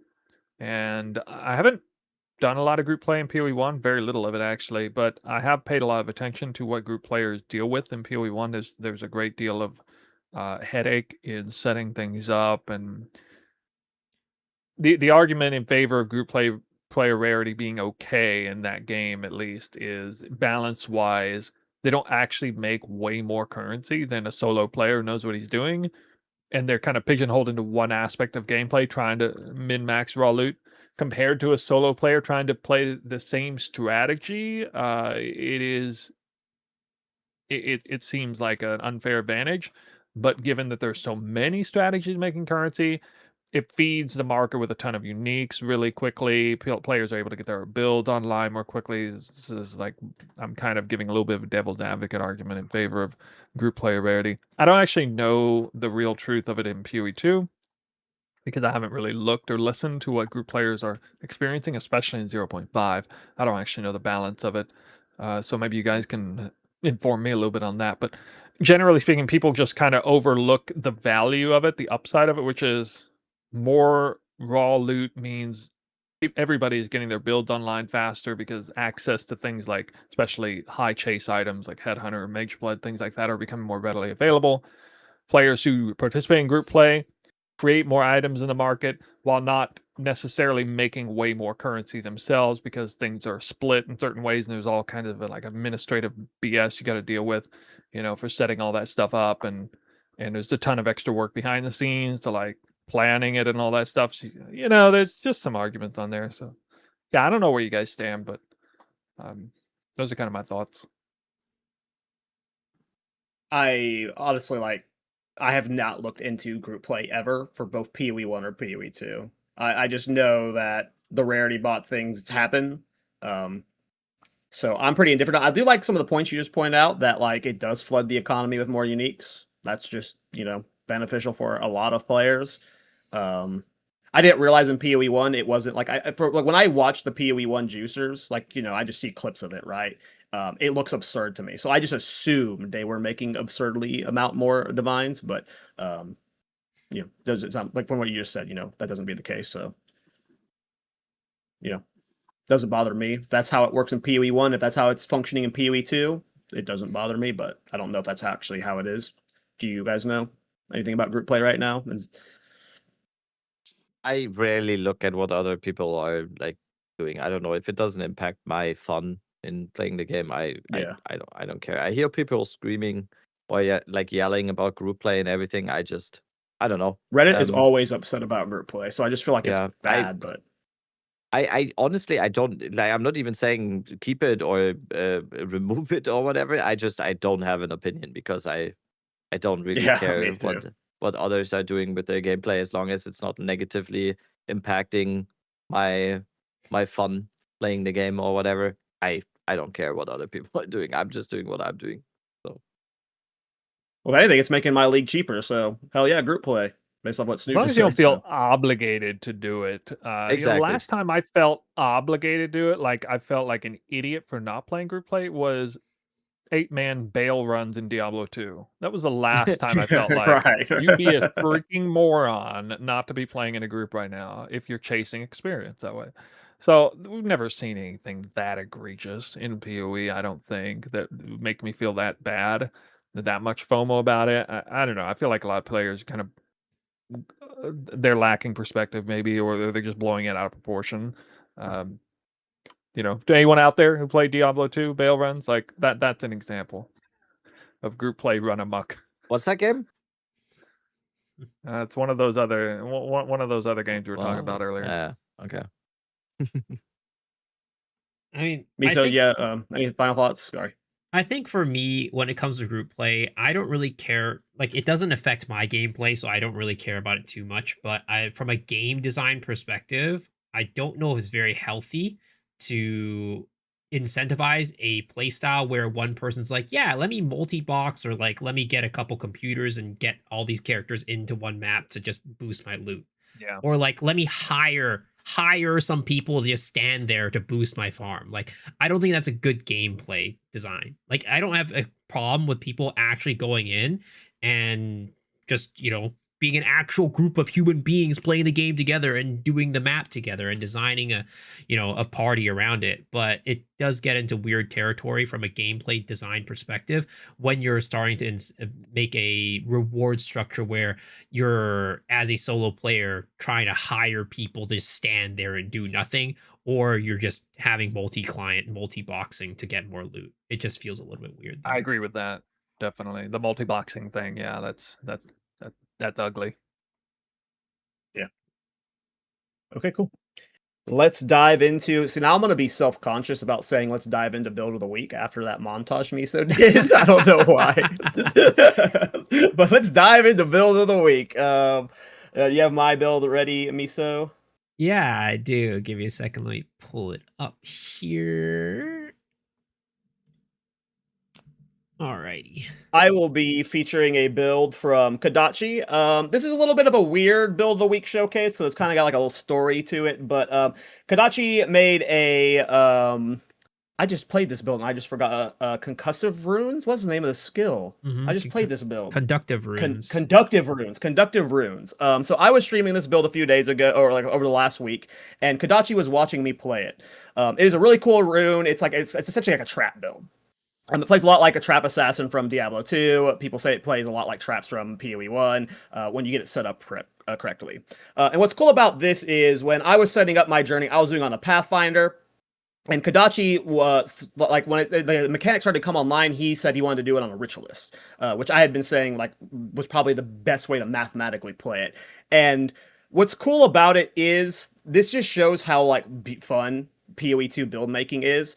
We're both doing essentially the same archetype, the same skill, but it ended up like reaching like completely different ways of enabling the skill. I was using it to where like the runes were exploding, but he's using it to where the runes are just hitting really hard with a single rune, and then he's pushing bosses and enemies into the runes with Spearfield, which is just like a completely different approach to it. So like whenever there's like like the problem is the runes, you don't have control over where they spawn, but if you can push them into the runes, that solves that problem. So it's a really cool skill. It's a little bit underpowered. It's a lot of fun though. But I think this just shows like the creativity that build makers can have. My solution, like our solutions to solving this really bad skill was completely different. And his approach is just so creative, like pushing the mobs into the runes. That's just so cool. So yeah, shout out to Kadachi. And one thing that like we don't really talk about build making etiquette or like anything like that ever because it's like kind of weird and awkward. But there's a lot of drama that goes into build making and stuff behind the scenes between creators. And Kadachi saw me doing this build and me like working it out, and he dove into it after I like already like figured out some stuff on an already leveled character with like way more divines than I did, and he could have released his build guide like days before me and like revealed the tech and all the cool stuff that was going on with it, and he was like, I'm not going to do that until you release your build because your build inspired it. So shout out to him for that little like build maker etiquette. I don't know what you want to call that. You don't see that too often, I guess. But it's just cool. It just shows how creative people can be. And Kadachi's a regular in the chat, so wanted to give him some love. Sorry, it's a little bit of a story build of the week. But it is also a very cool build. Build would be Kadachi's a perfect great if build maker. the traps, runes on the ground you put on the ground, if they would be shooting lightning out of them. That would be. I don't know if any game has ever done that before. That would be perfect. Well, they do shoot lightning out of them. They do Yeah? lightning damage. Yeah, I mean, yeah, but like in a more in my Diablo 2 setup way. with the yes, it's not exactly trap assassin. Unfortunately, you're talking about like lightning trap from like PoE1. Yeah. It's really cool though, because you called it like the traps in build, and it's it's perfect. We need more of that. When we got lightning spear, I was kind of hopeful as well to get that build, but it didn't turn out to be exactly like Javazon, but maybe I think you could soon. make this like I'm hopeful for trap the Templar assassin on a Lich. I think if you AoE scaled this on a Lich, because if you watch my variation, I have a little bit of AoE scaling and it pops a little bit more. If you Abyssal Lich, if you did AoE scale or on Titan, maybe you can make it like a little bit more spectacular. But it's a really probably awkward lose skill. out on a lot of the damage then, but I mean, we're both scaling it with Rakiatas and Garkons, so Okay. Oh, what's fun about this build is the skill specifically has the attack tag, but it's one of those skills that doesn't scale off a weapon. So it doesn't matter if you have the best DPS two-hander in the game, it doesn't scale it at all. So we're using a Widow Hail cheese, where you have a quiver with just a lot of added flat damage, and you're amping it by 250%, so that's how you scale. Like, it's a really cool skill, but it's just got those, like, functionally bad holes in it where... wacky. It's not ever going to be meta right now. It's wacky, yes. It's wacky, yes. Yeah. There's also a AoE scaling with Pillar of the Cage God, Korihor, who we've talked about quite a few times on this channel. He has a 2,000 intelligence character, I think Chayula, that he scales some insane AoE on with Pillar of the Cage God. That's cool. Yep. So that's I was hoping people were doing pillar builds with the new rune mastered pillar. Cool. I'll have to check that out. Yeah. And it's funny because he uses Spear Field to push the enemies into the runes. For me in 0.2, I had this build where I was putting down the Spear Fields and then using Wind Serpent's Fury to push the enemies into the Spear Fields. So it's kind of an interesting and funny, I guess, different take on it. But yeah, that's cool. Glad we were able to get this build in. for me, the build that I featured is this build by Flicker Slide, which is a Grip of Kulamok exploding auto bomber build. I thought this was This is crazy. super cool because I mean I didn't know this, but Grip of Kulamok has kind of like a herald effect on it. And he just scales this to a point where he hits the enemies, and as long as there are enemies in the nearby vicinity, they just end up blowing up into this nice little herald chain. Oh, it's just it's pretty dang specific. You need a pretty specific grip of Kolmok for it. I think he was saying that like after he bought out the first couple, it ended up getting up to like a couple thousand divs for one of these grips. So definitely not the the most affordable build. But as you can see right here, it takes advantage of this abyssal wasting you inflict. Also, it gives targets 10% chance to explode on death as a 10th of their physical damage, right? And he scales this along with, I think, the other one that ignites enemies. With the ritualists, with I think ingenuity, just to get these numbers super high. So basically, it's 100% to explode, and 100%. Oh, it's fire res. That's what it was. Gives enemies very, very low fire res, negative 247% fire res. So pretty dang insane. yeah. Very low fire res, and every time he hits an enemy, they kind of explode for this little nice green pop. You know me, I like visually pleasing builds. This is a really nice, cool little visually pleasing herald chaining build. Yeah, this build's sick. I saw this a few days ago, and yeah, this build is freaking nuts. Yeah, Ritualist is cool. The way the breakpoints you can hit with the ring scaling is super fun. Another one of those situations where the ascendancy as a whole is not that great, but there's that one node that makes it into, a really good ascendancy. Yeah. Yeah.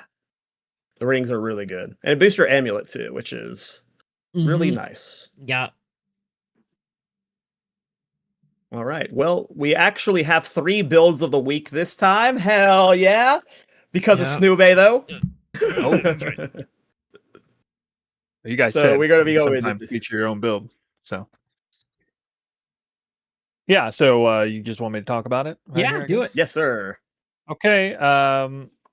I made a Twister build. I know people would find that hard to believe, but Whoa. yeah, another build for Twister. Fourth time around, I guess.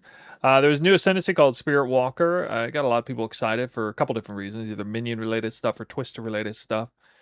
And this ascendancy for Twister is able to scale an extreme amount of projectile speed. That's why you see the projectiles look like they're going ridiculously fast.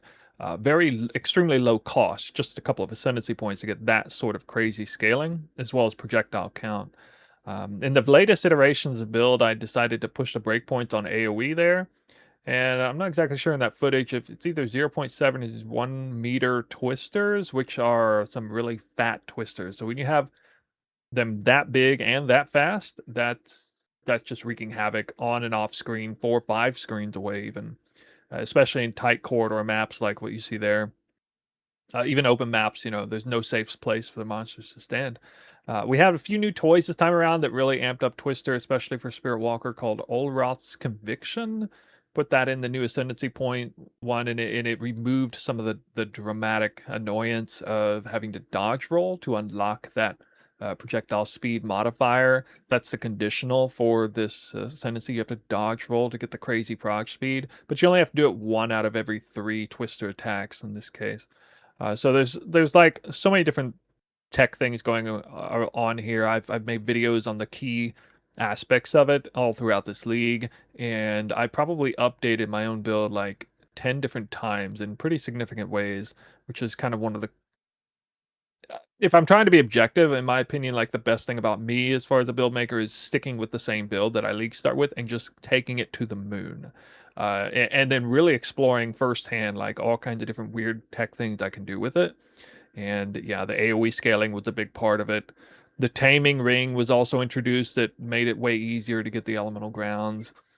And it's just a very, very powerful Twister build. I don't think Spirit Walker is necessarily the best Twister ascendancy right now. But yeah, I incorporated a lot of old tech in there, like I used to use before with Trinity and charge regulation, frenzy charges, power charges, getting all the passive buffs there, salvo support for crazy high projectile count. It's a fun skill. It scales off of damn near everything. All the damage modifiers, crit modifiers. It also scales off skill effectuation, proc speed, AoE. It just almost every scaler you can imagine. And that's what makes this skill so unbelievably overpowered. Is that it just scales off too many things. And yeah. But it's okay. It's never gonna get nerfed, right? I mean, we don't need to throw any suppositions out there like that. No. And if you actually hate looking at the game that you're playing, you can just Yeah. Yeah. There are a couple The only thing MTXs that you'll- are a little easier on the eyes, but you know, I'm doing a scientific experiment to see how long I can play this Yeah. before I go clinically blind. You did there was a big clip of you last league with you going over just visual clarity in the game, and you kind of showed it also. That was last league, right? You were also on the Couple Twister leagues build ago, last league, yeah. and you showed like the ridiculousness of the whole visual clarity conversation at that point, and it was yeah. It's I think it's always going to be a point of discussion in PoE2 because I think it's always going to be baked into the cake that there's gonna be builds that surprisingly, when you have a build that tries to destroy the whole screen at one point, there has to be some type of animation for it. And whether it is a million comments or a million twisters or a million arcs or whatever, it's gonna be baked into the cake. So to everyone saying like, "Oh, yeah, I hope they do something about the visual clarity," I think that's always gonna be a thing. It's always gonna be that way. If So Yeah. they give us maximum creative potential and there's the ever expanding power creep that you can expect in a developing game, it's just yeah, it's inevitable. I like to think that the game's gonna have the reins on held back a little bit by the developers for a longer period of time, but it seemed to already be kind of an outlandish territory here with what you see on the screen and the other builds you showed too. I mean, they had their own issues with visual clarity as well. But I always say, if you can tell what's going on in your build, then your build's not very good. Like you're supposed to not be able to tell what's going on. And it's also supposed to not matter because if you can't tell what's going on, that means everything's getting hit by everything, which means everything's already dying. And so everything will be okay. And that is the pinnacle of the gaming experience for this game anyway. really sells it while you're saying that while also seeing your loot filters. It's obstructing the rest of what we were seeing on the Yeah. screen. It's just Oh, a loot okay. This was filter my over- first time playing Expedition. Okay. Yeah, that makes sense. In That the makes temple, it sense. looks It's fine. just a perfect icing. Perfect icing. Yeah, What are I your had to thoughts, adjust my Stu, loot on- filter as well a lot of times after going into Expedition. Interesting. Oh yeah, I thought. Yeah, yeah. That was bothering me. I probably would have had to have done that eventually. Snu, what are your thoughts on whirling assault mobility? Oh, I thought you Do were you gonna like say, that? what are your thoughts on Farmer's loot filter? Whirling Oh, no, slash not mobility, that. you mean? Oh yeah, whirling slash. Sorry, Yeah. using it as a I mobility skill. I think it's really cool, an alternative way to move. I like it a lot personally. It's not for everybody. Some people don't like, getting stuck on walls or having to dodge roll to get off the wall or run through corridors. So it's very sticky in that way. It transforms the WASD gameplay back into mouse or click to move because you're guiding it with your mouse. And so this turns a lot of people off too because they really, really, really want to play WASD. But those of you who know my content for a while know that I'm practically anti-WASD on a personal level. I don't like it very much at all. I prefer the click-to-move way. So for me, it's a way to kind of cheat the system where I'm playing WASD, but I'm actually playing click-to-move in reality. So it's kind of a funny thing. Yeah, it's an interesting question. I could make it really dramatic, but I'll hold back, I guess. It's just I like it. I don't know why people hate it so much. I don't. I think it's cool. I think it's cool to have alternate ways to, yeah, just like you said. I agree. Thanks for coming on, Stu. This was a fantastic podcast. I don't know why it took us so long to get us on, but like it was just like the perfect storm of the PoE 1 League and then Twisters just finally being meta to get you on. So thanks for coming on. Where can the people find you, and what are you going to be up to? Well, 3 places mainly. We got Twitch, YouTube, and the Discord. So the Discord link, I don't know, you can find them pretty easily going on Twitch, but basically Snoobay85 is the handle there. YouTube is dedicated primarily to making videos, tech-related videos, farming videos, build guide related stuff, and then Twitch is for streaming. I'm also streaming on YouTube though, and then the Discord's for people who are fans of the build or just in general nice community, whether you're PoE 1 or PoE 2 at this point. It's pretty active stuff and people helping each other out with builds and strategies or just asking questions, just hanging out, all the good things. Oh yeah. Well, good luck with the PoE 1 League. I hope you have an absolute blast with it. Let's go ahead and get our outros going. Dead Rabbit. Bye. I stream too. I'll be playing the hardcore league in almost exactly 1 week now. I even canceled a family event for it just yesterday. Oh really? Because I realized yesterday, oh shit, the timing. So yeah, I'm very dedicated still to PoE 2. So next week, Timmy's hardcore private league starting. So I still don't know what build I'm gonna be playing. I want to play something that I haven't played before, but still want to perform pretty well. I was thinking I'm not gonna spoiler. I'm let's see. Let's just say I might be going very close into Kalturak territory. Interesting. It's That's not not good Stoics, news. by the way. I'm not You're playing growing a Stoics. really not big good news. mustache.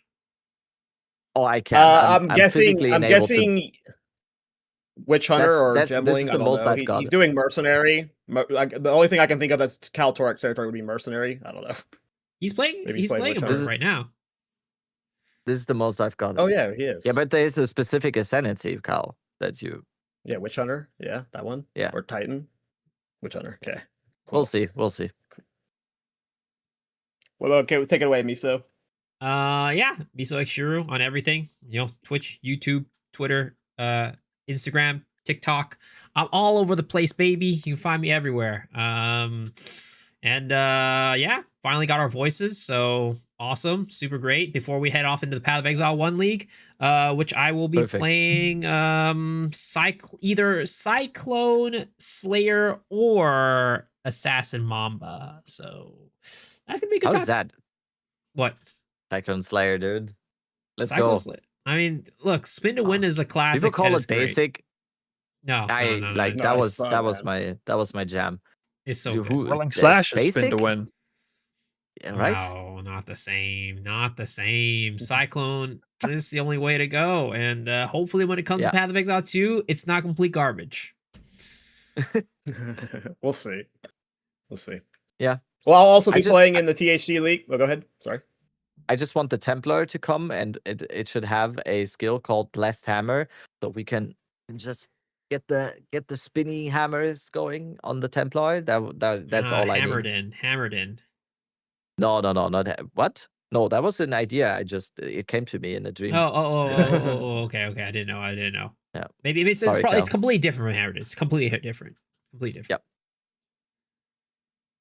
Well, I'll also be playing in the Hardcore Private League. I'll probably be streaming it, so it'll be a lot of fun to see me and Rabbit die at some point during this league. So make sure you guys hang out. We are potentially going to be experimenting with the format of the show. We might start highlighting a viewer comment next week. So just going to throw that out there. Leave comments based off the discussions we had, or maybe ask a question, and we might bring it up next week. Just throwing that out there. But yeah, thanks for Snoobay for coming on. I will, sorry I was a little bit out of it this episode. It's 3 a.m. when this podcast started, and I had like no sleep before this. So if I was a little bit annoying or obnoxious, I'm sorry. But yeah, love you guys. Bye. Bye-bye. What an outro. What an outro. Thanks, Stu, for coming on, man. Oh, yeah, I'm sorry yeah. it took so long. We've been talking about bringing you on since like episode 10, and I don't know why it just took so long. I actually But didn't thanks know for coming that, on. but I wasn't gonna like step over the line and be like, "Hey, what about me?" We've talked about you a lot. We've talked about you a lot. It's just I don't know I was why surprised to hear you this say you talk just- about Twister a lot. I didn't even know that. Oh man, I didn't Oh, ask you yeah, the yeah. question on the podcast. I was gonna ask you, how are you in real life, Twister? What? In real life Twister. You never heard? You don't know the game Twister? You know, we have to Oh, put I your know the left game. hand I don't think I've blue. ever played it. I don't think I've ever actually played it. Ah, disappointing. Absolutely disappointing. Fantasy ruined. The whole illusion broken. It's just Fantasy done. ruined. You're supposed to be the Twister Oh. guy, you know? Supposed to be the Twister guy. Not like this. I don't think I've ever played Twister either, so it's all right. I'm just adjusting. I just need to fix my stream again. What is going on with the stream? Everything broke. Oh, Everything no. broke because I switched the virtual camera thing and everything. I just need to fix that again. Sorry. It's all good. I mean, podcast is over anyways, so. Is it? Wait, there was a podcast? Yeah, it's crazy. Maybe we were asleep Yeah. during the entire thing. No. Everybody was saying Dead Yeah. Rabbit looked mad during the podcast. I always look. It's just It's the resting German German blood. face. It's Okay. resting German face. It's what it's called. All right. Did I fix it now? Should we get back to our own worlds like Cal go to sleep, I guess? Yeah, I'm gonna go back to bed. Yeah. Thanks again, Snoo. It was a fun call. You're welcome. You guys have a good one. You guys, thanks again. Maybe we'll meet again sometime. Appreciate you guys having Oh me yeah, here. we'll definitely have you back. Definitely have Thank you. you. Anybody staying on? Want a raid? I can give you guys a raid. You can. Miso is. I am. Okay. Miso will take the raid. What a I some might, one of us. I might. One of I us might will be take gone us. for the next. I need raided like you 20 last time, minutes now. so okay. Yeah. See. I don't want to. I'm. I could run if one I get a raid when I get a expedition boon. to see if I get the second boon, and then I'll raid you. There it is. No, there it I'll is. be- I need like 20 minutes anyway to make food and stuff. Okay. So let's I'll- go. I'll- Thank you so much for I'll coming agree. on, Stu. Thanks for having me, of course. Goodbye. All right, Miso, I'll hand it over to you here in a goodbye. minute. And Yup. yeah, Awesome. the official speed run caster, my own personal speed run caster. That was a lot of fun. That was a good time. I'm glad I know. did it. Yeah, I do something like that again. I really enjoyed that kind of that 1 month period where we were like really getting into campaign all that. stuff. All of us was. Yeah. It's very interesting. It definitely brought upon some new content that I didn't think I was gonna make or like show on stream or whatever. It was, I mean, it was a long wait. I wished if I were to choose to go with League or that, I would have gone with League. But you know what? It ended up being something very different and very fun, to be honest. Mm-hmm. Yeah. Without Indeed, getting indeed. burned out. It allowed us to keep playing without getting burned out. Too bad because it was like Yeah. so different. Yeah, though at some point I was like, how many more campaign runs am I doing? Okay. It made that experiencing the brand new endgame all the sweeter, I guess. Yes. Let's see. All right, well, I'm gonna Let's- hang up here and then I'll give you a raid in a minute. Sounds good. All right, see you, Snoop. Boom. There it is, boys. Hope you guys enjoyed the podcast. It was a lot of fun. It was a good time. Yeah. Having Snu on was absolutely great. Great guest. Good fun. Too bad the man didn't know what Twisters was in real life. Like, how do you play the Twister build when you don't know the real life Twister? I don't really understand.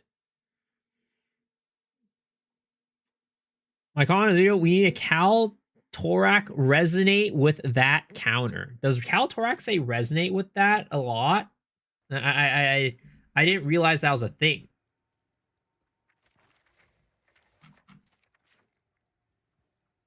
Let me see here. Make sure I switch the YouTube video thumbnail and what is it called? Name real quick. I need to get everything back to good standing here. Okay. We got the voices. Wahoo!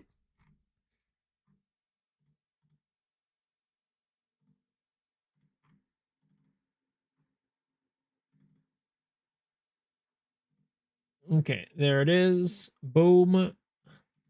For anybody who missed any of the podcast and wants to catch it, VOD will be live tomorrow at some point. Sorry, I'm, gonna go and continue streaming, so yeah.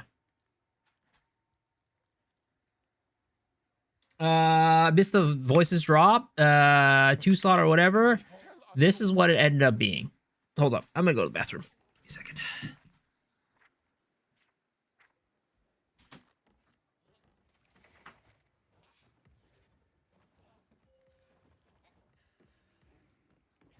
Pushing my limits, Minkleton.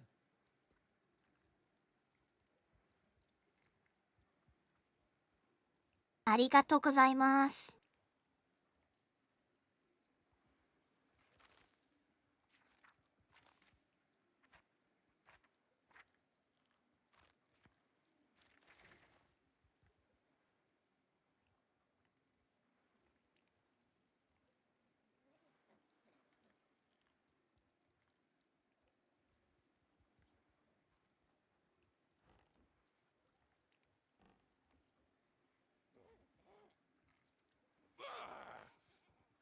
Forgive us, Master. He's a pest.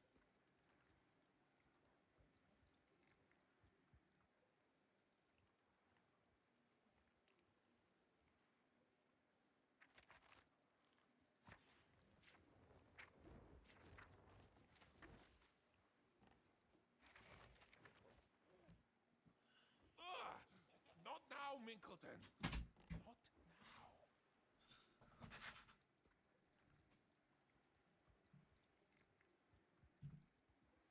Yo, Mr. Snoobate, thank you so much for the raid. Appreciate it. I went to the bathroom real quick to take a piss, but thank you. Welcome, Raiders. Hope you guys enjoyed the podcast. Thank you again for Snoobate for coming on. It was a good time. But yeah, we got to change our thing, actually. It needs to say Voices 1 instead of Voices 0. Look at that. I'm wearing the same pants as your grandma. That is definitely not the case.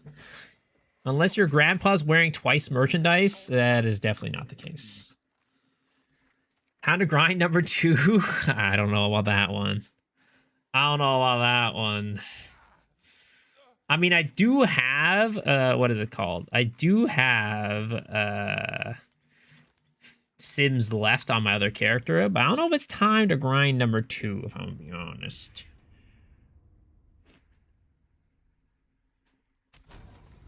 RMT price for the voices I bought. It's so funny. Shoot for the back-to-back? Bro, I mean, I have some Jade Isles calling my name is all I'm going to say. There's some Jade Isles out here calling my name. Voice on last day of grinding came in clutch? Yo, I know. It was insane. Like, literally the last day we're going to be farming for voices, and we dropped it. It's like, it couldn't have been more, like, perfect. Couldn't have been more perfect. Did I ID it? Yes, and I even double corrupted it. ID'd it and even double corrupted it. It is right here.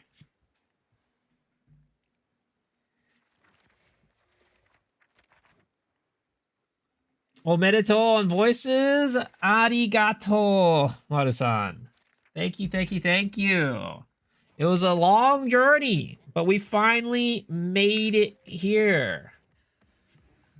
How are you doing, man?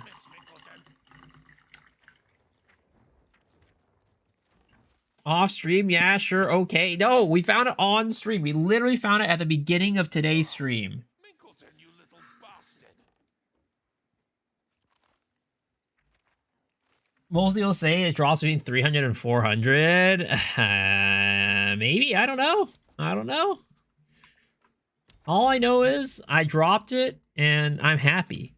I dropped it and I'm happy, and that's all that matters. I was kind of joking around. Maybe I should go and do some XBed, but nah. Should go do some XBed and get the boon before Rabbit does, but nah, I'm not gonna do that. The link to the insane orb build? Or are you talking about the blue balls build? Just type in exclamation mark mobalytics. It's the bitter dead build.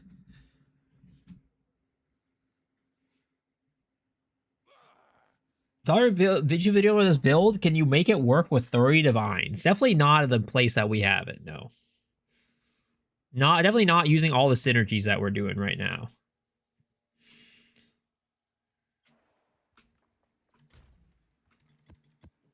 But yeah. Question is, right? What do we end up doing now? What do we do with our lives now that we've found the voices? Do we just proceed on forward, map more? Or do we go back into the Sims again? Or we can go and try our hand at some XBed. But I'm a baby XBed doer, and I have no clue how to do XBed. Practice Po 1.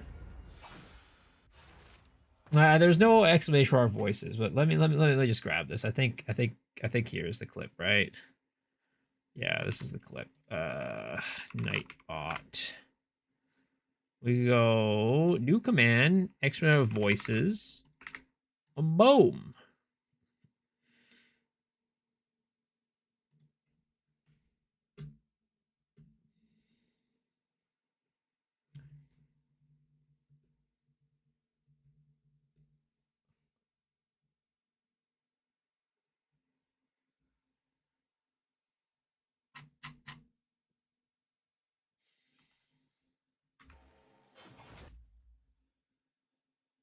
Here, I'll put it in the thing. I'll put it in the thing. Yo, Mr. Prodigy, welcome back for 5 months with a Prime Subruski. Appreciate it.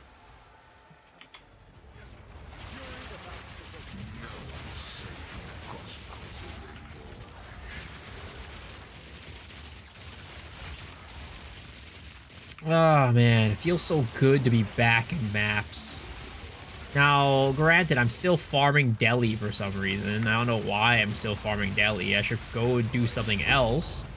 But for some reason, I don't know. It's kind of like a occupational illness, you know what I mean? Right? When you go and do the same thing for so long, you kind of just like start doing it by like habit.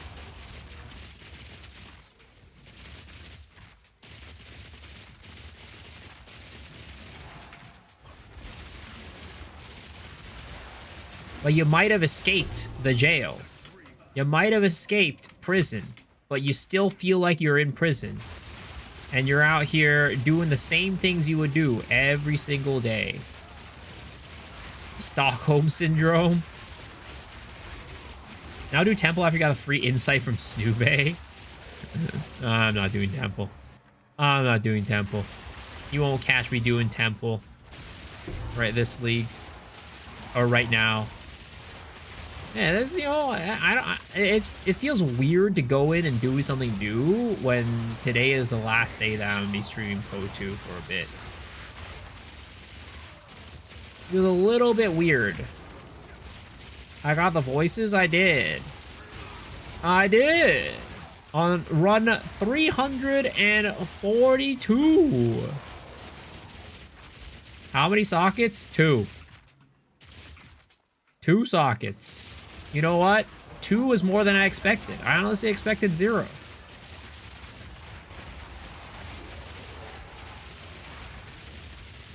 I expected 0 sockets. I should give you the voices. Sir, am I really going to give away a voices for free that I spent so much blood, sweat, and tears farming? Is it 2 minimum? Yes, but I feel like there's somehow with my RNG we could have gotten 0.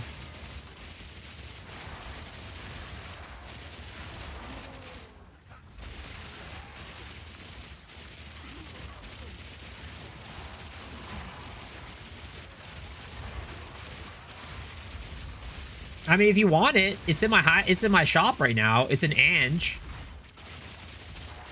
I'm selling it.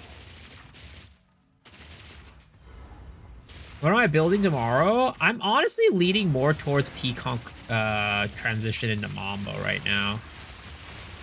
Peaconk transition into Mambo with Assassin. It was what Jung Roan played last league. Because last league I actually wanted to build that character, but I ended up not building it and went with Spectral Shield Throw. So given that was the case, I was like, well, you know what? Let's do it this league. How did it feel to be freed from Simu? Honestly, I don't even know what to do with myself at this point. I don't even know what to do with myself.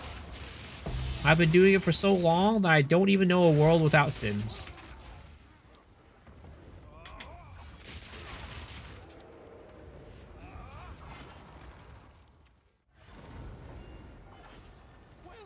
One man's hard work and dedication is another man's free voices.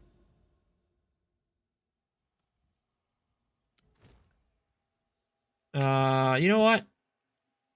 Again, the reason why I'm running this is because I want to get to this Jade Isles.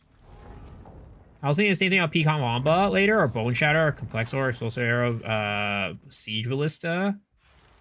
I didn't even use it. None of my characters can use it. It's funny. None of my characters can actually use it. They don't have that. None of them are using like the rarest jewel that is not a time loss jewel in any of the sockets. The only rare jewel they're using that's outside of like, you know, Zarok's gift is the time loss jewel. So I have no slots for it. My build, but neither of my builds can actually use it. How to get Aldur's Saga Boo. I mean, I was joking that I would do that tonight, but honestly, I have no clue how to even run it. I haven't really looked into how to run Expedition at all this league, so like I feel like I would have to like learn it to actually be able to run, you know, actually be able to find it or something.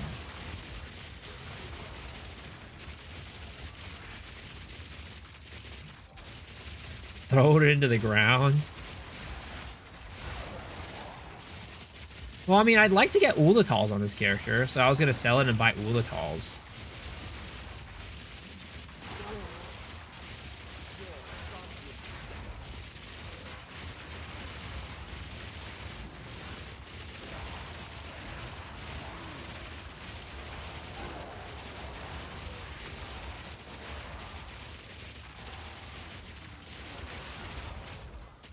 Use a radiated towers, click runes, kill things. I feel like there's a more min-maxy way of doing it, though, you know? I feel like there's a little bit more that you can do to min-max it, other than that.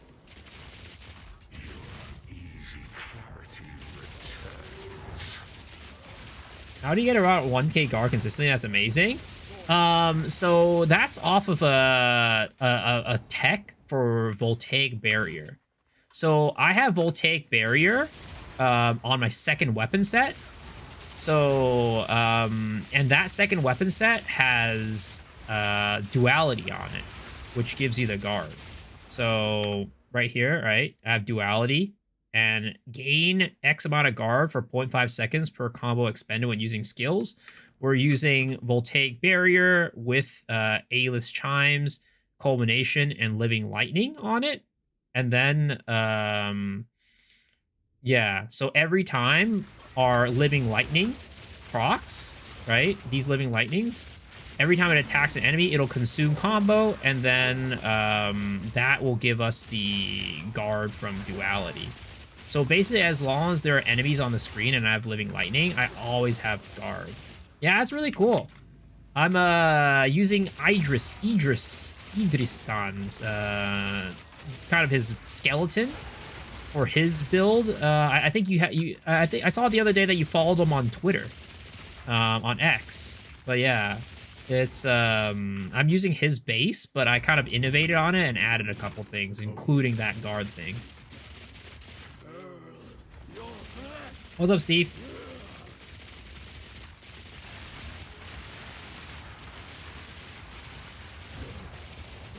Did I ID the voices? Yup, I did. The world still holds surprises.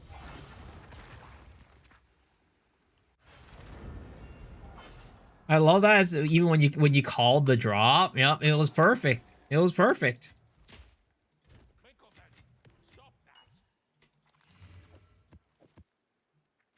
But yeah, the guard tech is really cool. That one was complicated. So basically a viewer told me, right? The offhand snapshots, if you put the offhand for, you know, again, I pull out the quarterstaff, right, when I put the second weapon set. So I just kind of went through. You can do it with a lot of different things, honestly. You could do it with like there's like one that like breaks armor, so every single hit you do breaks armor. There's a lot of different combinations you could do with it. Also, where is like the last map for this? Because I don't think it's this one, right? How do I activate this? Is it in the stronghold, maybe? Oh, it's probably is in there. Probably is in there. Let's go buy a breach stone.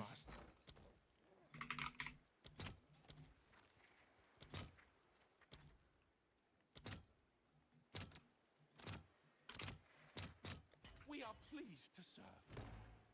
Are you playing PoE 1 League, Mato-san? Oh, it's not in here. Where is it? Where is it? Off stream.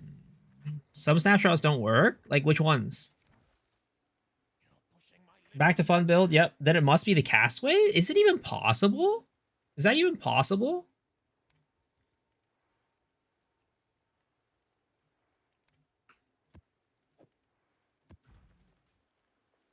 Use Crux? I already did. That's the only one around, and I tried it. Like I'll try running the castaway, but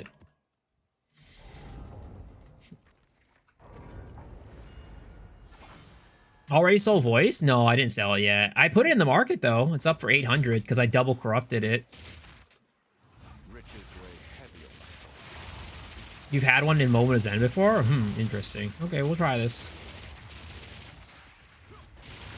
Elemental Complex gives you a buff on the other one, but you don't gain extra damage if you check your damage. Well, the thing is, it has to be on a current, like you're currently buffed, right? Or whatever. It like the buffs don't work the same in the same way, I think. Like persistent buffs. There are certain things that it's just there's certain things that will snapshot and certain things that won't. Like for like what are they called? In that case of like elemental conflux, it's not something that your weapon grants you. It's like a buff, right? So that's why it's not gonna do it. I dropped voices when you weren't here. Yup, I did. What's the footprint I have on this character? Is called Fire Footprints. NID is 2k divs. Yeah, it's like 1.9, 2k. Yep, so I lost a lot of money on IDing it, but honestly, who would I be if I didn't ID it? Could I really call myself a streamer if I didn't ID it? Come on, guys. I even double corrupted it. All or nothing.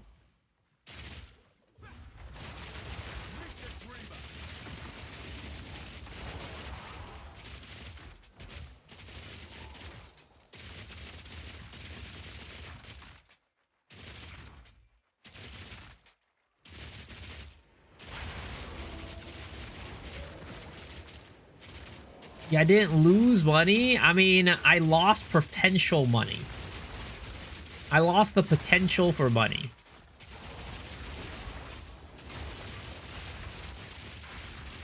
Going for horses number 2? Hell nah, we ain't going back. I'm not going back into that goddamn loony bin. You ain't bringing me back. You ain't putting me back in that loony bin. Never again.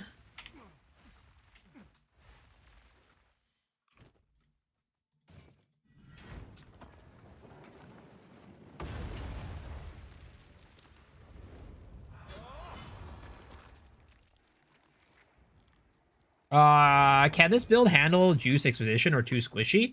I would assume that it probably cannot handle it very well, but I've never tried it before. So, yeah.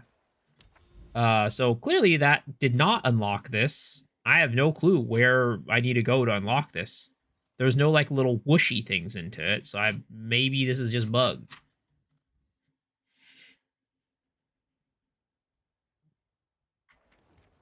Let's try. Well, I was thinking about doing it, but I just don't even know like this how to even do expedition. That's what I got on voices.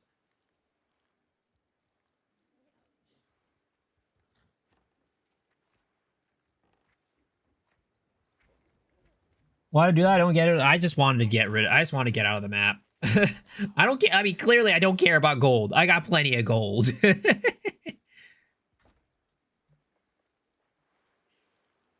Wasn't it great? Congrats. Yeah, it felt great. Absolutely amazing.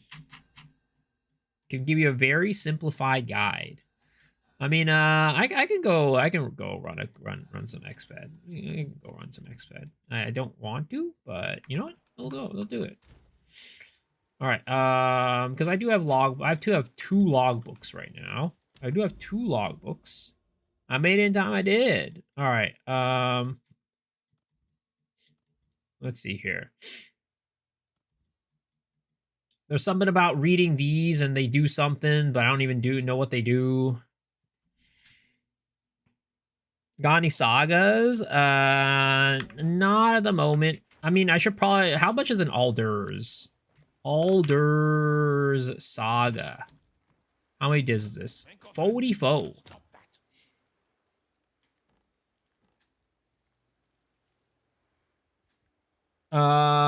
Maybe we don't go raw dog Alders.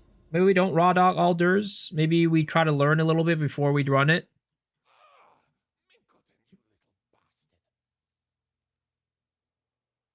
Any other sagas? I think I have like a bad one. I have Varanas.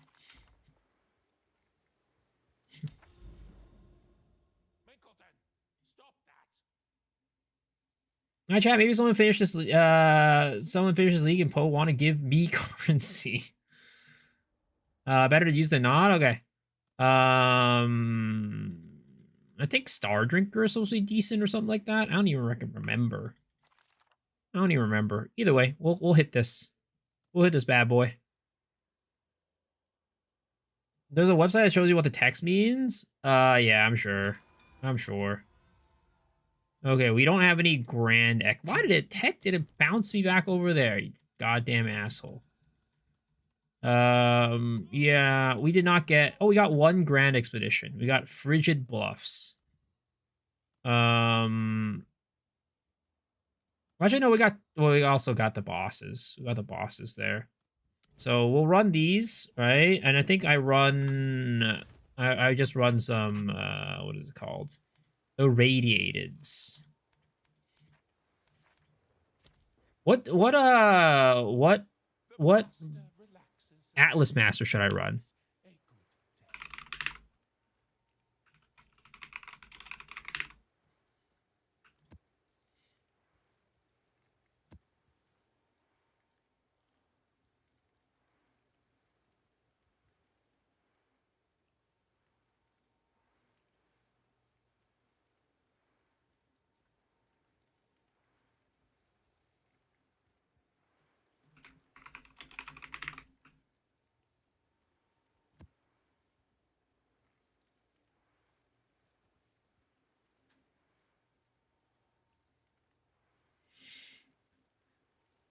Jado1212. You know what's better than voices? What is better than voices?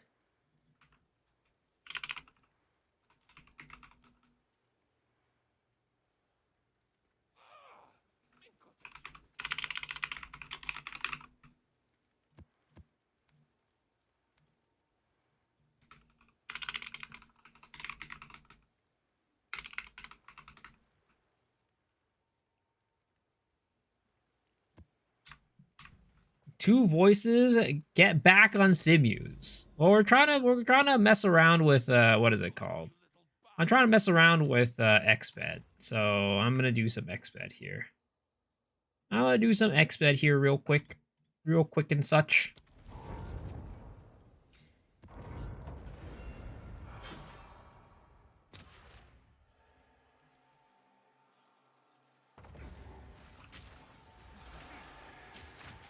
Rub those boons to Rabbit. No, I mean that's the goal. I wanna get a boon before Rabbit does. I wanna get a boon before Rabbit does. He beat me when it came to voices. It's time for me to beat him when it comes to boons. Exped Resident Sleeper. I mean, look, I don't like Exped either, but I'm trying to think of something something I want to do tonight, and you know what? We're just gonna go and slap those Expeds real quick and see what we end up with. Maybe we'll get something big, you know? Maybe we'll get something big. I need a cheat sheet for Expedition. The cheat sheet is you guys. Congrats, thank you. The cheat sheet is chat. Just tell me what to do. Tell me what to do. Backseat my gaming. Got second recipe in one. It got boon recipe in second week leak. It took 1 hour to finish the stone. I got voices. Was it worth it? I mean, look. No, it wasn't worth it. But it was a hell of a journey. It was a hell of a journey, that's for sure. Can you explain to us non-exped enjoyers what boons are? So the boons are like permanent upgrades to your characters. So if you find the 10 rune remnant, right? It will give you it can give you the boon, which will be like, hey, you get to choose between Alder's Legacy, or you can choose some upgrades, which is like 10 permanent spirit, 2 weapon set points, or sorry, 1 of each weapon set, right? So 1 point, 1 extra point for your passive skill tree, 5% life, 5% mana, 10 spirit. There's a couple of them. But it gives you permanent upgrades to your character. Or you can choose the Alder's Legacy. They stack together. So once you get one, you can't get like the same one again.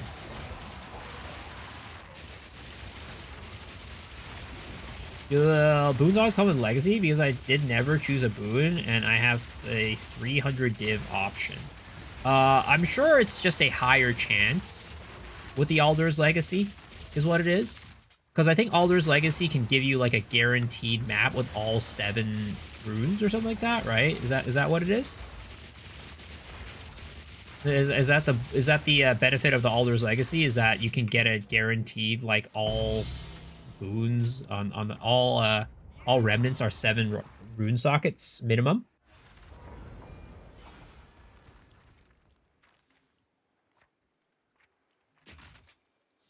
RNG, whether you get all 7, yeah, but it's like you can't get it outside of Alders, right?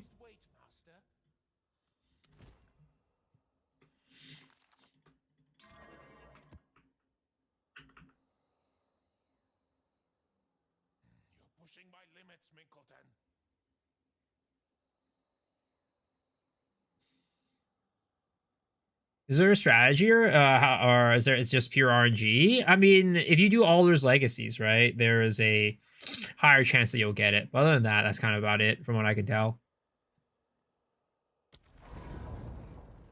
Haven't heard this one since my emo phase. Wow, it's Roger. Hello. What are you doing up at this time? MEOW. Never took the boons. You're always up. You sleep at 7. What the heck? Then you just never come in and say hi anymore? I see how it is. Dude, can you believe it? Literally, we're going to see, what is it called? We're going to see Ive in next weekend.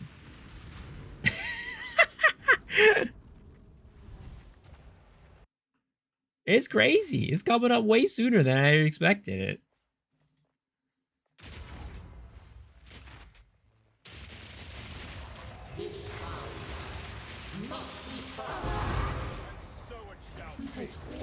Ive? Yeah, it's a K-pop group.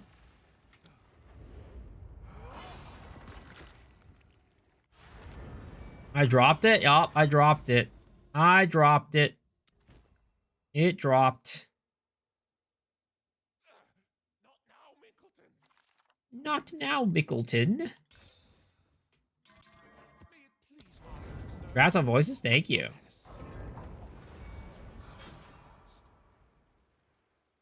$342 runs for a +2 voices. Hey, you know, it is what it is. At this point, I'm just glad that it dropped. I just wanted to get out of that prison. I just want to get rid of that, out of that endless simulacrum. Voices 1 must be a bug, right? Nope, not a bug. Not a bug. It's real. All right, imagine I get the mana rune here, right? Imagine I get the mana rune here. Imagine I get the mana rune here.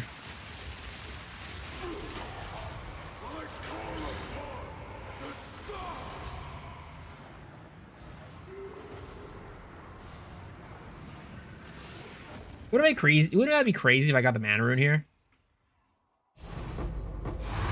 Ah, wrong tink. Wrong tink. Died, yeah, yep. I even double corrupted it.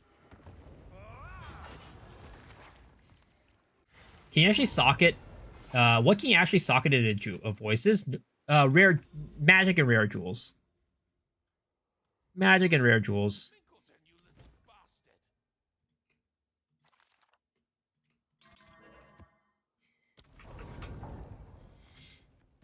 Mana doesn't tank because it's a quest item? I see. Our crazy concert adventure starts for 3 months. For 3 months starts now. Yup. It's not that crazy. It's only 4 concerts. It's only 4 concerts. That's not that crazy. Across like 3 to 4 months. That's not that crazy. That's not that crazy. What portal effect? It's called the Soul Slash portal effect. I don't know if you can actually buy it yet. It might be either available now or available next league. A concert a month keeps the voices away. You'll go to 1 concert in a year? I mean, some people do. Some people go to less. You know, some people go to more. Only available next league? I see.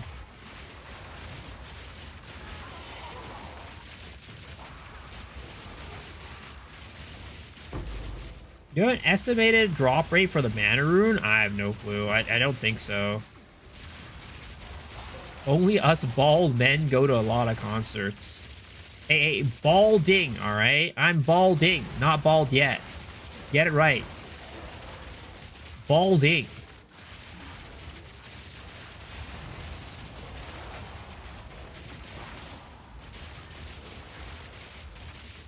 I gotta get a skullet? Dude, what was her name? The bartender that we saw that night? Julia or some whatever her name is? She laughed. The moment she saw your skullet, she laughed.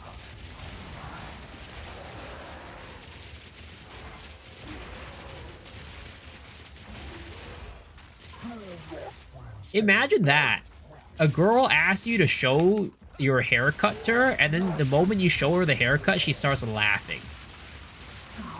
Is that a good thing or a bad thing? Did she say that was disgusting?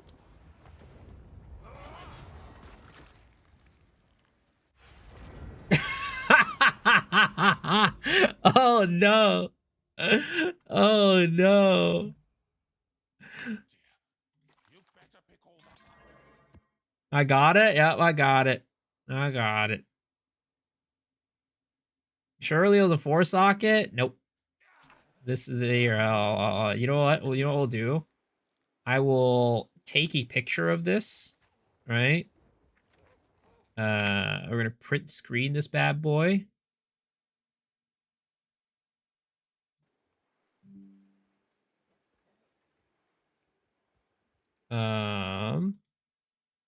Hold up. Markup and share. Hold up. Make sure that, you know, we don't get any bad moments here. Do that. We'll go here.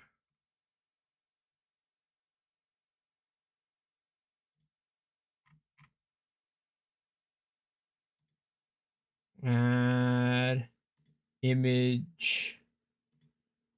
Okay, we're gonna browse. There it is, boys.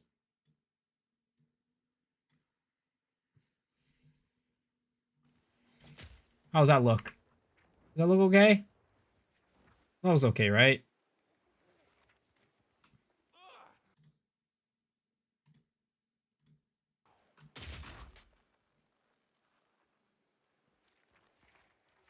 She kept talking to me though. Hey, that's a good thing, you know? She was interested. It was got the conversation started. Is the league going to be temporary? The event league going to be temporary? And then we ought to technically return to this league till 1.0. Well, we don't know how many event leagues there are, but technically, yes. So it's not like this league is completely over.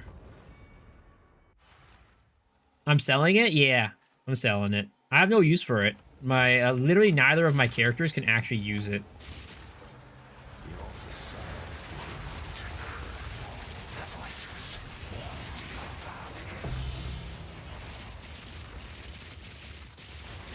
How does the reset work? New characters, etc. Well, in the league, right? In the event league, you will have to make new characters. But they're not removing the characters from our current league. It's not like your current league characters are going to go poof or get sent to standard. This league will still be going. Runes of Aldur will still be going, but it's going to be like a little event league. It's going to be like an official private league in sorts.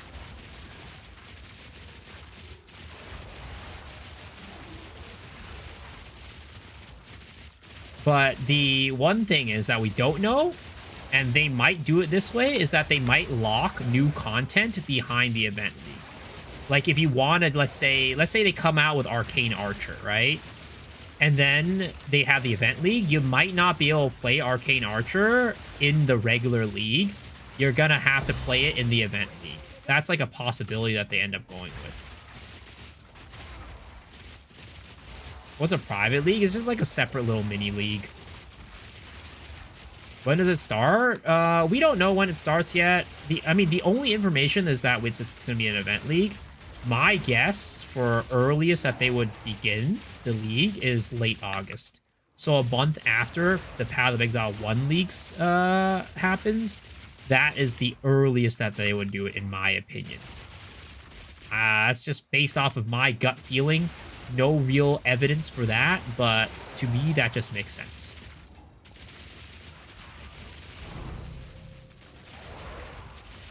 Isn't it end of July or early? Nobody ever said that. There's been no information about that. I doubt that would be the case because literally the Path of Exile 1 League is coming out tomorrow, 2 days from now. Or less than 48 hours. Less than 48 hours is when the Path of Exile 1 League is coming out. So would they really come out with the Path of Exile 2 event league right when the Path of Exile 1 league comes? I don't think so. Around Gamescom? Maybe a little bit shortly after Gamescom. Might be the case, you know? That's possible.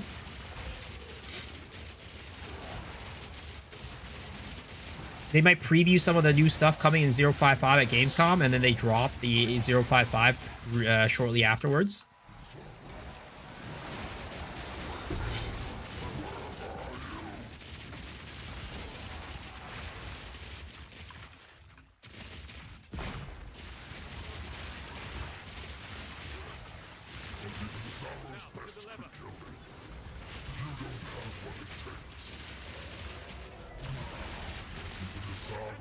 Race qualifiers is the 27th of August, so event league has to be after.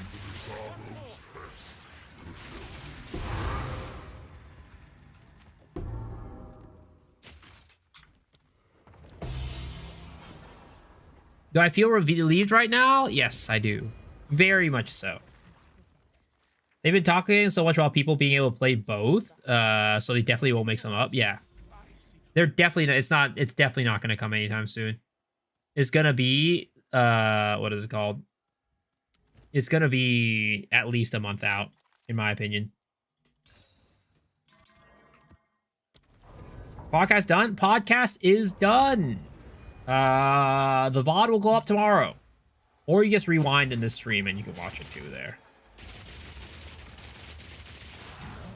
That is also a thing.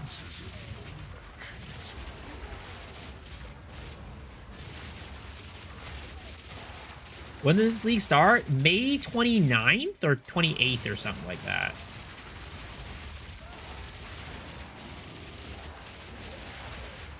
It's either 29th or 28th, whatever that Friday was.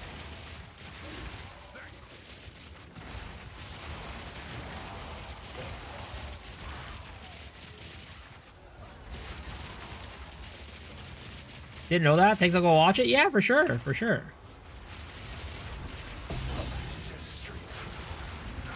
Kind of cool build? Oh, thank you. I'm glad you think it's kind of cool. Congrats on voices. What am I farming now? I'm trying to see if I could beat Rabbit to getting a boon. Trying to beat Rabbit to see if I can get a boon before him. We're only going to be playing this stream because tomorrow's going to be Path of Exile 1. But you know what? Or not tomorrow, but the next stream, right, is going to be Path of Exile 1. Because I'm taking a day off tomorrow because we're going to stream all day on Friday. So yeah. It's going to be... We're going to be trying to see if we can get a boon tonight. Full-blown American build. Hell yeah. Yeehaw, brother.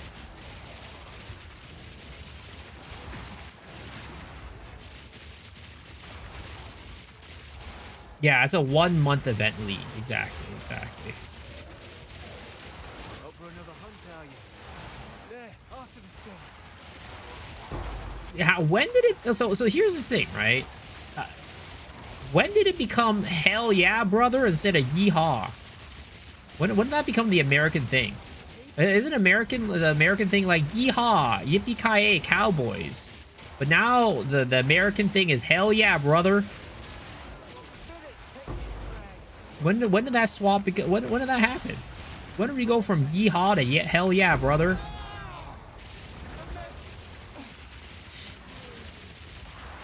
Knee howdy. Hulk Hogan? I mean, Hulk Hogan has been around for a while. But, you know, at some point, it just became hell yeah, brother, instead of yeehaw.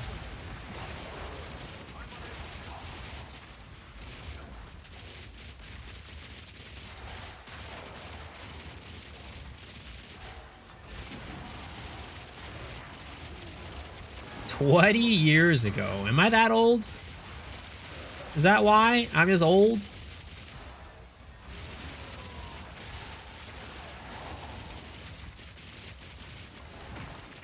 America, fuck yeah, dude. That's also good. That's also good.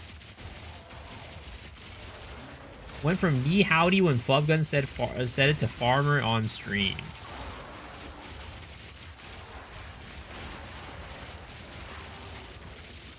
You know what was the crazy thing? I watched, what is it called? Flubgun's, like, tier list for League Stars or Path of Exile 1, right? And he listed on there X the Farmer X's name next to Winter Orb or something like that. No, Exsanguinate? Was it Exsanguinate or Winter Orb? I forget. But one of the builds, he listed, oh yeah, you know, here are some good streamers. You know, I know X the Farmer X is playing this build. I'm like, huh? Who's going out there to watch X the Farmer X for build advice? What type of crazy timeline are we in? There's no way Flubgun is telling people to go to X the Farmer X for build advice.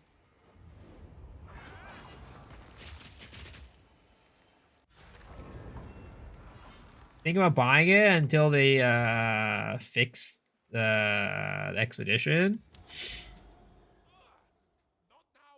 It's League Star with Farmer's Monk. Mistake. That's what I'm saying. Who's out there looking at X the Farmer X for build guide advice? Whoever's doing that, I really question their sanity. I question their decision making.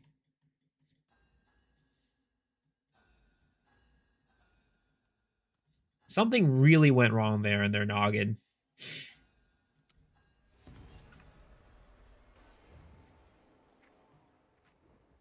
I'll say that campaign was okay, but after that, no business doing maps. There are people who follow AI video guys. Surely Farmer can't do worse. I don't know. We should do like a cop like a test, right? There should be a test. Farmer's build versus AI build. Whose build is better? Now that would be an insane YouTube video. That would be an insane YouTube video. Farmer versus AI. Whose build is gonna be doing the best?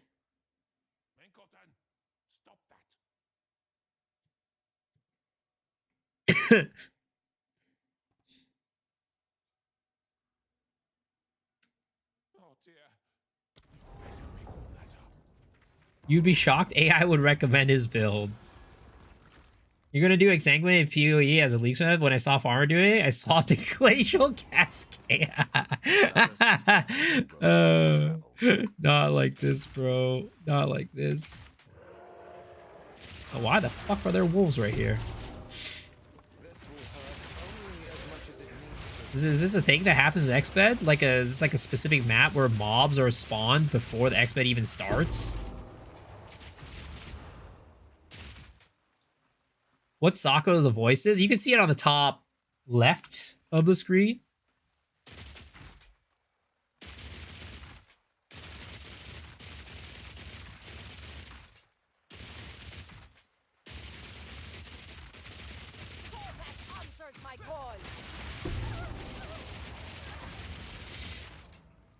You asked AI for build advice, unironically, not bad.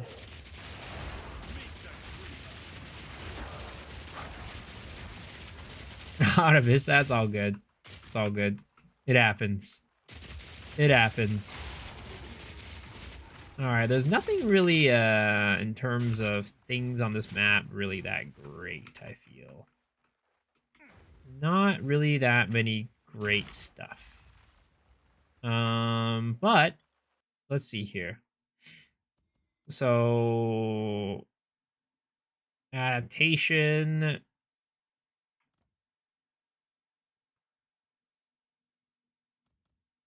Well, how does one do this, guys? How does one even do this? So this rune gets brought over. This rune gets brought over. Use liquid velocity on the trash ones, usually 5 or less. Do I need to have it in my inventory, or what is going on here?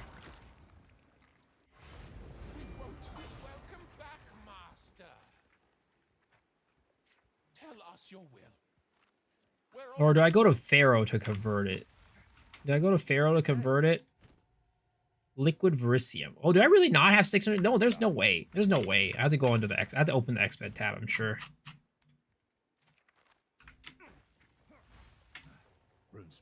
Bye.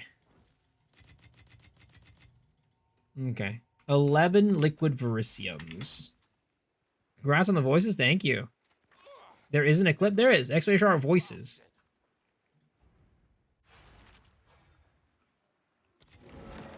Another step on the road.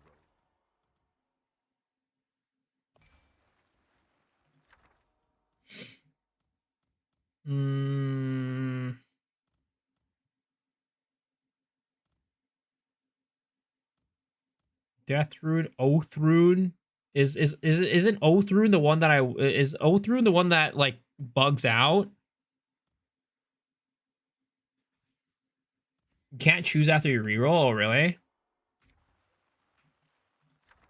Oath Rune is the one that bugs out, so that's definitely not the one that I want to take. Bond is a good one? Okay. Bond Rune, then. What else do I want to be getting other than like the actual remnants? Do I want to be going for chests? Is that the strategy? Going for chests?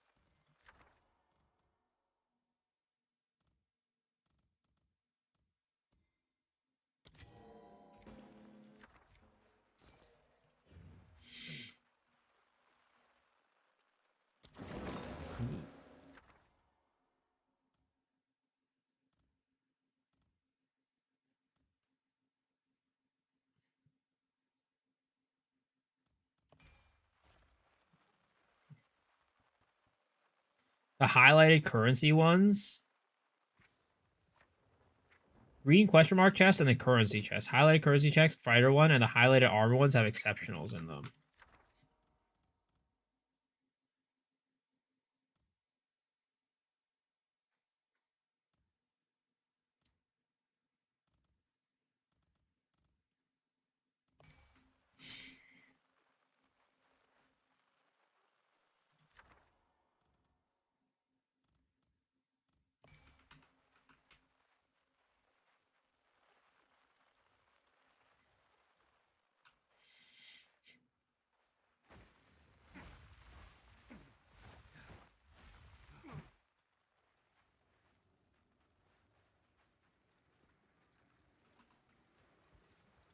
First couple runes you get as many of the good runes in the star spot, and later ones should have as many good runes as possible. So reroll if they have shit loot. Okay.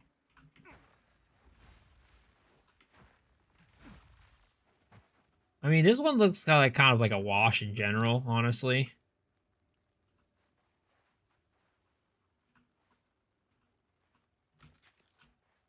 This one kind of feels like a wash in general.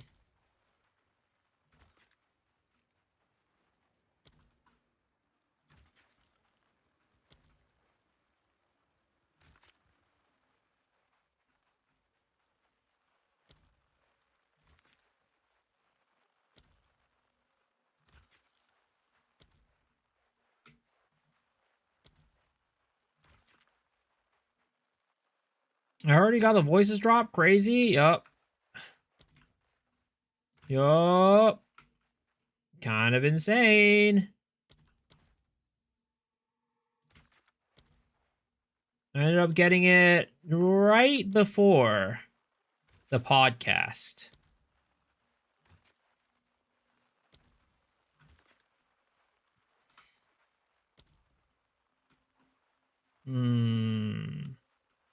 Should I just go for this one? I think I should.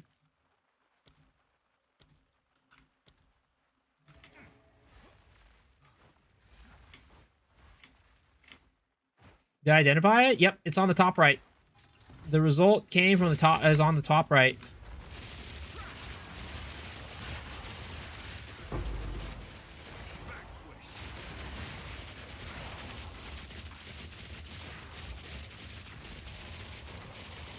How many days was that? Honestly, I wasn't keeping count because there were days where I like took a break in between and made this build and had to scale the build up.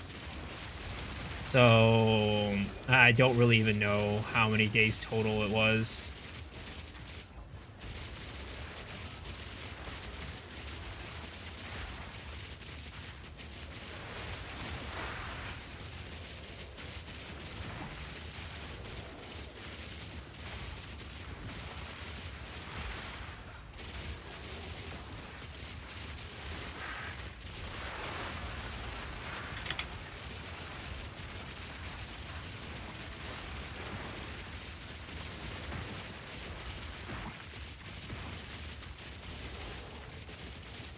All right, where is the stupid mob that this guy's that I'm supposed to get? Oh no, he's just dying. Okay.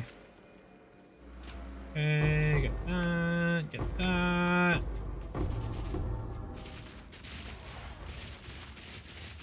What's my league starter for 329? I'm actually right now leading towards Peaconk into Mamba. I'm playing basically what Jung Roan played last league as his starter. Double corrupt voiceless is kind of crazy. Hey, you know what? Like I said, would I really be a streamer if I didn't gamble that? Would I really be a streamer if I didn't do the gamble? At that point, it was only 2 socket anyways, you know? Might as well. Might as well just double corrupt it. Rats, thank you.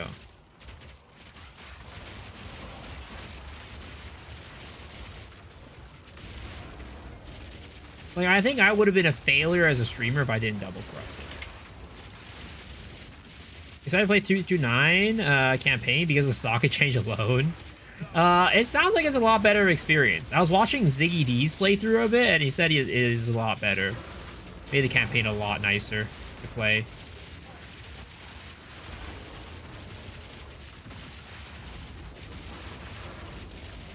Big ball energy for double corrupting it. I mean, is it really that big balls if I just didn't care? If I just didn't care about it, is it that big balls?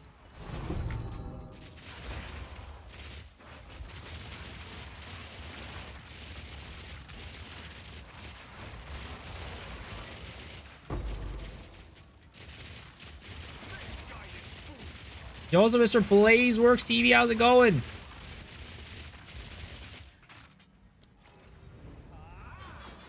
Congrats on voices, thank you.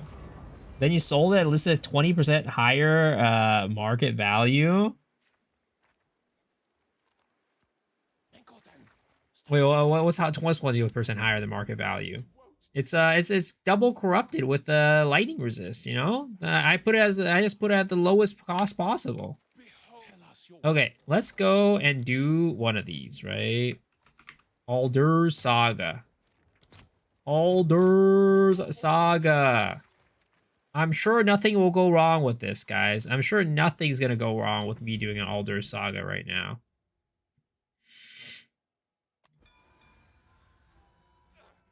We got 2 Grand Expeditions on this one. Not bad. No, 3. We got 3. Baron Atoll as well.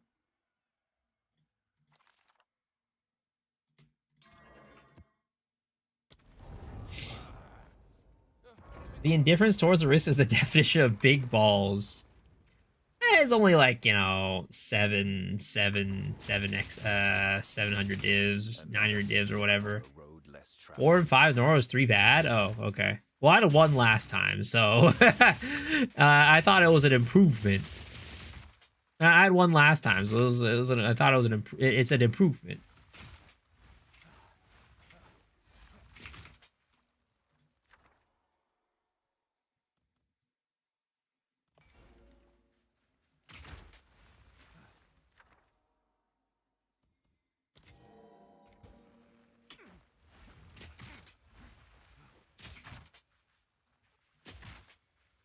Last day of Potu Wood for a little bit, you know, for a little bit. Not like a, you know, super long hiatus. We're going to be back. Opulent rune. That's what I should be getting, right? Opulent rune.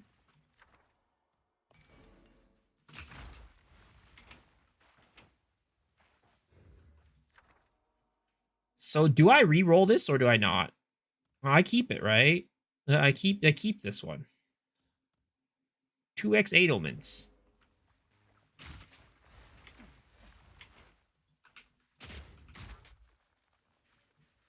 Oh, do the rumors tell you how many Grand Expeds there's gonna be? I thought it was completely random.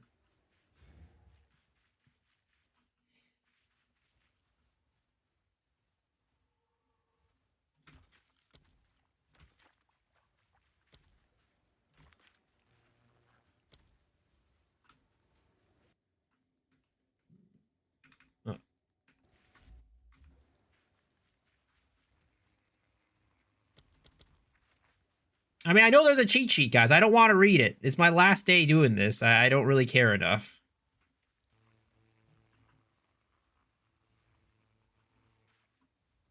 I was just doing this on a whim.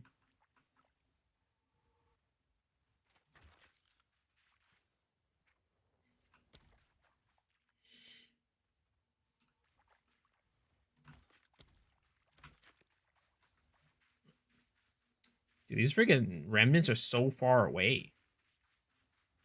They're so far away.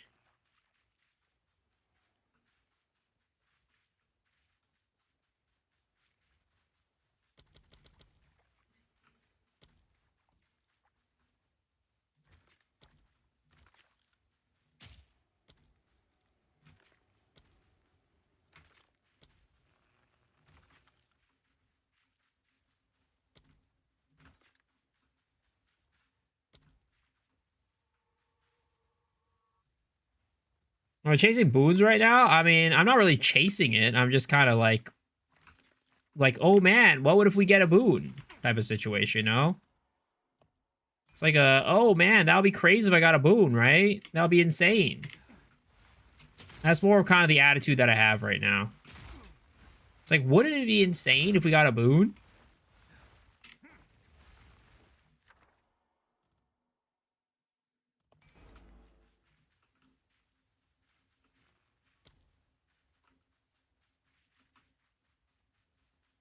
Do I care about strong boxes? Are strong boxes good? I heard that strong boxes were buggy at one point.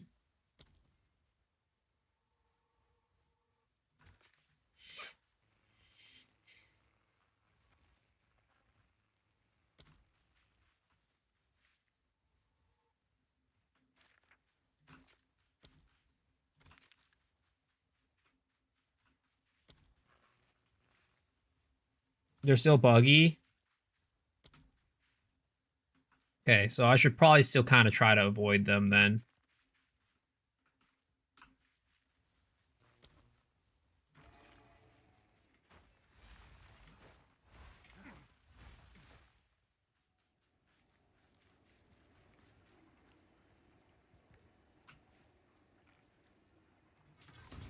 I lost all good grace with GG. I'm not getting the boot.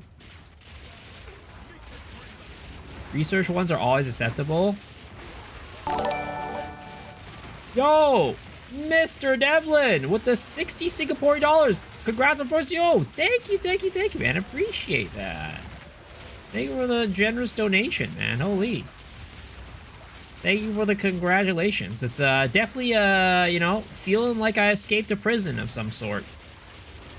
I escaped you know, you could say I escaped a simulacrum.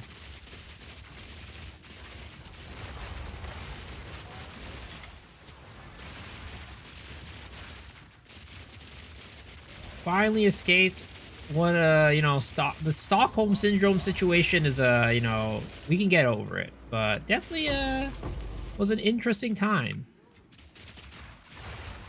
I was stuck in a prison of fogginess, indeed. You Weasel's luck sees mine. Do strong boss take the modifiers and the runes as well? Somebody says that they do.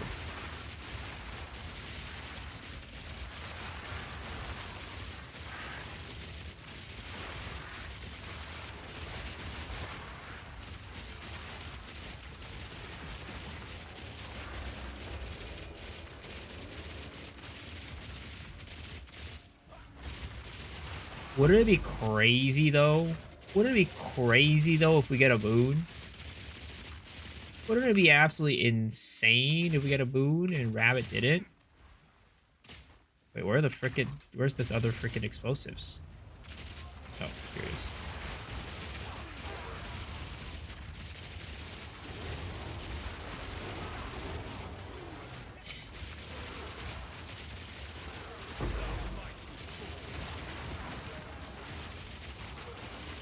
You ever seen to get anything good from a strong box that's not a researcher strong box? I mean, I just avoided all the strong bosses in general. I wasn't sure if they were buggy or not, because I heard they were like bugged for a while.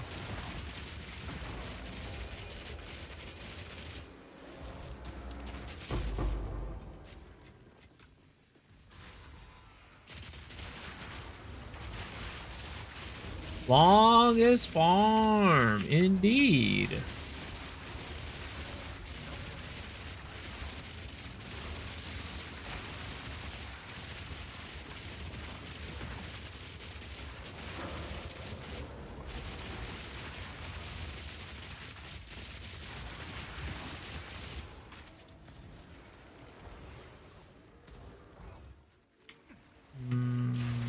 Okay.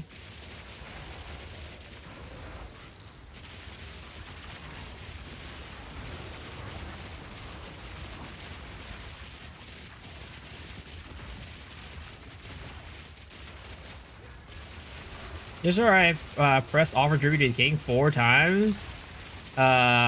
Just when I finished the ritual and started to defer. Dude, I did that a couple times too at the beginning of the league. Because, like, that's where it used to be, right? That's where the deferral button used to be. I don't really understand why they changed it like that.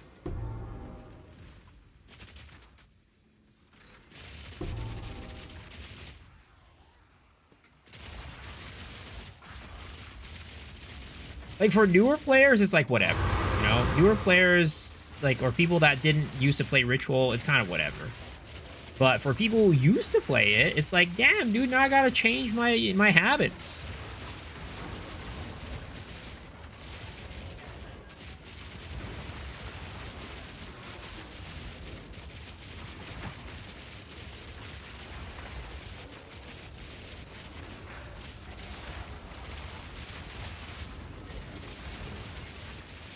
What's the minimum budget needed for this build? I do not know, unfortunately. I built this character from, like, I didn't build it from the ground up. I just went and just grabbed, like, you know, what is it called?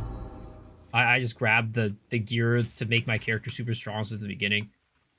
I'd say, like, the uniques aren't very expensive, but the minimum requirement for the uniques aren't very expensive, but in order to do a certain amount of damage, I have no clue.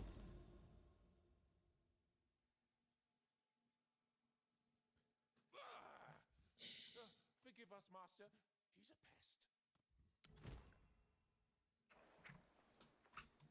pest. Alrighty. There's so much garbage in my goddamn inventory. Do I need to carry the Vericium with me in order to re-roll? Or can I keep it in my stash?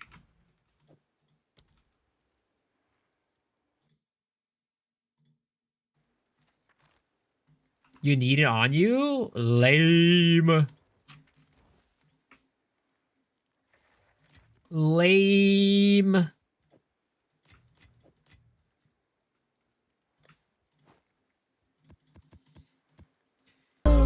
Yo, what's up, Kitty? How we going? Oh, on the map for 28 months. How are you doing? How was the rest of your stream? Can I give you all my gear and have you rebuild a setup with Gemly so without having to level 1? It's time for you to learn how to play Path of Exile, Kitty.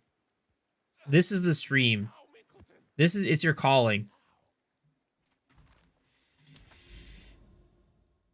It's time right now. Time to hop in and learn. It looks complicated. Nah. Don't worry about it. Don't worry about it. It's a very simple game, guys, right? It's a very simple game. Path of Exile is like, you know, it's like easier than Roblox, honestly. Like if a kid can play Roblox, you can play Path of Exile.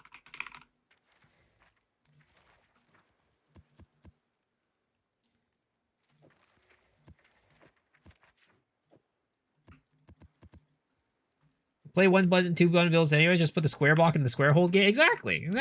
It's very easy. It just looks complicated. When it comes down to it, it's actually really easy.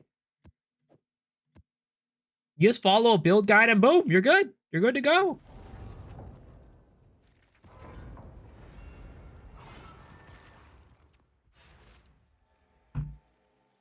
Yesterday at work, a contractor failed that game. What, Roblox?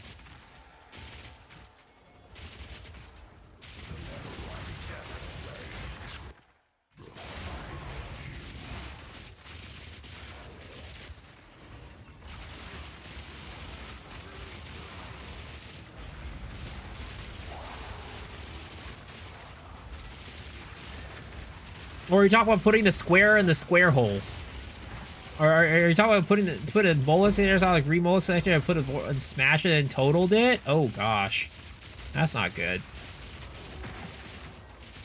You know, they do say the youth is kind of fucked these days. Was that contractor a youth? Was he a youngin? Rats on voices, thank you. Oh my god, I was just reminded about how fun Abyss is. Guys, don't worry. Path of Exile 1 League, we're going full in on Abyss. We're going full in on Abyss this league. Blaze, are you playing Path of Exile 1?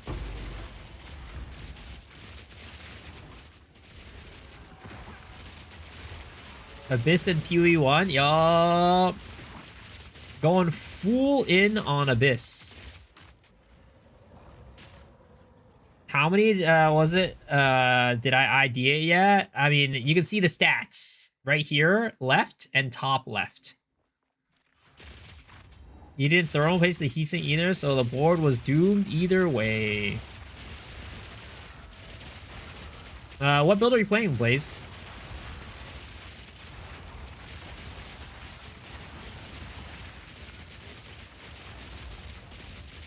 Oh, the voice is sold for 800 divs. Let's go. There it is, boys. We got 800 divs in our pocket. Let's go. Now I can buy an Ulnatals.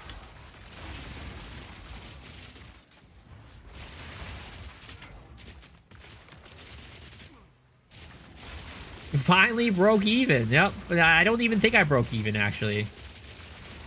Because 300 something with costing 3 to 4 divs each, I definitely did not break even. I 100% did not break even. I 100% lost money on that deal. I didn't want to use it. My characters, neither of my characters can actually use it. They don't have a socket for it. They use too many unique jewels.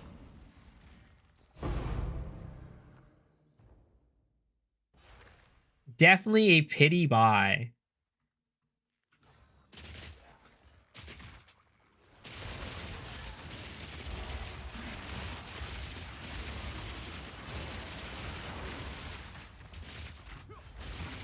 I thought you'd use it? Well, the thing is I can't. I would use it, but I can't. Neither of my characters can actually use it. Like, if the league wasn't... Like, if the event league wasn't coming up soon, or not coming up soon, but if I wasn't playing PoE 1, I probably would have just, like, built another character to use it. But because PoE 1's coming soon, and then there's going to be event league when I finish PoE 1, probably... I just figured I would sell it and grab an Ulnatals right now for my current build.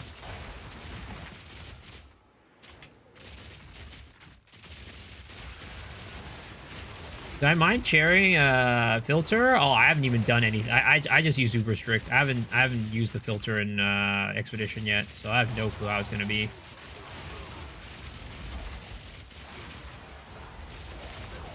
Put in my campaign twister leveler. That's insane.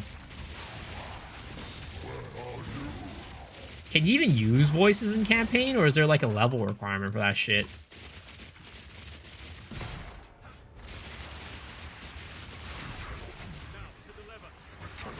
No level requirement. I'll be the most juiced out twink character ever.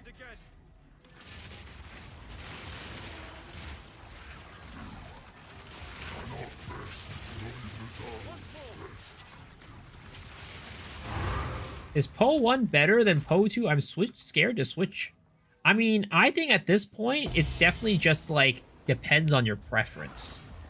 I would say at this point, it is definitely just depends on your preference. Some people really like Poe 2. I mean, it's Poe 1. Like, they've never played Poe 1 before, and they try it, and they really like it. Some people end up hating it. So, it's just give it a try and see how it is. Alright, there it is. And then now we can buy an Ulnatals. Ulnatals Embrace. How much is this shit right now? Oh, 597. Oh, there goes all my money. 294 divs. Alright, where am I even going to put this? I guess we'll replace long shot with it.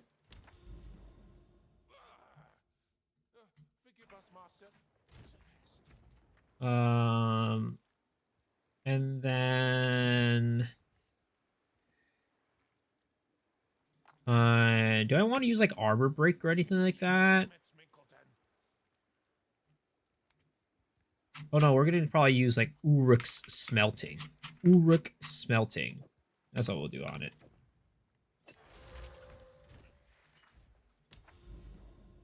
What did I sell the voices for? 800. 800.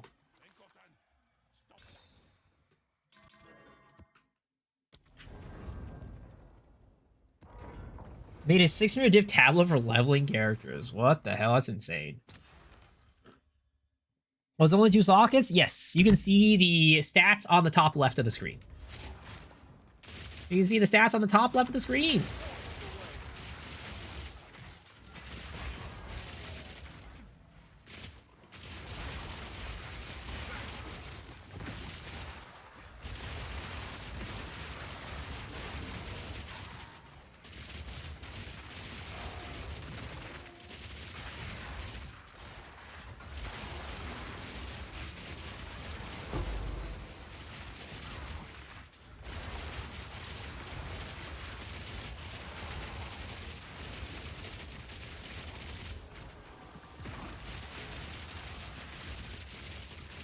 Do you feel a difference with the Ulnatals? Not really. I mean, the goal of the well, so actually, maybe I do. I don't know. It just definitely has to do with clearing. The reason why I'm using Ulnatals is for armor break, to make it so that my what is it called? My runic Runeforged blades procs more often. And I think I am kind of feeling it procking more often, like especially from the longer distance enemies, because yeah, you see it procs up from like super far away now, right? Because before, if I was that far away, it wouldn't hit, it wouldn't work because I'm using repulsion to armor break. But now I don't. I can armor break with not just with repulsion, but also with the herald of the heralds. So that does add quite a bit of range and clear to the build. Yep, more runic splinter, runic things, more runeforged blades popping out.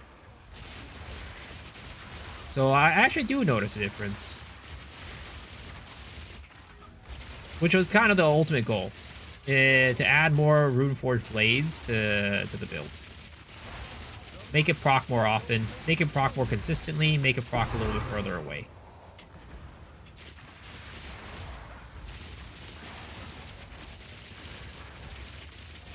Because that's a big part of our clear, is to have those runeforged blades pop out more. So having that is pretty nice.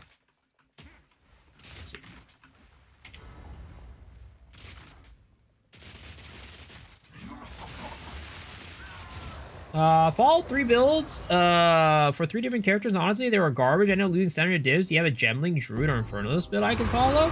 I have a Gemling build for what is it called? For Bitter Dead. That's what I have. I don't have Druid or Infernalist, but if you want the Bitter Dead build, that's a thing. Type in exclamation mark build, and that'll send you to a playlist of my builds, and you can find the Bitter Dead Gemling there.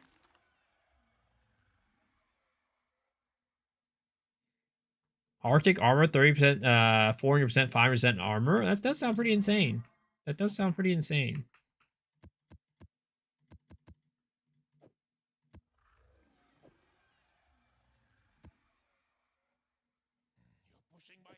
Your waystones will not affect your voice's drop rate.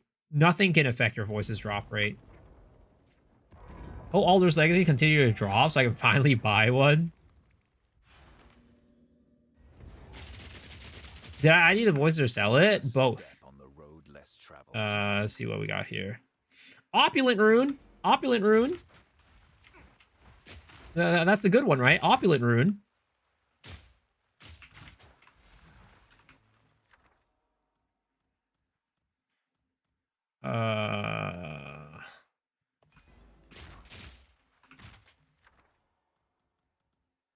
Soul Rune, Death Rune.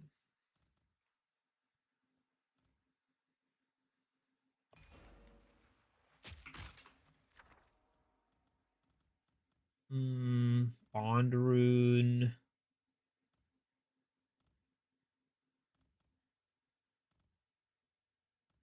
Sure. Congrats. Thank you. Thank you. This is for a Time Rune, Power Rune, Time Rune, Bond Rune, Katla's Glue. Sure, we'll take that. Deli affect the drop rate? Nope. There's nothing you can do to affect the drop rate. Nothing you can do to do it.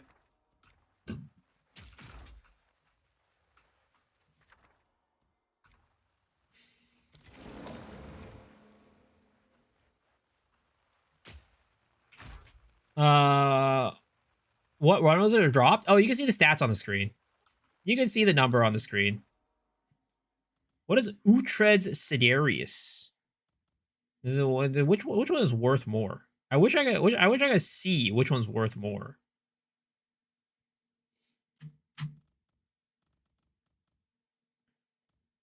Medved's Tending. It's probably either Utred's or Kohler's, right? I would expect. Probably Utred's.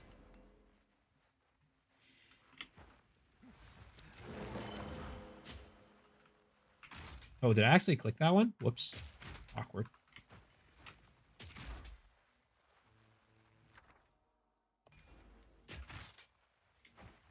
Okay.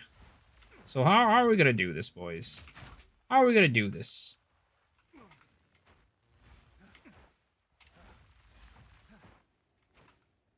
So we're definitely going here first. I think there's an opulent rune there, so that's good. We'll go. Oh, okay. Increase experience.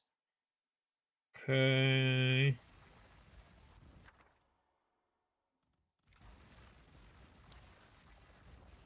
Go there.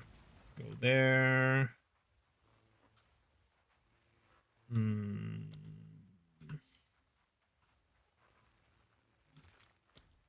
Go here.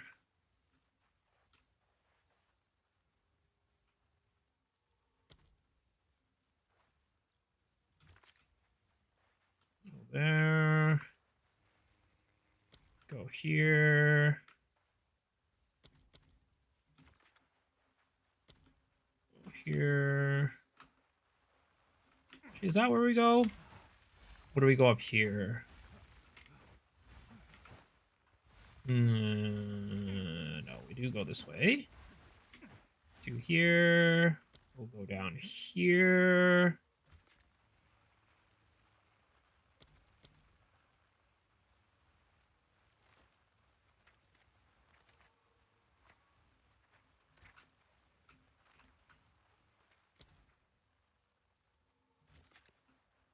There. Go here. Go there. Here. Go here. Go there. Okay. Whoa. When are gonna see the drop voices? Here. There's the clip. There's the clip. There's the clip.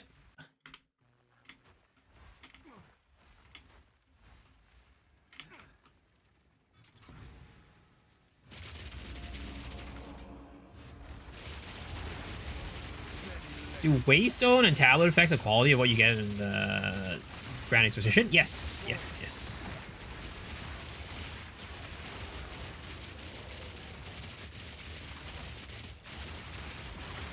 You want to go for effectiveness, rarity, increased map modifiers. That is what you ideally want to go for.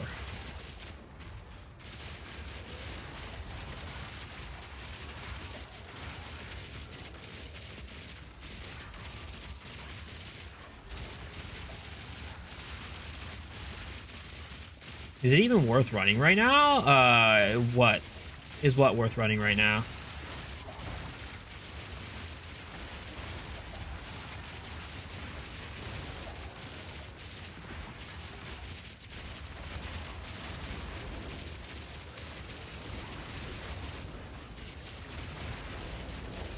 MF on items? It's definitely, I'd say, less worth it than before, in my opinion. It's always worth it if you can get it, but, like, is it as worth as it was earlier in the league? Probably not.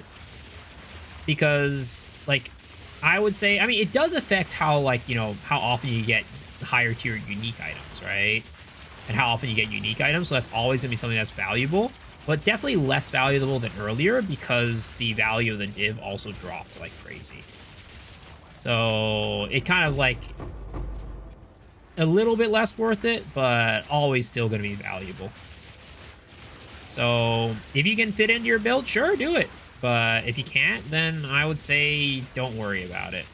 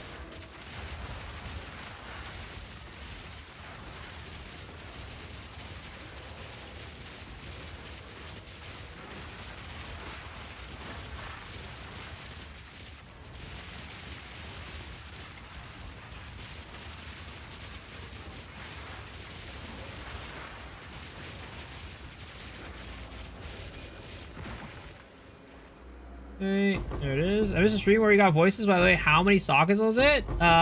It's on the top right. It's on the top right, boys. It's on the top right of the screen. Stats for voices on the top right of the screen.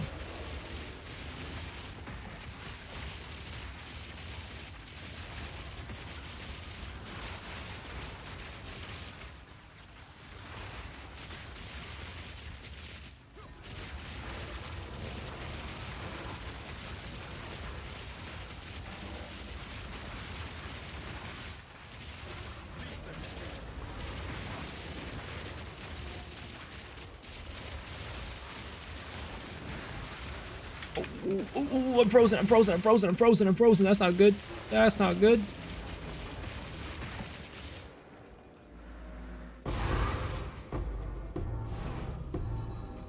Abyss tab. Bronze Crest of the Scythe. Congrats. Well-deserved voices. Thank you. Rob voices but lost his soul on the way, sir. I'm a resilient man. All right, that ain't enough to crush my soul.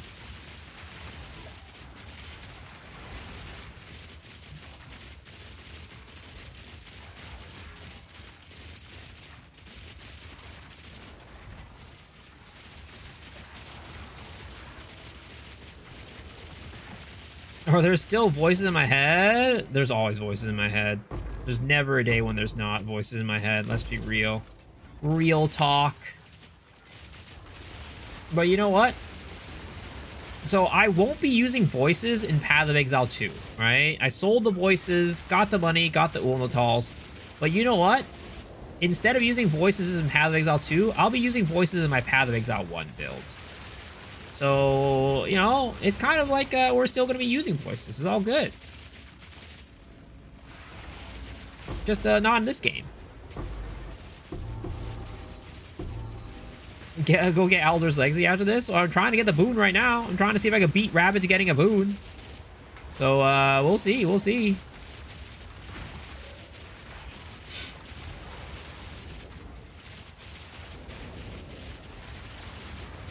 Already got voices equipped IRL via chat. There's voice in PvE1? Yeah, there is. But it's way less overpowered. It's way less overpowered.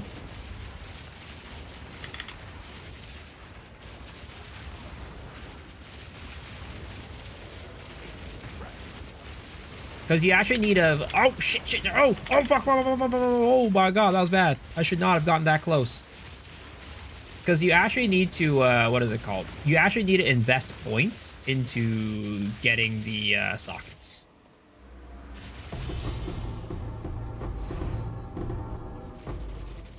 You actually need to invest points into getting the sockets. And it's not, and there's some travel nodes. So Voices in Path of Exile 1 is a cluster jewel. And if you get a low-rolled one, it's that you have to spend more, basically you have to spend more passive points to get the sockets. The high rolls is like you don't have to spend any, you have to spend less passive points. The low rolls, you have to spend more passive points. But regardless, you still will need to spend the passive points to get the roll, get the extra sockets.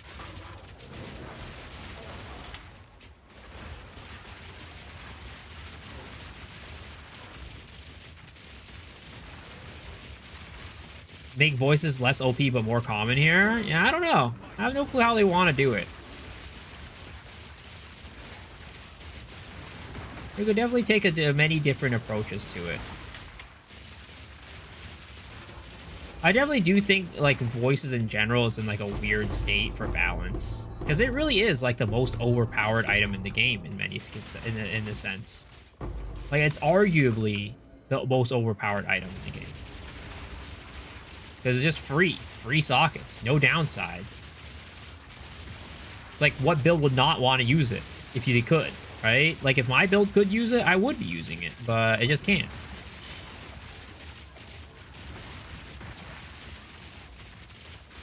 Now I was execution farm for a little bit, you know, just for the rest of the night, because we're going to Path of Exile 2 soon, or Path of Exile 1 soon. But you know, imagine if I got a boon before Rabbit.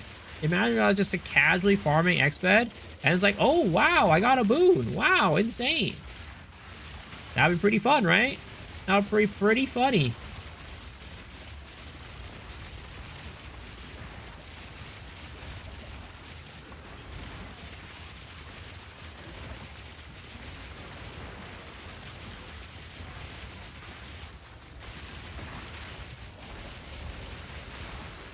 I also want to see like how this build kind of like stands up to some juiced expedition. Which so far, I don't know like how juiced these expeditions are, right? They're definitely not. I feel like there might not be super juiced, but you know, so far it's holding its own.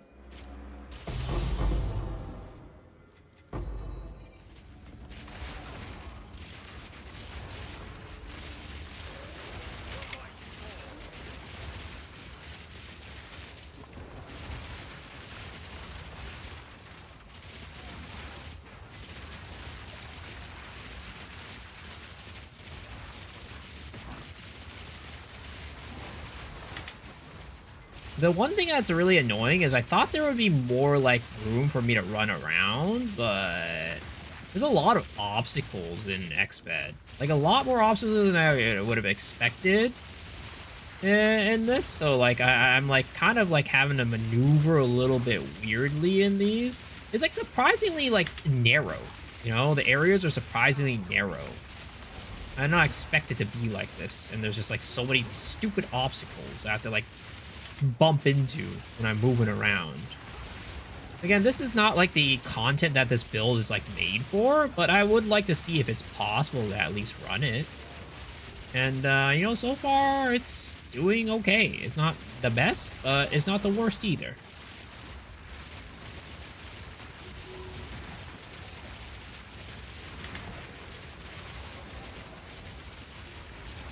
Yo, this goddamn scorpion boy is chasing my ass down. Back. Oh, Lord, that just one-shot me. Well, that was kind of rough.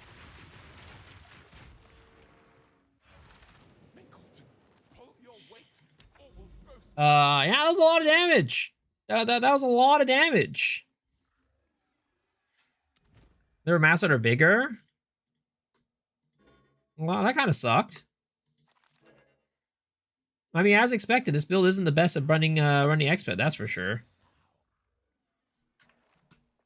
Do I plan to play Po 2 straight to 1.0 after the Po 1 League? I mean, if there's another Po 1 League in between, which I think there should be, I'll probably be playing that as well. But it's just going to be Po 1, Po 2, Po 1, Po 2. That's kind of what we're going to do. Though maybe there's some opportunity for some variety in the middle. I don't know. It would be kind of fun to be able to do some variety, but we'll see. We'll see. Switch to Headhunter.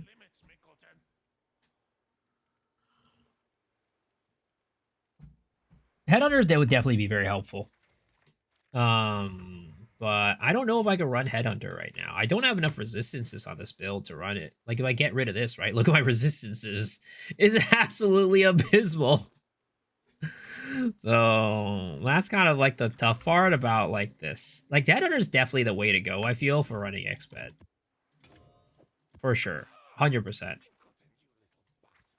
Headhunter is a bit scary. Oh, I mean, I guess you could teleport into some really messy situations, right?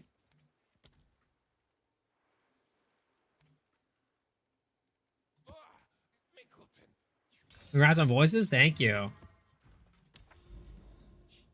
You get Shroudwalker, you have a good chance of dying.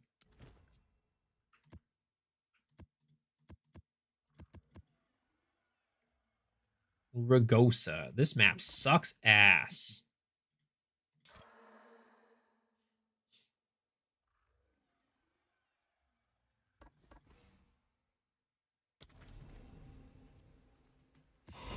Dude, Expedition saw I had an elemental weakness and stuff. Minus 186. Check my resist. They were red. Minus 80, minus 90.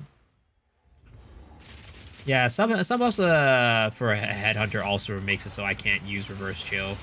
It reduces the effectiveness of it.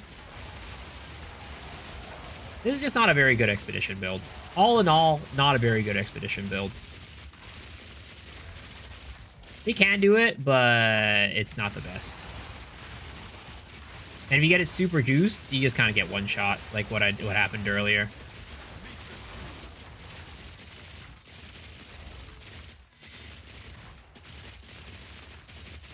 Great boss on Rugosa though, looking, bro. I mean, I'm gonna be honest, right? I think the titties in Path of Exile are a little bit low tier. The pixels aren't very good. The pixels are not very good. If I'm gonna look for titties, I'm gonna go play Lost Ark. Okay? Have you seen Echidna? Have you seen Echidna? Now those are real titties.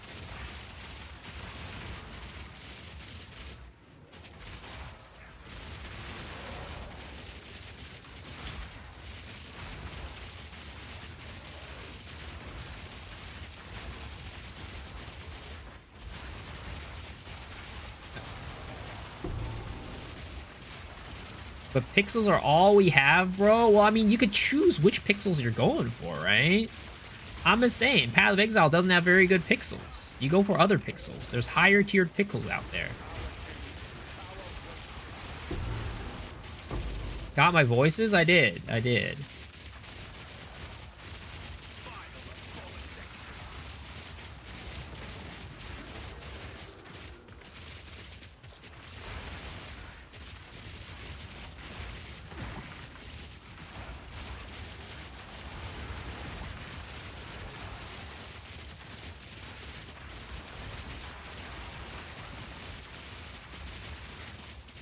It would be nice if this build could get slightly more, what is it called? Runic. Because I still feel like I'm, especially now that we swapped over to Ulnatals, I'm starting to feel the lack of Runic Ward a little bit more than before.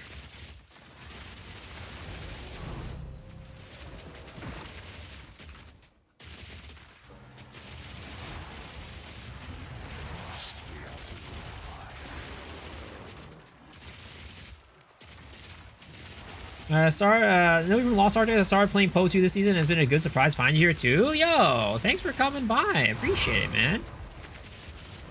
Yep, Po 2 is the new home right now. Po 2 is the new home. I'm never looking back. Did I ID the voices? Yeah, the ID top right of the screen. Top right of the screen. ID'd it and double corrupted it.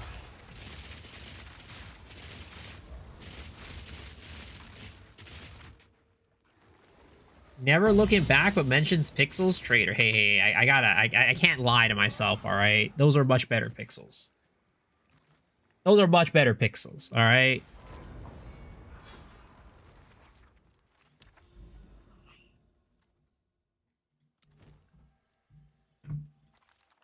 I'm a lot of things, all right, guys? I'm a lot of things, but a liar I am not.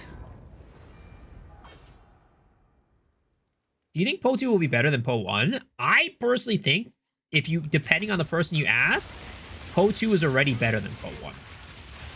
And I think it's very soon that Po 2 will be better than Po 1 in almost every aspect.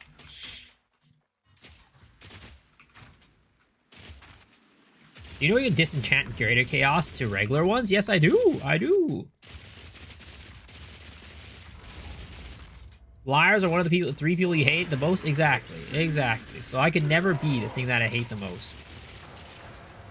But then again, isn't there that thing where it's like, live long enough and you'll become the thing you hate the most or something like that? Isn't that like the saying? Live long enough to become the thing that you hated the most? Alright, here we go. Mana Rune. Mana Rune, right here. Mana Rune. Mana Rune. I'm calling it. I'm calling it.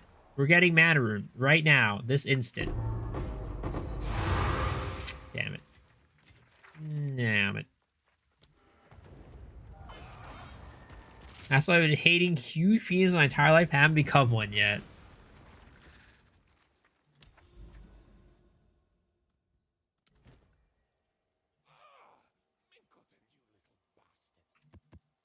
Oh, I didn't even freaking...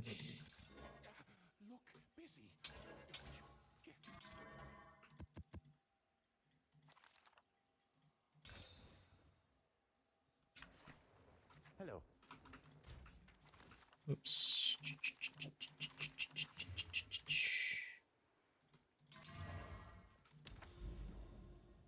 Can we still get the mana rune after we finish the quest? You can only get a mana rune one time every single character. You either die a hero or live long and long enough to see yourself become the villain. The villain. It's from Batman. I see.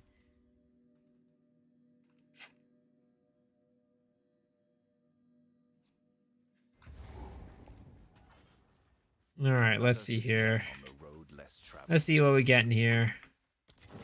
Ooh, okay. Opulent. No, so that is not one that would transfer. Let's see here. Nope. Garbage. Oh, I'm out of freaking Verisiums.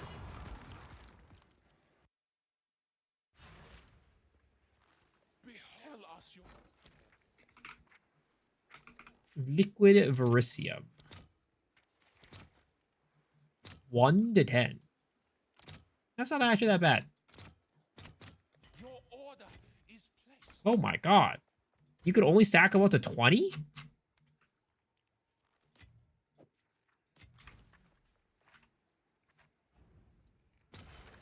Is there a way to increase the duration of self-chill? Yeah, increasing the ailment duration. You can find on your tree, for the most part. Ooh, Catigans.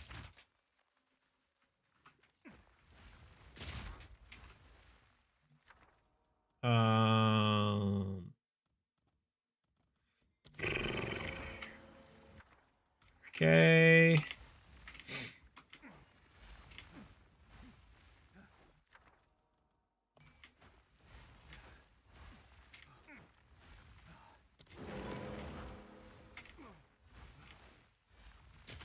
I doubt we'll make it up here. Yeah, I doubt we'll make it up here, but fuck it.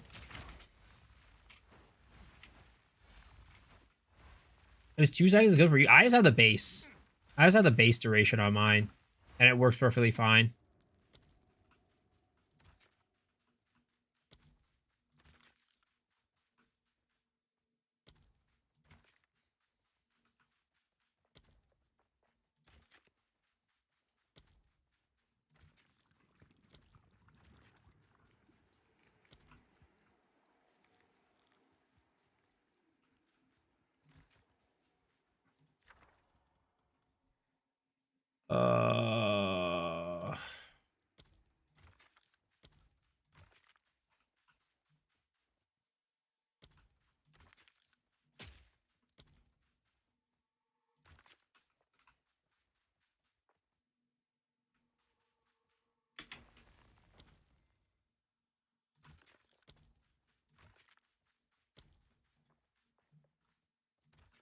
Can I make it? I cannot make it.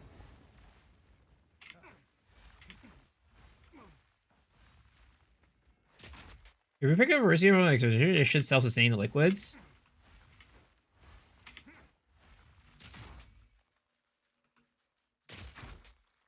You're not dealing with ailment reflecting like lastly, so you can't do it.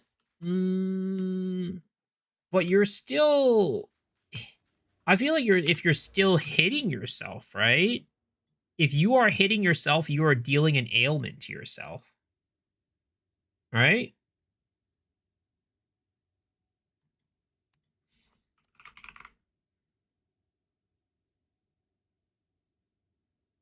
Oh, it's just on enemies. I see. It's just on enemies. So yeah, I guess if that's the case, if it's only on enemies, then I guess that's not possible. If it's just because it looks like all I'm seeing is on enemies. So yeah, maybe it's not possible.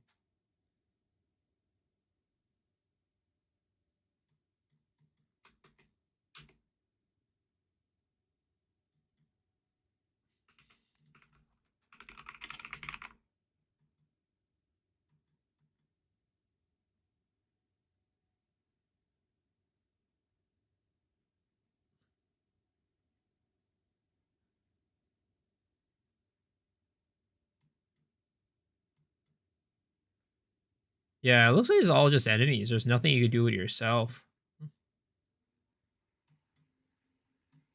Yeah. That's kind of unfortunate.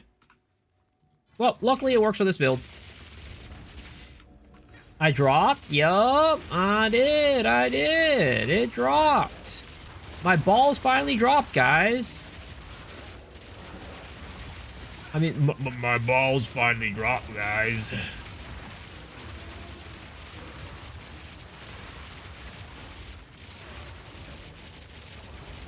They dropped before the surgery. They dropped before the ball-enhancing surgery that I'm getting tomorrow.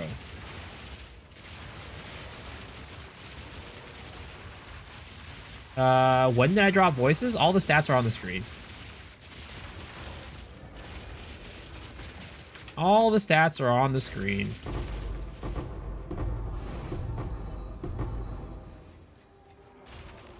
Man, X-Med's kind of pretty damn lucrative. I'm not gonna lie. You get a lot of stuff from X-Med. I'm not even like Uberman. I feel like I'm not even like Uberman maxing things. I'm just kind of putting shit where like it seems all right.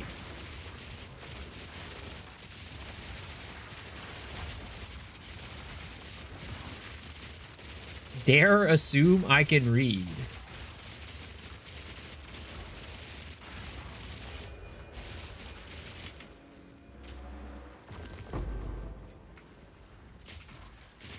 Missing out a lot on X-Bed? You know what? I'm fine. I'm fine on missing out on it. I don't care. I'll miss out on it every day, single day of my life.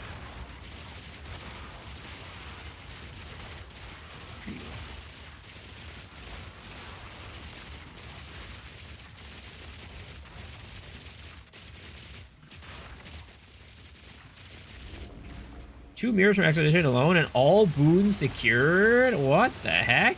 This guy's an Expedition connoisseur. This guy's like the master of Expedition.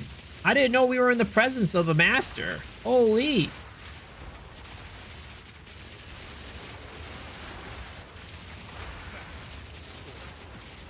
He's like the master Roshi of Expeditions.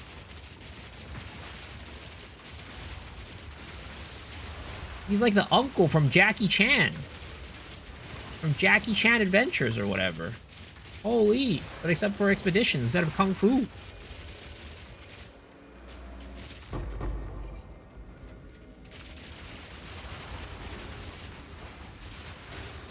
The Karate Kid Master.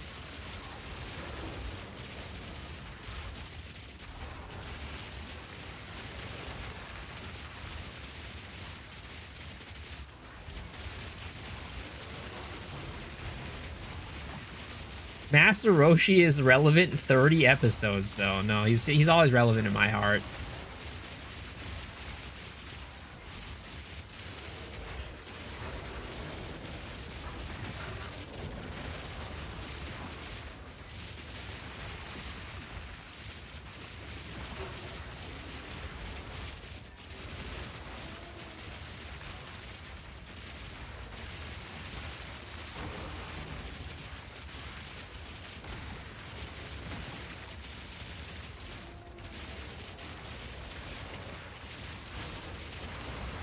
God, there's so much shit.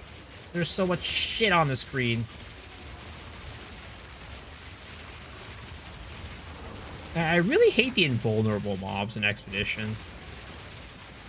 Like, not the bugged. I mean, of course I hate the bugged invulnerable mobs, but in general, it's just like, it's really annoying because they take up room on the fucking screen.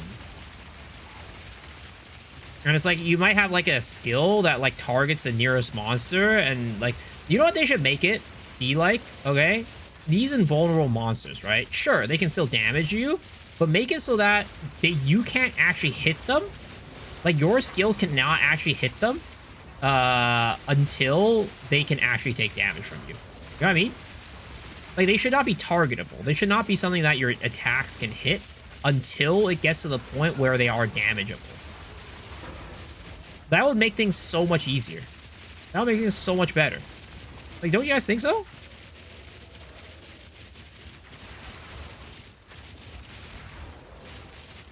Wouldn't that be like such a good QOL for the for these mobs?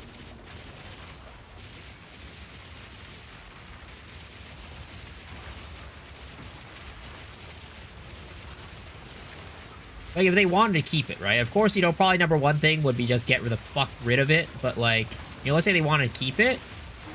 I think that would be a very nice QOL. The bug one's gonna be killed by blowing up forces? Yeah, I heard about that from Cal earlier.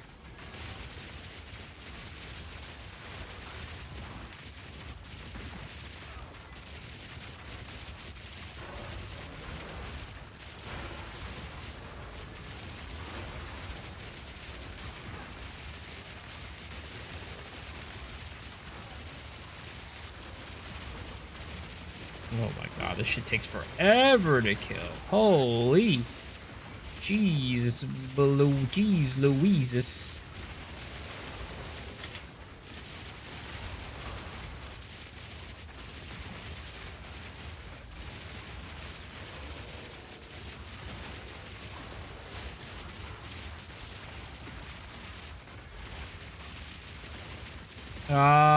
Did they fix the NVIDIA cogwheel issue? I think they did. From what I could tell, people said it works.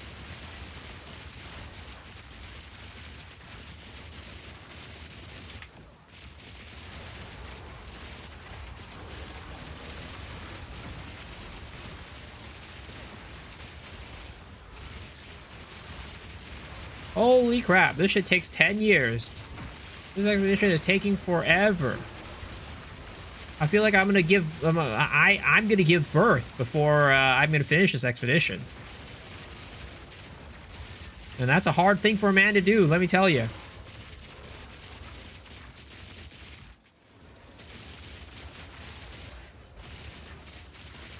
That's the oath rune.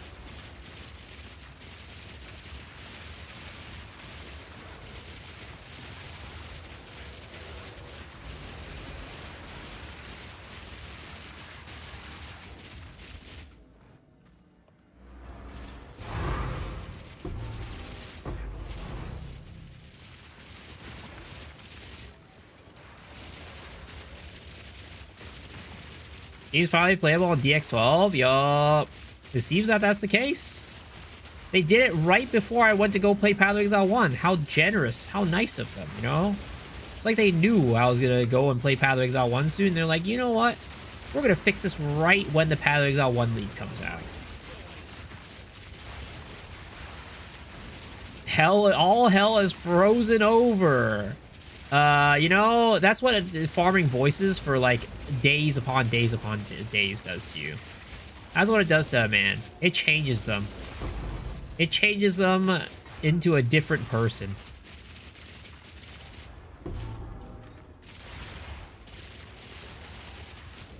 I mean, the real reason why I'm doing Expedition right now is just to see if I could get... because Rabbit beat me on getting, what is it called? Voices, right? He got it in 324, he said, and I got it in 342. But imagine if we beat him and get Boon in one night. You know, imagine we get the Boon tonight. That'll be a sweet, sweet justice and karma right there. That'll be a very, very beautiful karma.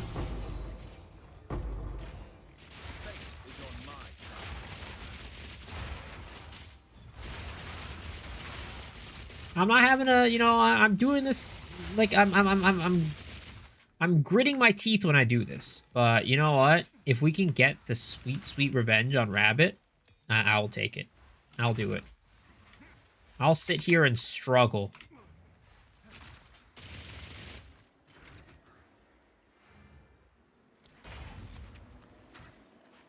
I really like racing against that boat incident guy. I mean, look, all right?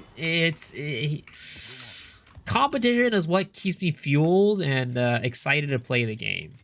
And also, I mean, look at that man's RNG, man. Look at that man's RNG. I've got to do it for all the people. Everybody who has bad RNG in here. I got to be the representative to one day take down that man. Dude, it's less than 1 dib at this point. Cadigan's Epiphany is less than 1 dib. That's crazy. Congrats, thank you. You know, our farming expedition for weeks, only time the boon shells that gets bugged. Ugh, I'm sorry, man.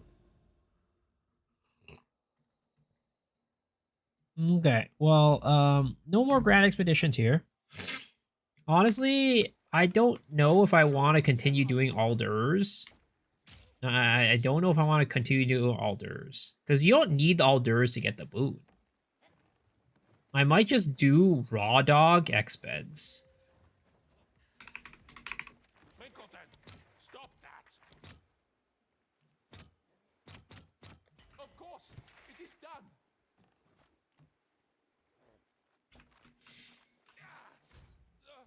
You only use Alders on 4+. What are the 4+ ones? Yes, master. We're always here. Should you need us? How many Sokka's voices? 2. 2.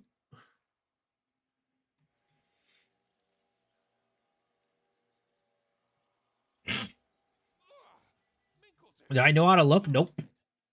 I mean, to be honest, I'm not trying to learn though.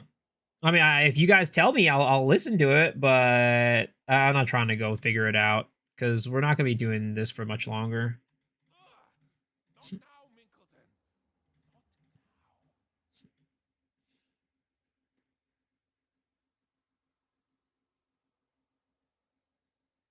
That's a good one just now. This one right here, Island Rumors, nothing to drink, cold as ice.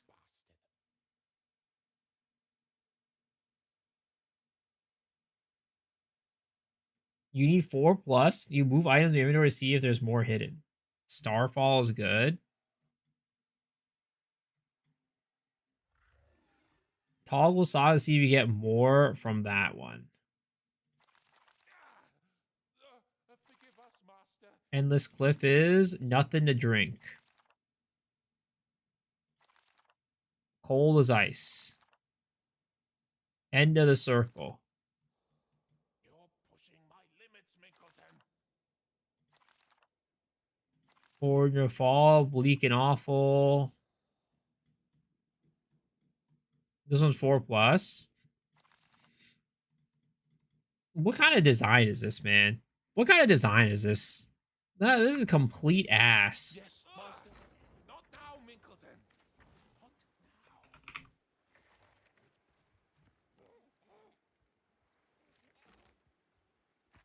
Starfall's Aldur Saga with Visions of Paradise. Did I just run the Aldurs on this one? Did I just say fuck it? Fuck it. It is done. Go to Atlas and make sure you have more encounters on.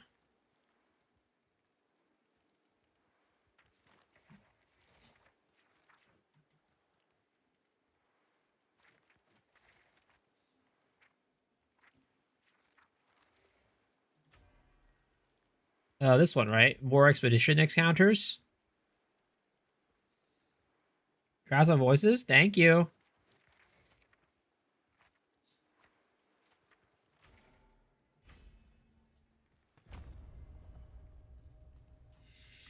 Okay. You're pushing my limits, Minkleton. 2 slot. Yep, it's on the top right. Top right of the screen. Forgive us, master. He's a pest. Did I find a beast on the Atlas map? Are you talking about the Atlas Master?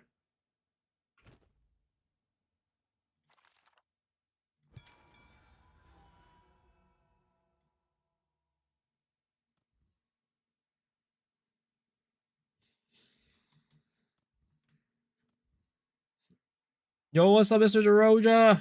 How are you doing, man?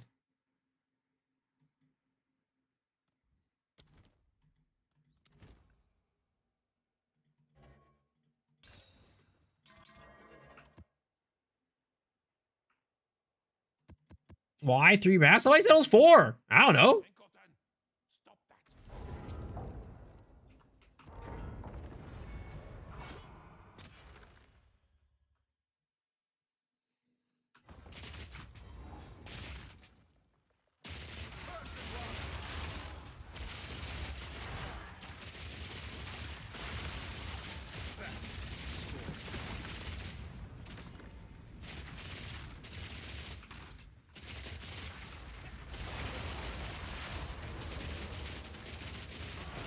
Was it for hour 340 simulacrum and 1 voices? Negative.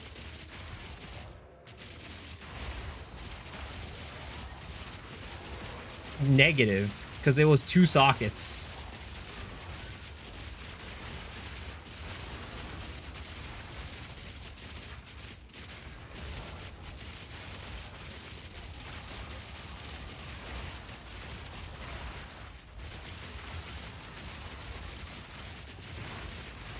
Should have sold on ID? Why? That would be terrible. That would be a terrible idea.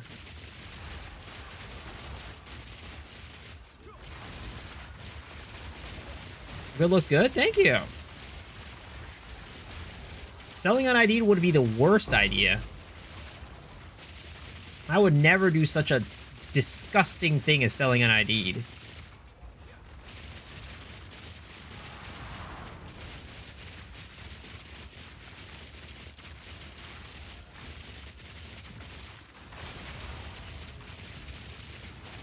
There's a Beast Island on the map. Easter egg location.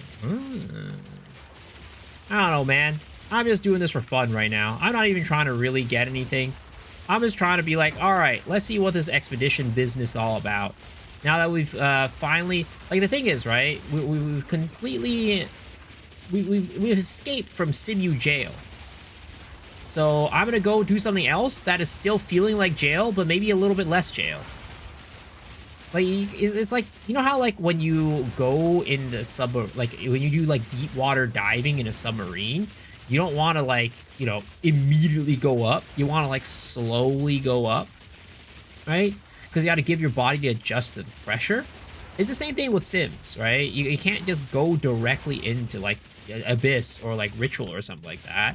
That would be, like, your body would go into shock.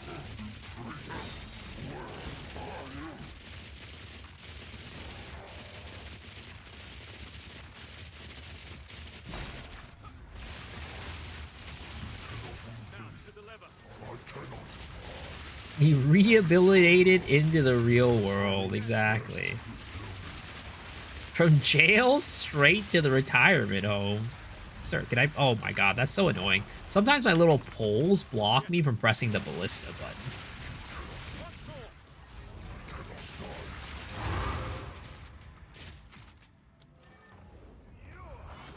I got voices? Yep. You get that from this regular scuba diving as well? Congrats on the voices drop? Thank you. Yeah, so that's exactly what the situation is. I don't want to go into shock, so I have to play some shit, like, the mechanics I hate. Oh my god, I went from freaking Stronghold to Cliffside. Please, save me. I went from, you know, jail to, let's just say... I went from jail to, what is it called? Parole? Being out on parole, I guess? Or is it, what, jail to, from prison to jail, or what is it?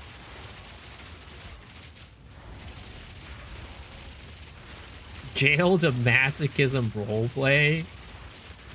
Hey, Farmer, congrats on the 2-socket voices.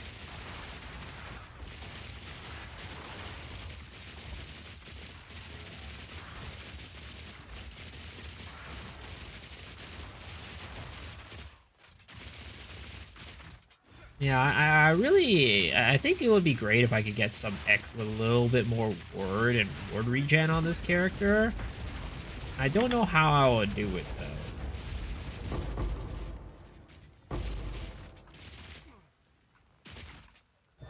Because now that we have Ulnatals, it's kind of using my word quite often, and we're not refilling it at a rate that I'm really quite happy with.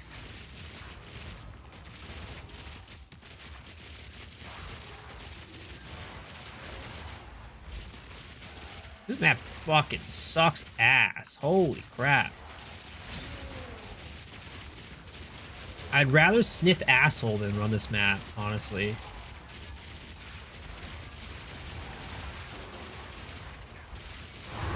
Why does my voice have 5 lightning res? Because I double corrupted it.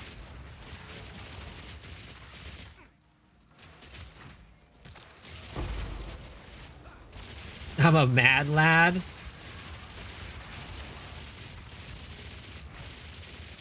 I mean, I was fully intending on it to blow up.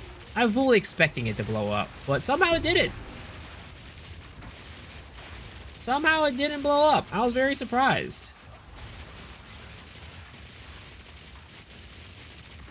I guess going to pray at the Joe Nathan shrine really, you know, helped me with my RNG there. What a find on the last day, yup. Is that lower on lightning res? Yup.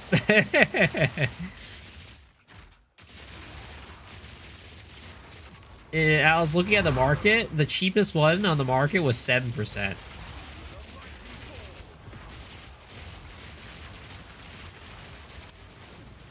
Try to open this link with Beast Island. Wait, what? I'm supposed to go to the Beast Island and open that link? That sounds very fishy for some reason. Sounds like I'm gonna get a, like, I'm gonna get a freaking neurovirus from doing that or something. Sounds like we get sent to like Meat Spin or something like that.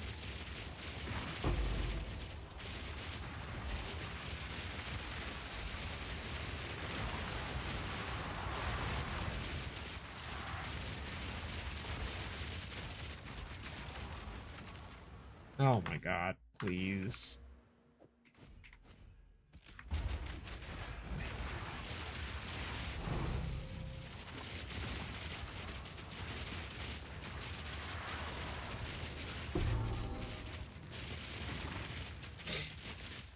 Those AO days taught me what was there.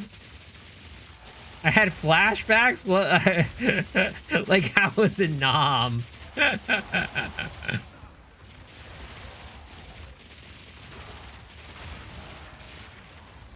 Going to Garcon's map for age? Oh, good luck, man. You got this. I swear it's linked from Steam chat.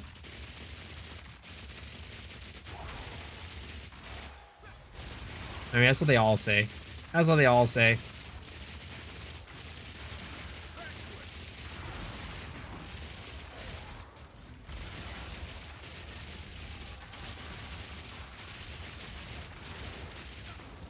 You're just out here browsing the webs, you know, the interwebs real casually, having a good time, scrolling around, chatting with your friends. All of a sudden, they give you a link. It's a bit.ly link, bit.ly link. Like, oh, wow, what are they showing me? They're like, oh my god, check this out. This chick has huge tits. And they're like, what the heck? I want to see that chick with huge tits. You click on it instead of getting sent to chick like a website with a chick with huge tits, you get boom, meat spin, cock, penis.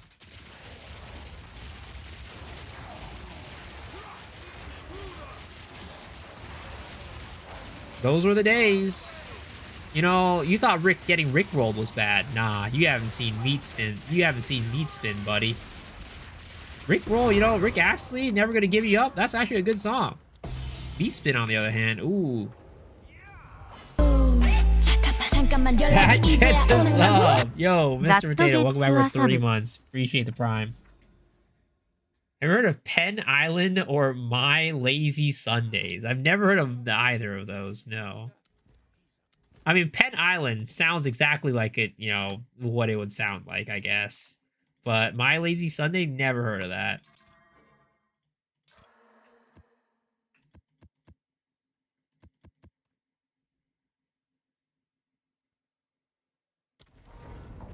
Penn Island is my favorite.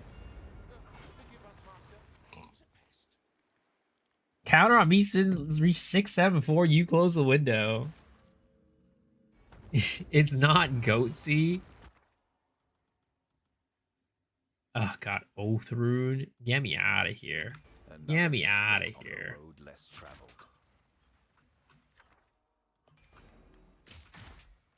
All right, it's time.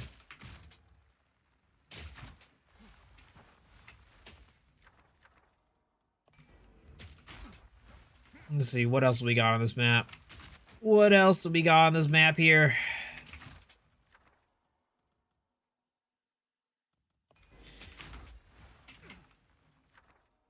Ire of Aldur. We're gonna slap that one with that. Absolutely nothing. Alright. Cool.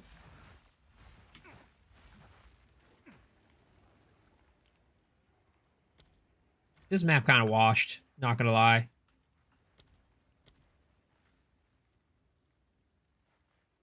This shit kind of washed.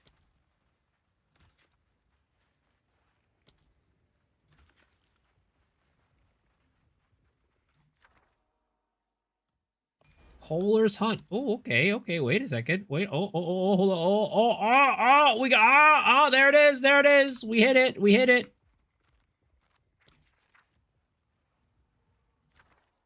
Two divs. I'll take it.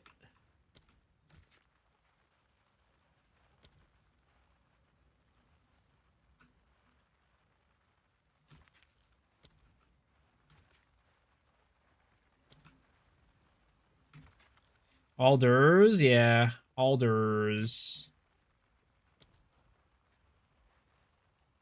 No, Alders Saga, not Alders Legacy.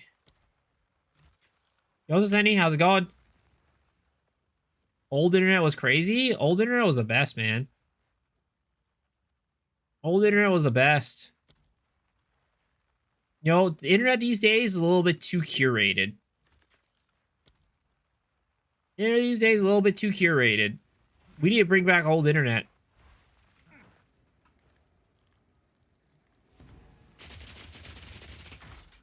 It happened? Yup. I got my voices? I did. Voices was dropped. After 345 or 42 sims, we finally got voices. The voices in my head have finally... Well, they haven't stopped, honestly. They're still going on. Steak and cheese, one man, one... What the... I've never delved that deep. I did not delve that deep into the old internet.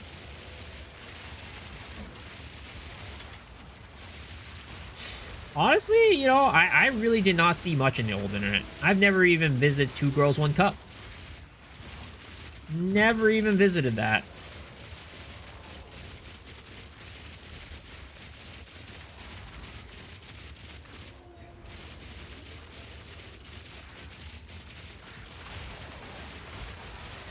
For the best.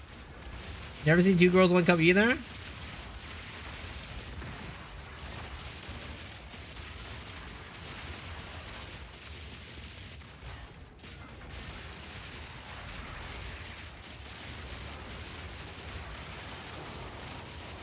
Don't visit Two Girls, One Cup, man. I mean, at this point, I'm pretty sure most people know what Two Girls, One Cup is about. But, you know, having... Actually, you know what? I wonder if the youths know what Two Girls, One Cup is. Like you can start another generation, right? We can start another generation of people, of trolling people with Two Girls, One Cup.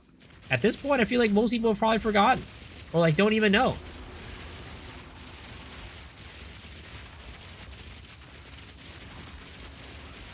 Like we could do what our friends did to us, to this generation. One man, one jar is an option as well. Now, how about it, guys? How about it? If you guys have, you know, any kids, right? Just accidentally, oopsie, slip in a Two Girls, One Cup into their web browser, and then that way they can share it with their friends. We can start a new wave of Two Girls, One Cup.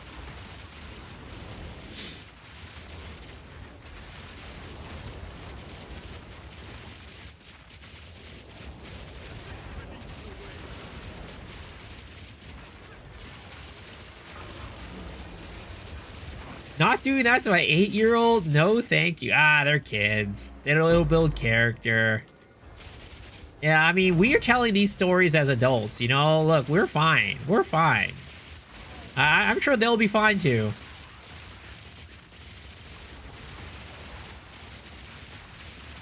4 girls, 1 lady boy. What the fuck? It's the initiation to a trip to Dubai. What the fuck is a trip to Dubai?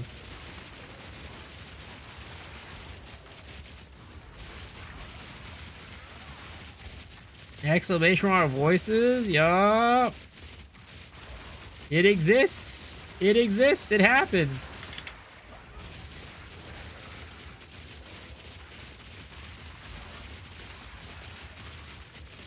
I need the voices. Yep. The stats of the voices on the top right of the screen.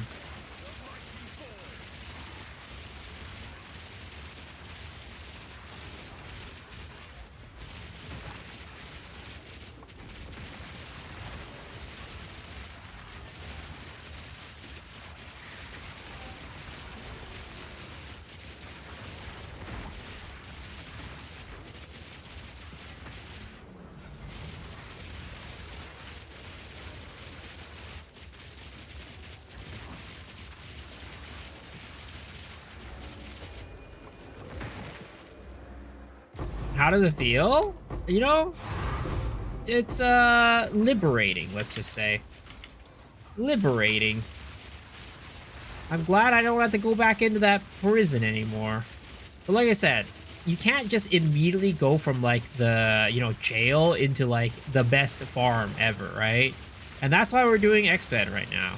Because you can't just like go cold turkey. You gotta slowly ease your way back into how it feels to not be jailed in Sims anymore.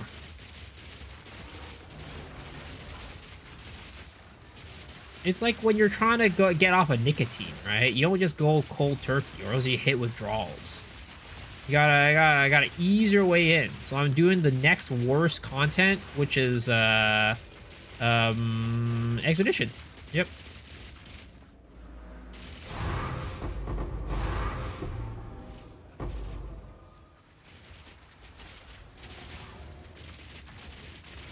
Don't tell me about nicotine withdrawals.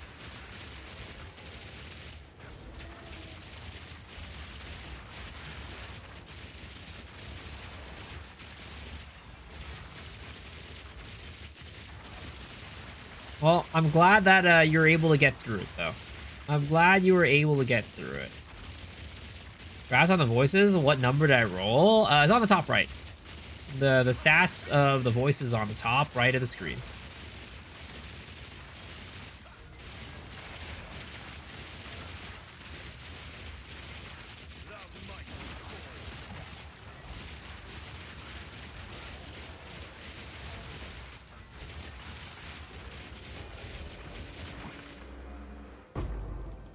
Exped guide, dude? Hell nah, bro. This is like a, you know, it's like a one-night stand with Expedition is what I'm having right now. I'm having a one-night stand with Expedition. Worst one-night stand experience ever. But you know what? It's a one-night stand regardless.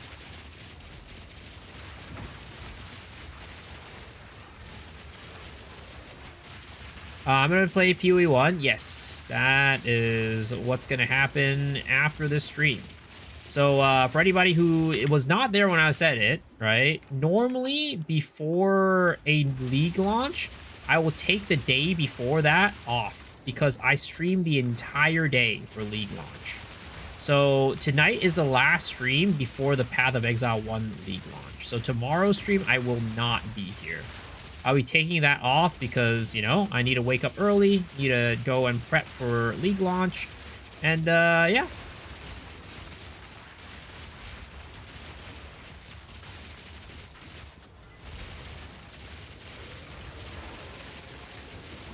When am I league starting? I'm actually thinking about starting Penance, Poison Concoction. Peaconk, and then we're gonna transition into Mamba. Peaconk, Assassin transitioning into Mamba later on down the line. We're gonna do the Jungroan build. You use Beano's for his Mamba build, which seemed really, really fun last league. So that's the current plan. Oh my god, these freaking bajillion enemies here. Holy crap. I'm running out of mana. Oh, I'm frozen.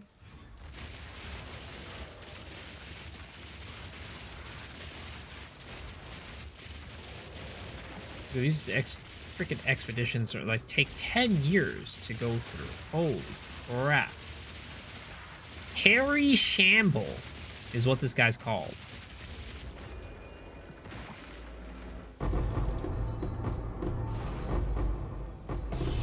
But you know, they do drop some pretty good rewards. Worst time I had was quitting using this patch. Was hell, gave me crazy dreams, nuked my sleep patterns. The gum was easier than the vaping, but I always still went back to it. Ice Crash Ignite Chieftain.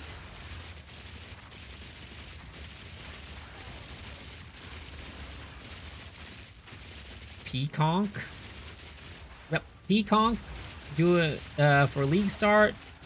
When we get to map, we'll probably transition into Peaconk of Bouncing. And then eventually when I can afford Beanos, I will be swapping over to that and swapping into Mamba.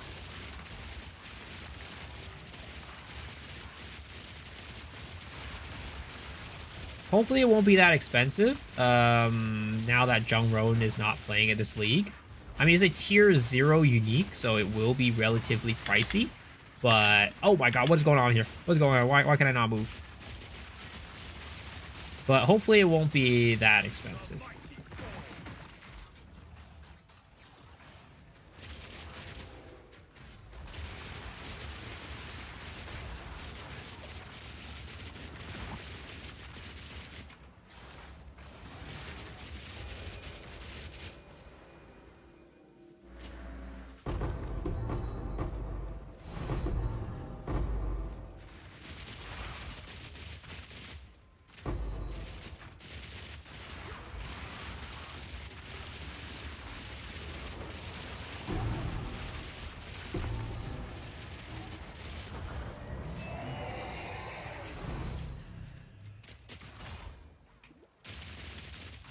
Please stop saying that word. It sounds like another word that I got modded on. Wait, what?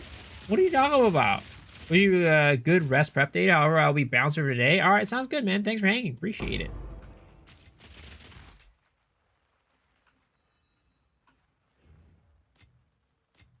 Reflect ailment thing is brutal expedition. One ice shot and I'm stared and slowed. Luckily for me, right? I don't really care about that. I don't do cold damage to begin with, but even if I did, it wouldn't matter because I use reverse chill. Can I check whispers? Doing this X40? Wait, what do you mean? Are you asking me if I want to do 40 of those for you?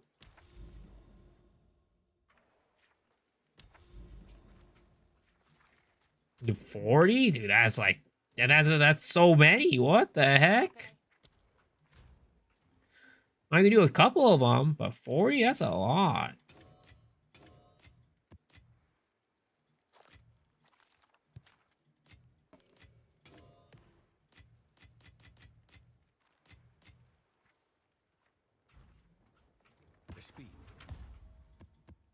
No, I'll say probably not tonight. Probably not tonight.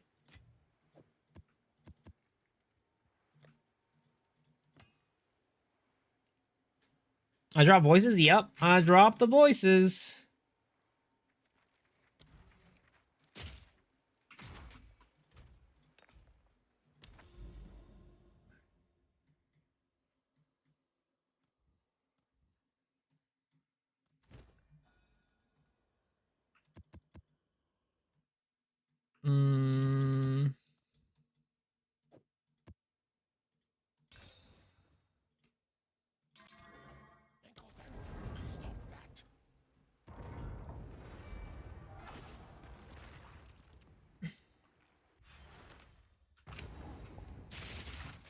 Not tonight, guys.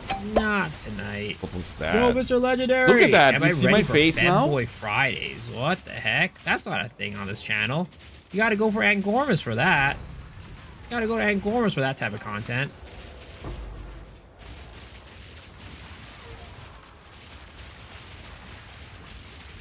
$50! Yo, let's go, Mr. Droga. I was surprised you didn't have 50. I guess you probably had to skip out on streams every now and then. Maybe, you know, woke up a little late or didn't tune or something like that. But thank you for coming back for 50 days. Appreciate it. You definitely been here for longer than 50 days, though. That's for sure.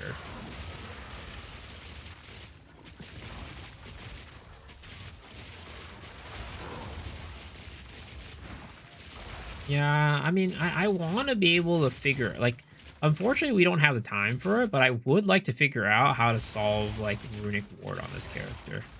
Because there's still, like, for the most part, it's okay, but if I'm going against content where I can't actually, like, step into the range of the enemy, it can be pretty hard to get the Runic Ward required for what we have right now, our setup. Identify it? Yep, the result is on the top right. Weekends are tough. I get that. I get that.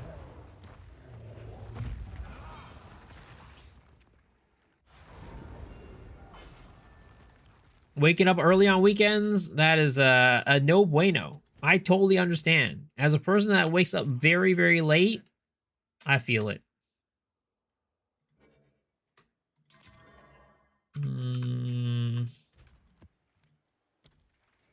Yeah, X-Mets are pretty hard, though.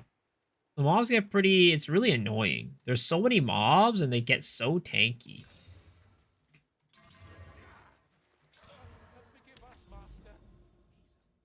Is there a general limit threshold number to shoot for? I wouldn't really say so.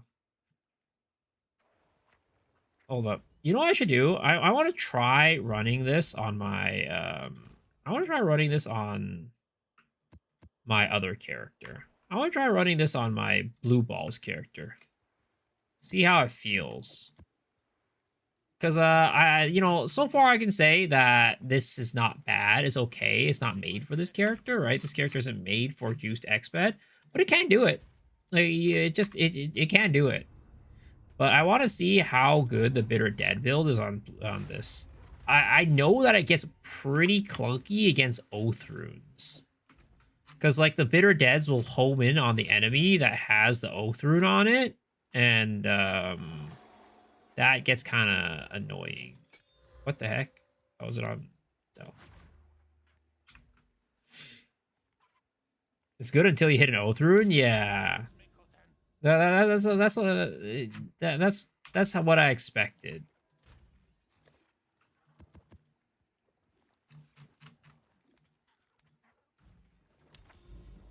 Softball Cockwell spell slinger for a single target. So it wastes more mana on the immune shit.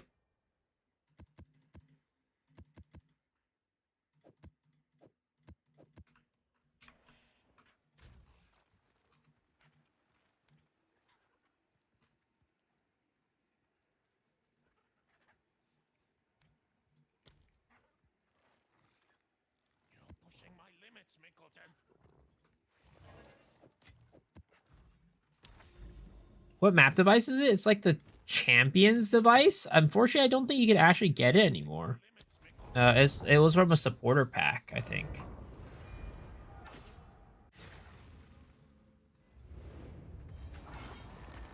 Right then, who wants to get blown up? All right, let's see here. What do we got? Oh shit, I don't have any Verisium on this character. Should probably go get that. Need more time.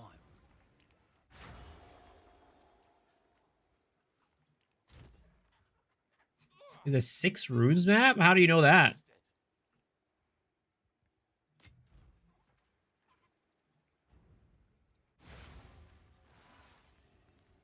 It said it? Right then, who wants to get blown up? So it's a minimum 6 runes on it?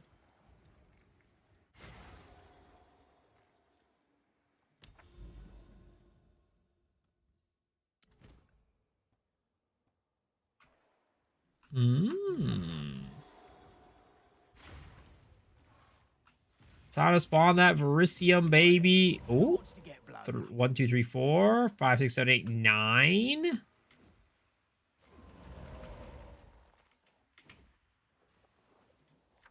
Three 808s. Disgusting. If I re-roll it, will it go to something non-9 runes, or what'll happen? 4, 8, 9. It'll be a 50-50. Another 3 8-elements. Lowest it could go is 6. Okay. Cadigan's Epiphany. Wait, this one to... Oh, that one's a 6. Okay. 4, 8. Always look for rune transfers? Yeah. Like, this one is, what is it? Opulent, right? That's good.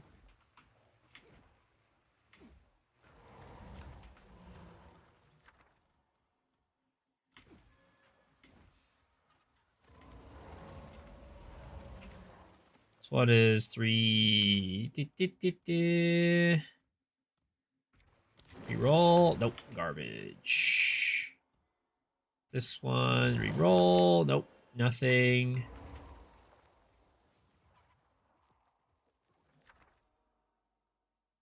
This one, reroll. Dude, it's all rerolling trash, guys. It's all rerolling trash. It's all rerolling trash. Why does this happen?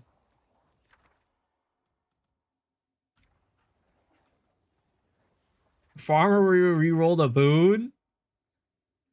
Dude, I don't doubt it, man. I don't doubt it. I don't doubt it at all. I mean, I'm just gonna keep re-rolling because you know, oh my god, it just keeps going to trash. There's no way. I'm like, you know what? This will re-roll into something good, right? This will re-roll into something good. There's no way this doesn't re-roll into something good. No, wait, this one gets that. You know, next one. Next one will re-roll something good. Nope, that did not re-roll into something good. There's no way, guys. There's no way.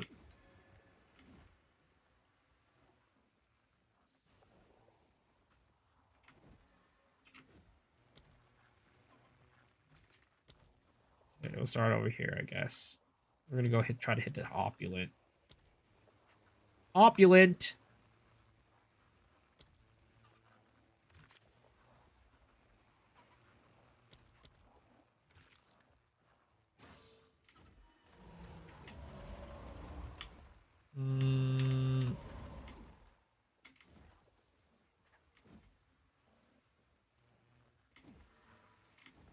Thing is, there's one more thing over here. But honestly, I mean, this one's good, right? We want to get that one if I can. Oh, there's one right here too. Reroll. Oh, fuck.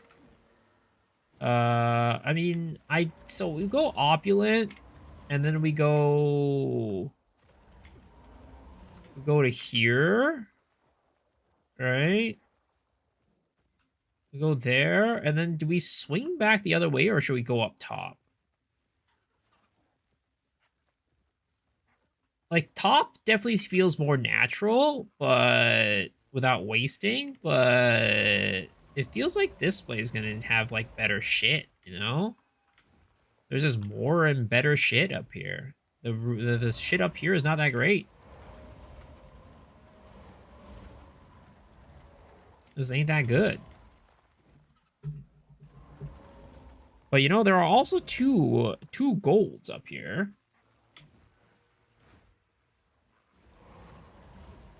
Gold Chow's orbs. You know what? I'm just lazy. I'm going up this way. Fuck it.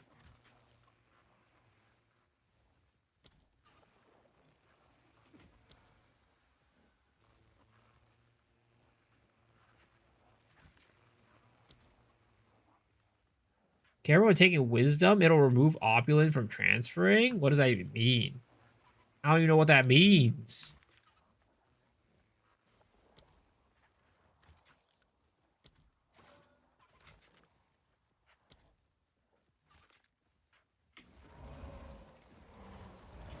Okay, there it is. We'll do that.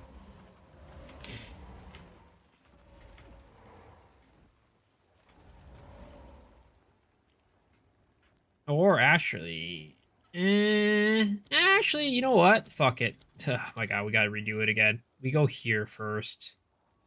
go here first instead of heading beelining towards the opulent.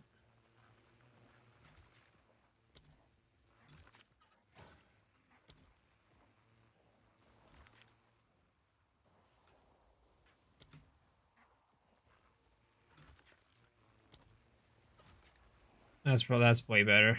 That's way better. That is way better.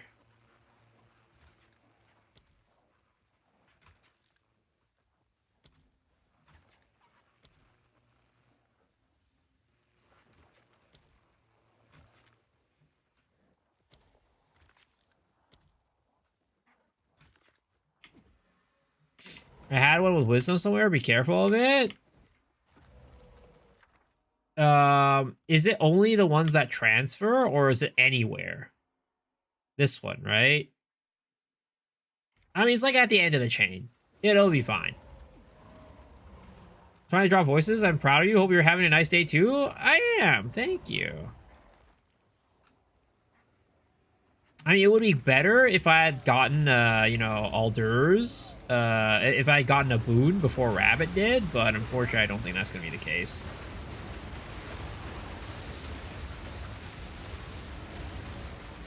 Unfortunately, I don't think that's going to be the case.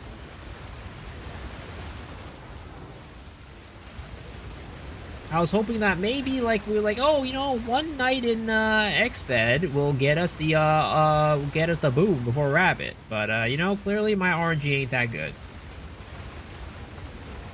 Look what Delirium did to our boy. Yeah. I mean, like I said, I've been saying it. You can't just cold turkey go into something really good afterwards. I have to farm some garbage mechanic, like boring garbage mechanic, before I can go back into farming something good. Or else it's just going to be like anaphylactic shock. The body is going to go into shock, and I'm going to go into withdrawal state.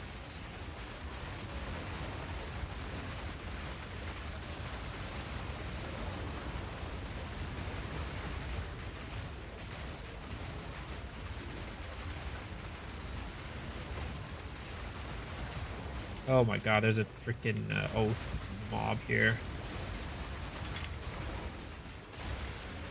I'm so slow. I'm so slow, boys. I'm so slow.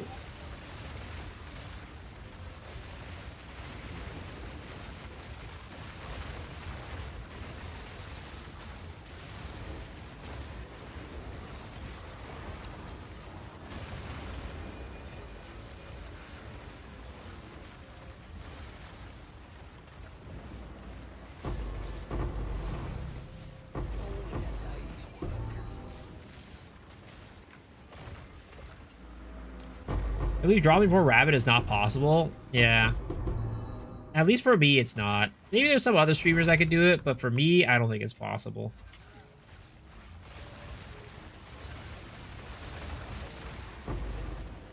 Yeah, I actually surprisingly enjoyed I feel like I was doing a little bit better on the other character in X-Bed. Surprisingly.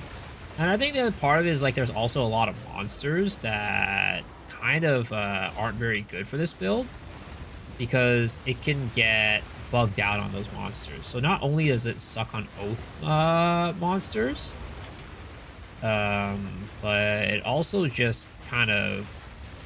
There are certain monsters that the Bitter Dead does kind of get bugged by, and it doesn't immediately kill it.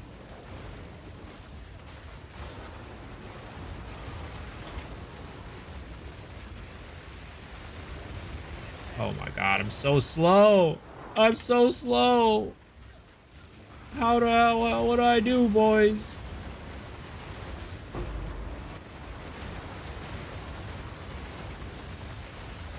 Oh gosh, that was a freaking Manus sucker. Manus siphoner. Ah! I'm stuck. I'm stuck, Step Bro. I'm stuck, Step Bro.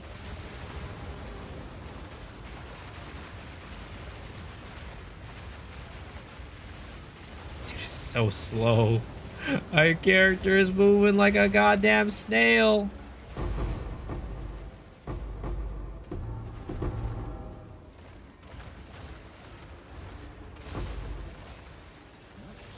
Finding this Abyss on city maps, I'm only making a profit of 15 to 20 divs because of the cost up front. I mean, you could probably try using cheaper tablets, maybe. That might help you change things up, but, you know, it's definitely, Abyss, it can be a little bit rough sometimes. Those like Bitter Dead Shreds Expeditions.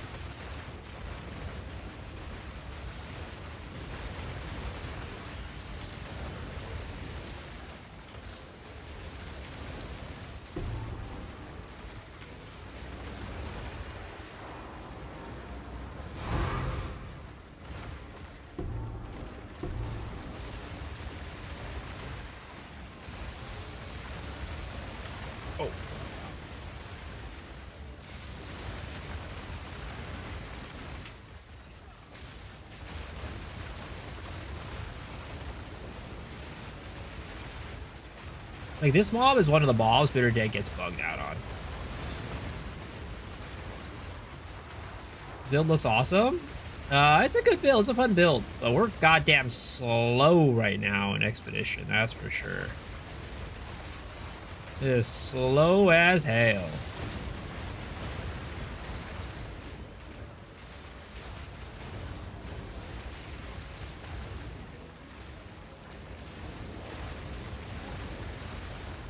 You would give anything for a whiff of Adziri's ass. Interesting, sir. I bet her ass smells real bad. And that's exactly how I want it.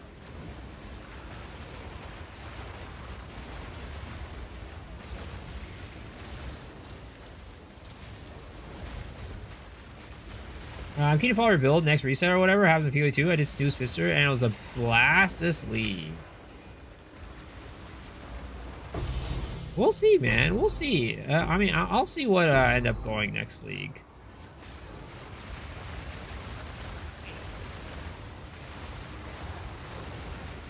I'll see what we end up going for the reset. I haven't even put any thought into it. That's too far away at this point. Why are these mobs invincible? Oh, okay, they're dead now. Oh, it's probably because they had, like, the proximity bubbles on them. Oh, no! Oh, no! Oh, no! Oh, my God. Double Mana Siphoner just popped out and ambushed my asshole. Ugh. Probably shouldn't be sticking that close to the enemies. Well, good thing we didn't get anything good on that map anyways.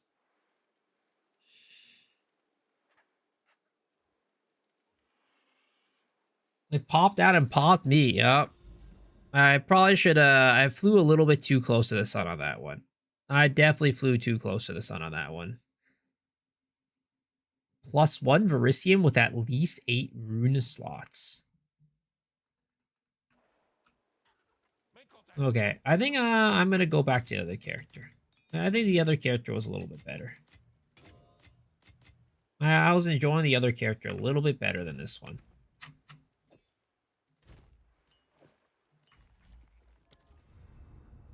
Tomorrow, PoE1 log in? Yeah.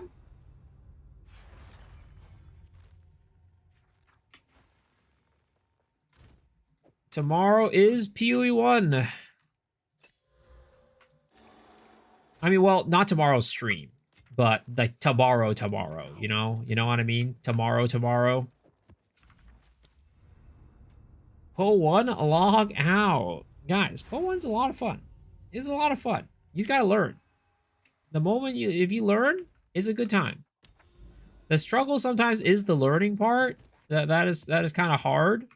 But if you're able to learn it, it's a good time. I mean, it's the older brother of Path of Exile 2. It's got the genetics. It shares the same genes. It shares the same good looks and good feels. Back to viewing when it's PoE 2 again. Damn.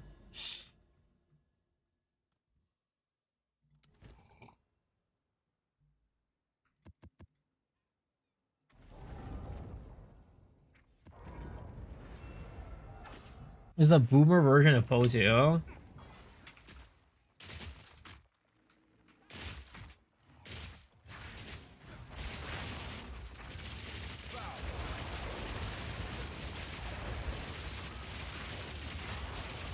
First I played Po 1 this season, got a maps, no clue what this game is about. You mean first time playing Po 2?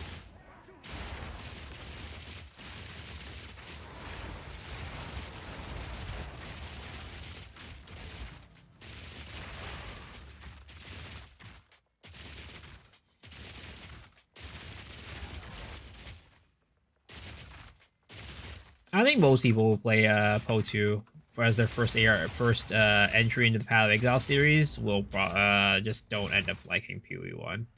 There are some people that do, but I'd say the majority definitely they stick on to PoE 2.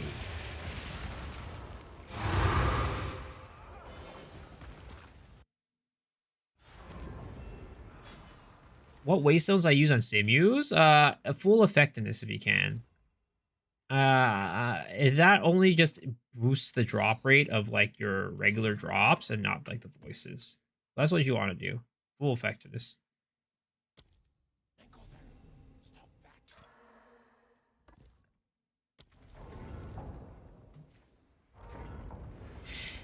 Po 1, I don't understand Atlas and crafting there. I mean, even with Po 2, there's a lot of crafting that I feel like I don't even know. I understand the basic concept of crafting in Po 2, but there's a lot of crafts that I just need to... I feel like crafting in general is the type of thing that if you need to look it up on very, like, certain specific crafts. But definitely Atlas, it's not that hard. Atlas is actually very similar to Po 2 at this point. You just run all the maps and then you get the Atlas points, basically. I have a full guide out on it, though, if you want to know how to progress in the end game. I have a guide that I made last week during Mirage that walks you through how to progress through the end game. Crafting, just buy it and trade. I mean, you can definitely do that, too. That is definitely another option that you can do. Very viable. There are certain things that are better crafted, because there's just not many people crafting that thing, but... you know, you can definitely do it. You want Mirage and PoE 2? Dude, Mirage is insane, man.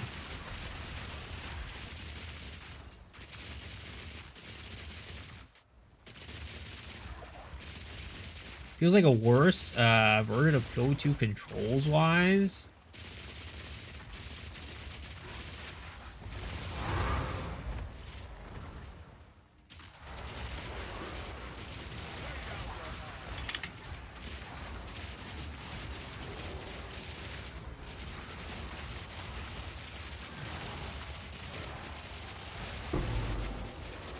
Honestly, you should probably just finish it up.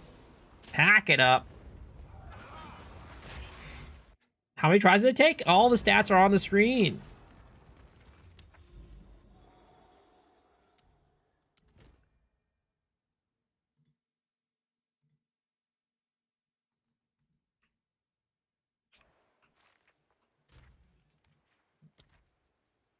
Oh dear. Better pick all that up.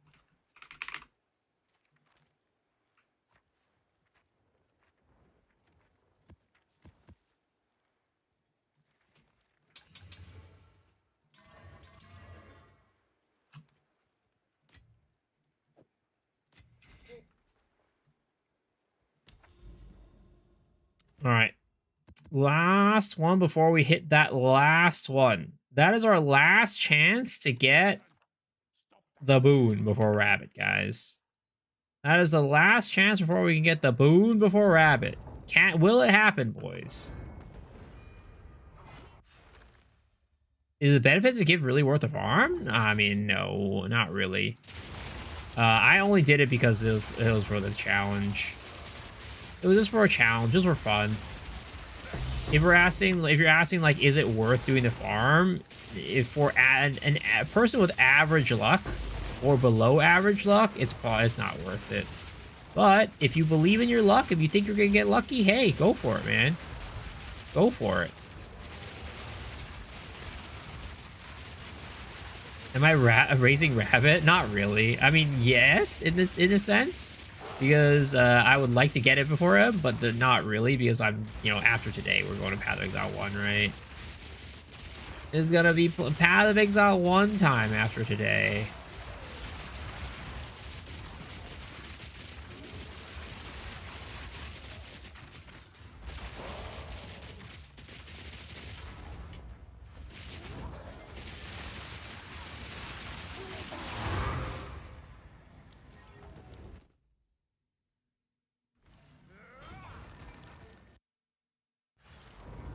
The boot can only be in Grand Expeditions? Yeah, the boot can only be in Grand Expeditions.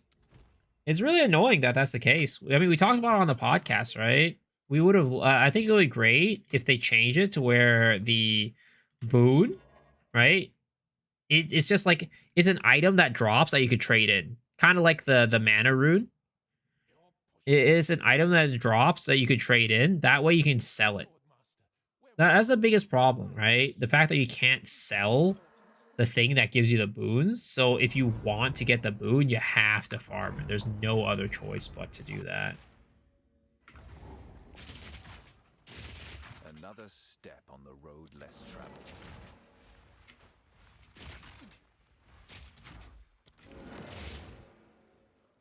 There it is. There's our guaranteed 8+, and that is the only unless there's another one, but I doubt it. Reroll perfect regal orbs. Pretty trash.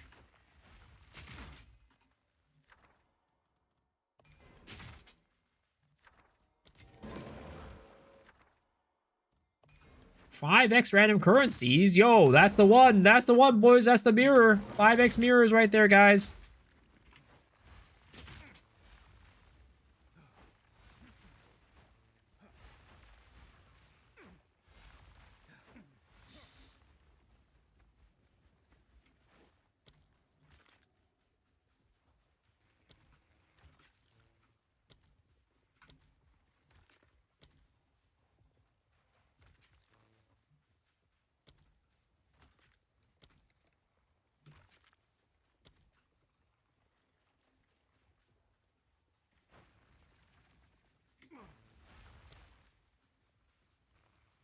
Oh, it doesn't go down like that?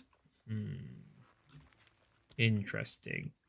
So I have to, like, path down here. That's kind of annoying.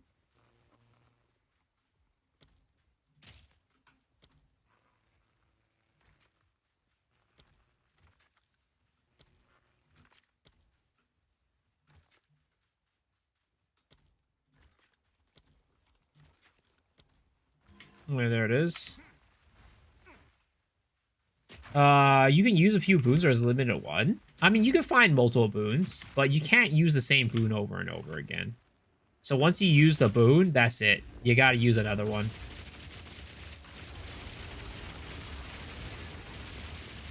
Well, this map, it gives you the best loot.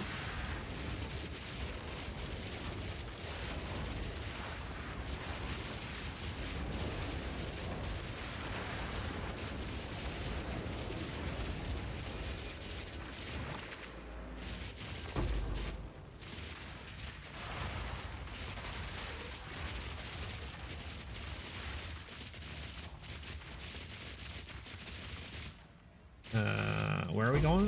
Where is this going right now? Oh, this way. That way. Tink.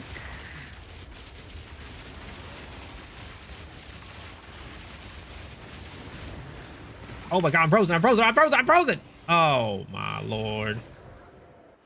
Yeah. Well. Did I do the voices? Yes, I did. Avoid the waves. I didn't even see that the waves were there. I just got insta-froze. Alright, folks. I think that's going to wrap us up for tonight. Again, there will not be a stream tomorrow. Like, there are no more streams until Path of Exile 1 League launch. I will be streaming all day for League launch, though. So, come hang out for League launch. That way you guys can get the drops, right? That's, that's what I'm doing it for. I'm doing it so you guys can get your drops. So come hang out for the drops, if anything. Even if you don't play Path of Exile 1, just come and hang out for the drops, right? That's going to be able to use in both Path of Exile 1 and Path of Exile 2. But guys, until next time, I'm gonna go and raid you guys over to Rabbit. All right. Hope you guys enjoy his stream, and I will see y'all tomorrow, or not tomorrow, on Friday. Peace out, folks. Have a good one. You guys are the best, and don't let anybody tell you that you're not.